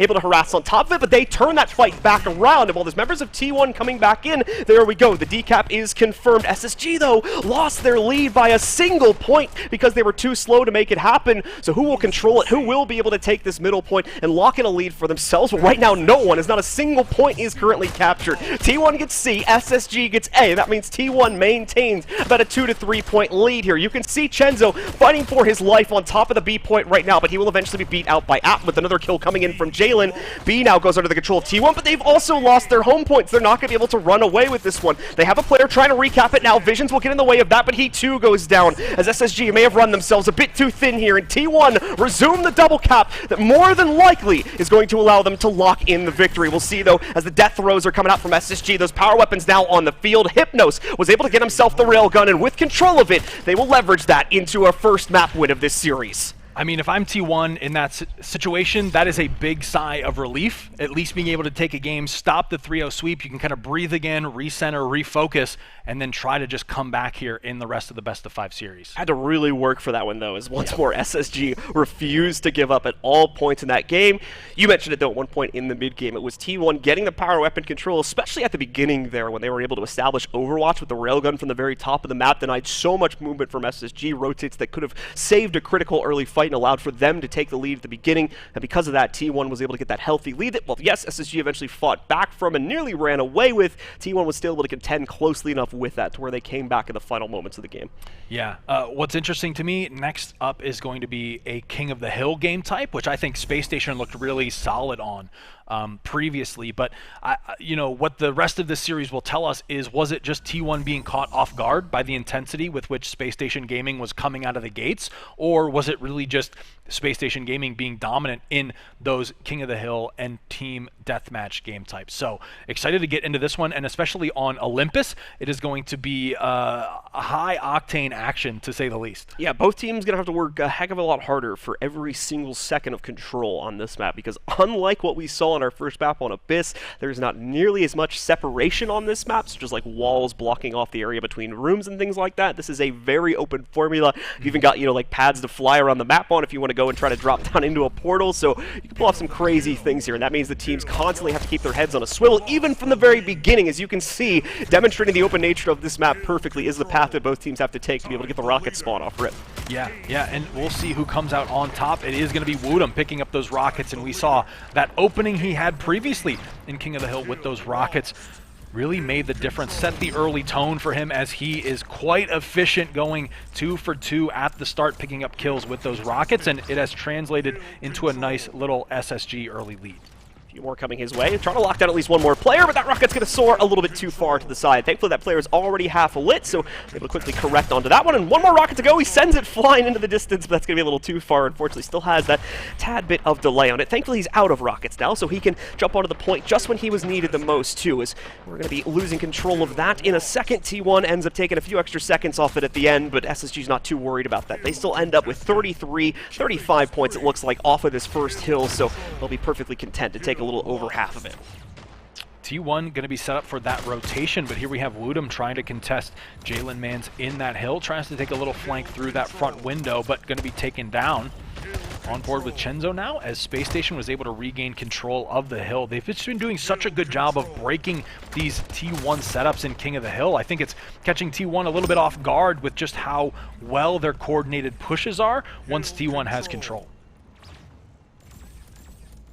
Once again locking in, getting quite a few points for themselves as there's a lack of contestation coming in from SSG at the moment. A few players having to hide in the corner, a little awkward for JP. He nearly gets bumped off the side, but thankfully there's a few platforms below where they can recover. Unfortunately, the positioning mix-up does throw them off the point entirely. App, though, getting a nice double before he gets traded out by K-Jules, limits the potential SSG have on this point. They're probably more happy they were able to force T1 off of it, and with the shift coming in 5 seconds, they're not going to be too concerned about committing anything else to that. More than likely already routing their spawns over towards the new hill, which should be now at a bit of a center point. This push out of App tries to contest there, but 3 members of Space Station Gaming in the hill going to be able to team shot him down fairly quickly. And a nice little hold again from Space Station. Chenzo is going to be taken down by Hypnos. Have to see how they approach this one. Again, just the chaos that is this King of the Hill game type, and on this map especially, leads to a lot of jockeying for position, I guess, of that hill. We already saw how that happened too. SSG ready to go when this first hill spawned out for them. Have a solid 3-4 players on it, but have already lost that control. It's always the midpoint tower where we're seeing T1 and specifically App really just harass these players on the hill from. He did it on the last one as well, and he's done the same thing here to clear off what was going to be the retake from SSG, but has now completely killed that, giving T1 these last few critical seconds on the hill, putting them only about 20 away now from tying it up, and also having the initial play here, not for very long though, on the next hill. As you see Chenzo jumping right up on top of that with a rail spawn from up top. Yeah, nice control from Chenzo with that rail. I think it's just the best at denying those areas and lanes. So Chenzo being able to take someone out on the hill, picking up a couple kills in the hill afterwards. But it is going to be T1 just maintaining the rush of it to keep these seconds up. They know how important this game is, but Chenzo with some really clutch shots, able to retake that hill with half of its time still up. So we'll see if they can streak together those 30 seconds as Chenzo picks up the rockets. Just excellent routing, I think, from Chenzo as Jalen Mans tries to contest, but he's going to catch a rocket as well, which opens the door for Space Station Gaming to continue to rack up these hill times. Chenzo in his element right now here, just going absolutely crazy across the map, really feeling even with the portal swings also. Pretty sure that was the last rocket, and indeed it was, so he's back down to just his BR now to fight out for the rest of these until he can scavenge something else, but the good news is there's plenty of other weapons across the map that he can try to pick up and swap this out with, and I think he's already done so. Just going towards an AR this time around here, so we'll see what else he's able to push towards, and unfortunately it's not going to be much as he does eventually get locked down there by JP. Whole flurry of kills coming in for T1. While we were focusing on that run from Chenzo, SSG stayed in control with approximately the same lead they've had since the last time we really focused on the objective play here. 103 to 78 with SSG having about a 25-point lead. Really, really impressive. I think K-Jules is that flex player right now. We saw, you know, earlier on Woodham, Chenzo really outperforming their teammates in that killing department, but K-Jules, knowing that they're falling a little behind or haven't secured as many kills, has stepped up in a major way, doing a lot of that slaying. But T1 also just kind of waking up at the same time as they are trying to tie up this score here. Going to continue to try and wait for members of the SSG roster to rotate in, as Hypnos already has this tower overwatch. Visions, though, absolutely decking him there as he hops into the tower himself. Jalen trying to go for a tower re-peek as he closes his own portal and then re-pops it back down, but does not trip up the members of SSG. They read into it, they retake control, and just in time as well, as T1 was starting to take the lead away for themselves. They had closed that 20 or so point gap. However, unfortunately, SSG realizing that that was going to be the case, has prioritized taking control of the hill, and is now bleeding it right back into their own favor. A little under, I should say, halfway to victory now, but T1 also directly behind them. It's still a close match in anyone's game at this point. Yeah, definitely still. I mean, they just need a few seconds strung together here. A good defense, but Chenzo hunting down that player, able to gain the hill time now in their favor, and just excellent movement. Again, that portal efficiency plus that communication leads to Space Station Gaming being so deadly on these flanks. They know exactly where to pre-aim when going through those portals, exactly where their opponents are going to be, and that has really been their saving grace towards this momentum that T1 has been trying to build up in hill time. And like I said, a treat to watch with regards to how he's able to transition so smoothly with his portal play here. He's going to move it. I think one of his teammates may have picked up the railgun instead of him. Yeah, it looks like K-Jules ended up with it in his pocket, so does have to back away from that as they both awkwardly end up going for it. App continuing to harass as well. A player we haven't talked a whole lot about as he is also constantly harassing the members of SSG, especially from that middle point. Wootsum, though, with another double for himself. He's hopping right back into it with Chenzo supporting all along the way. Rockets are in play and currently controlled by SSG from the looks of things, as Wootsum also has that railgun still to play into. Along with the Rockets, he's got the power weapon combo right now. Fully lethal as he's trying to knock out anyone from the T1 roster that would dare to take this center point away. What a timing to have this much control as well, as this is the hardest hill to get points on, and T1 don't seem to be struggling with it too much at all because of the harassment they can throw out from those Rockets. Gonna lose a few seconds here in the final 15 or so, which will keep T1 in contention. Once again, though, it's that same lead of about 20 points in the favor of SSG as we switch hills yet again. Yeah, I really think Space Station is just making the better decisions in that moment. So versus Rockets versus hill time, Woodham prioritizes Rockets, knowing that that's going to allow them to crack that hill, and it does just that. So really impressive the way Space Station has been able to make these correct decisions in the heat of a battle like this. Continuing to look promising for SSG, even though the hill is constantly changing hands, currently favoring T1, but for how long it'll stay that way, yet to be seen. A flank move successfully executed upon Hypnos here, moves in and knocks out K-Jules, but Wootum immediately reading into that, comes in for support. We can see JP trying to harass with the jetpack from the outskirts of the point. He can get a few bits of damage in before he also goes down, and ultimately, again, the needle barely moves into the favor of T1. Despite all this effort here, they're just going to be able to bring it back down to about a 20-point lead here for SSG as they continue to inch closer and closer towards the 250 that would lock in victory for them on today's match. I really like Jalen Mans kind of taking control here, the first to hit the 40 bomb on the T1 side, and the killing spree going to come through as well. We'll see if his team can translate that into a substantial amount of hill time. They've got about 45 seconds left on this hill, and a pretty good setup with Hypnos on that flank taking down Visions. That'll allow them to kind of nestle in for just a moment as they can close the gap on this SSG lead.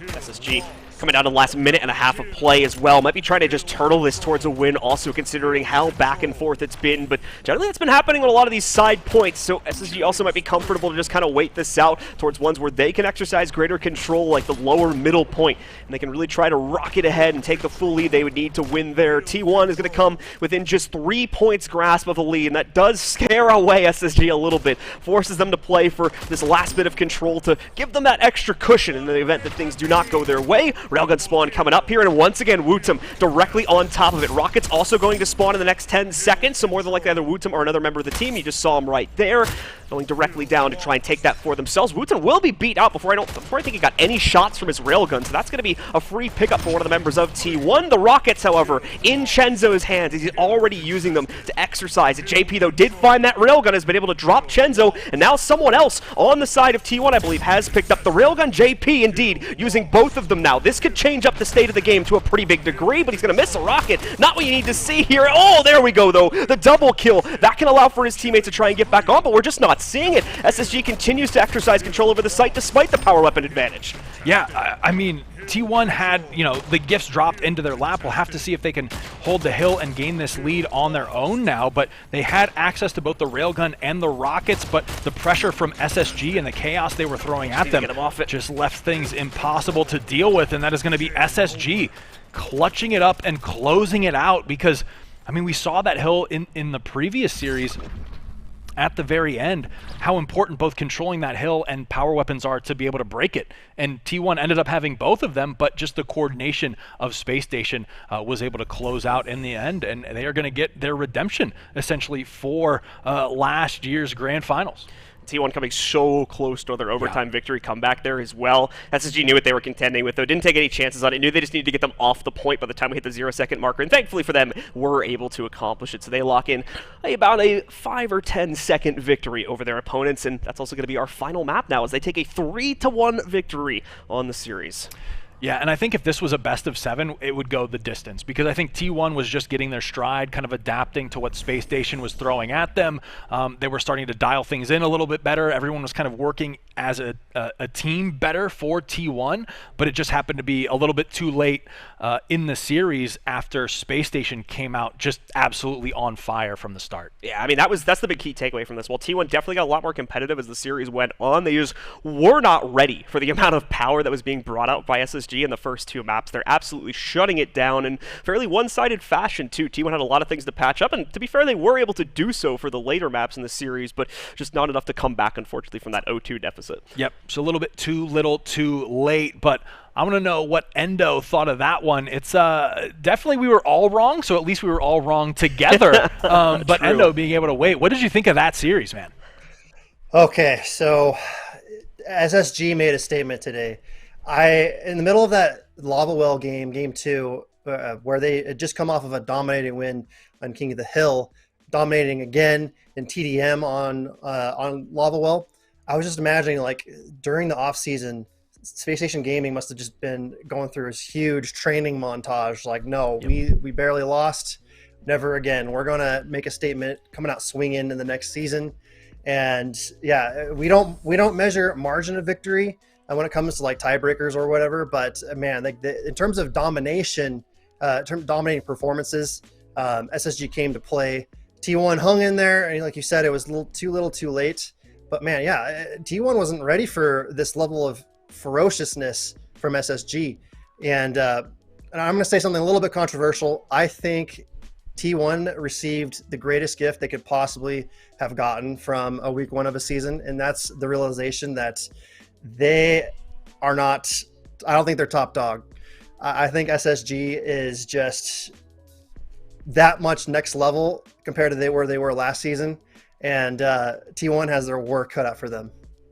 Yeah, I think you make a good point of, one, it leaves us on a cliffhanger, right? Because we don't get to see them play each other potentially again until the grand finals at the end of the season. So we can kind of postulate on that, but it is a big benefit to T1 because they saw the level at which Space Station Gaming, probably their closest competition at the end of last season, what they're working with at the start of this season. So they, at the very least, have the benchmark of where things are at. And I think what's most impressive is how close T1 was able to get towards the end of that series and kind of claw their way back into it. So I think they have what it takes, but I definitely think Space Station Gaming just came out the strongest here today. I think another thing, too, that we really saw, especially on that last map there of Olympus, was the reasoning why Chenzo got picked up here for Space Station. The amount of control he had and just how quickly he was able to set up his portals and rotate through them, do exactly what he was doing the entire time. Never had a moment where, like, sometimes you'll see players come out of a portal, they're like, all right, where am I for, like, a half second or so? But just never seeing that at all for Chenzo when he was in a flow state moment there, just rolling through it, picking up kills left and right, and constantly being on top of that power weapon control. I think Wooten was definitely the player to highlight on that team for that, but we saw him pick it up a few times as well and really run around the map with them. And I think, too, the one thing that Space Station Gaming had to their advantage was how clean their pathing was. There was no wasted movement. When they took a portal, it was for a purpose, and they knew exactly where they were going to be, what route they were going to take, 4, 5, 6 portals ahead. So they're taking this flank to this power weapon, to this position, to this hill. And I think T1 just couldn't match that early on. They started to be able to adapt to it, but I don't think they ever got up to that level of like how efficient and how clean Space Station's gaming was, at least in that series. Endo, any thoughts, before we wrap up here today, on this series, not just in general, but what this means for like the competition as a whole? So summarize kind of like, what the competition was today for us. What were your takeaways here? Yeah, well, you mentioned this earlier. It's too early to crown anybody. And T1, they have 6 more matches to right the ship, right? And they did take a game off of SSG. It's nothing to be ashamed about. And in general, in the competition, the statement today, the storyline today is, we're still learning once again what these teams are all about. Things are shaken up.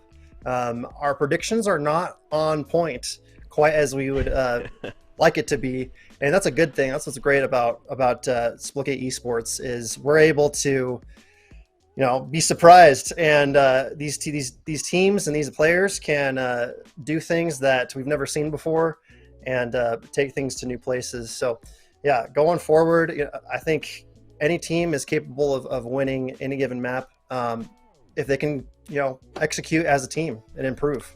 Yeah, well, Endo, let me get this out there. My predictions are never on point at any point in time, but yours typically are. So that might be true for you. Mine will be wrong throughout the rest of the season. But Blue, any kind of closing thoughts on just the competition here today before we kind of wrap a bow on this one and ship it out? I think it's looking like this is going to be a very competitive season. Like, we got a lot of very close contending teams, and I'm very excited to get into our next few match days as well, so we can start making some better comparisons about who's actually on top and who might not be so much. Yeah, I think my final thoughts is just I think there are 0 teams after today's competition that I would ever count out of any of these matches, and to me that's the most exciting thing, is that I did not see a single team where I was like, oh, they got some work to do, right? Right. It's every match was within inches. Everything could come down to one decision. So Endo, thank you for joining us, and I think the general sentiment here is we are so excited for the rest of this Splitgate summer season to play out. So Endo, we'll talk to you tomorrow. We'll see you tomorrow, man.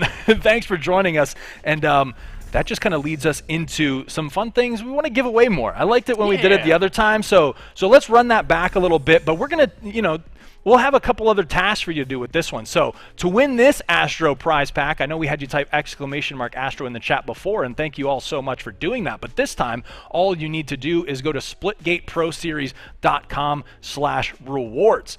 And that, go to that landing page, and that will tell you what you need to do to be entered in to win this one. So thank you guys again for tuning in and entering those contests, competitions, and giveaways. And speaking of contests, competitions, and giveaways, the qualifier number 1 for the Splitgate Challenger Series, which, to remind you guys, is how some of these teams made their way into this season of the Splitgate Pro Series, is going to go live on Friday, June 10th.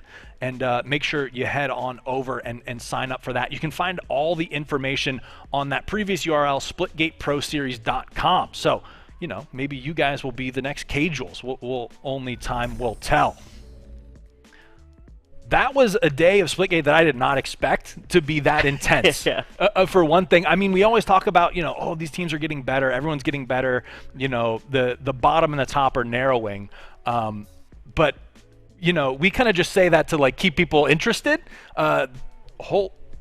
I don't know if I can curse, but holy crap.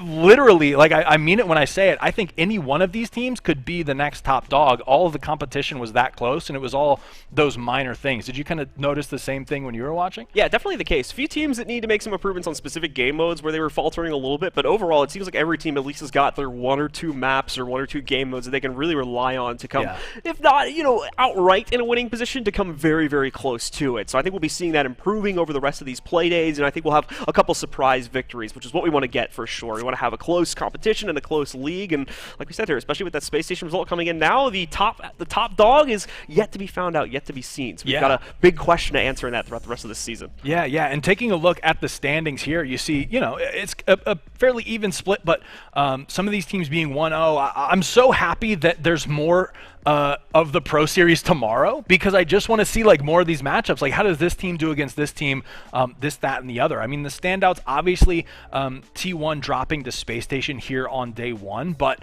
like we kind of covered, such a close competition between both of those teams. And throughout, everyone who took a loss today, it was basically hey, if you would have rotated a little bit better at the last hill, you were in it. So I'm definitely excited for tomorrow and to check out all those matches. So I mean, like we said, same time, same place, just tomorrow. You can check us out. If you're right here, be sure to follow. You'll get notified when we go live. But Blue, any closing thoughts before we take it home? I just want to thank all you guys at home for tuning in to the third season, of the Splitgate Pro Series. And we hope to see you guys not only tomorrow, but throughout the rest of our season as well, because we have got a lot of great games, and you're going to want to see every single one of them. Yeah, great games. Great giveaways, great opportunities for a lot of these squads. I'm so excited to see more matches tomorrow. So, yeah, tune in tomorrow at 1 p.m. Pacific, 4 p.m. Eastern, right here on twitch.tv/Splitgate. From myself and Blue, we'll see y'all tomorrow. Peace.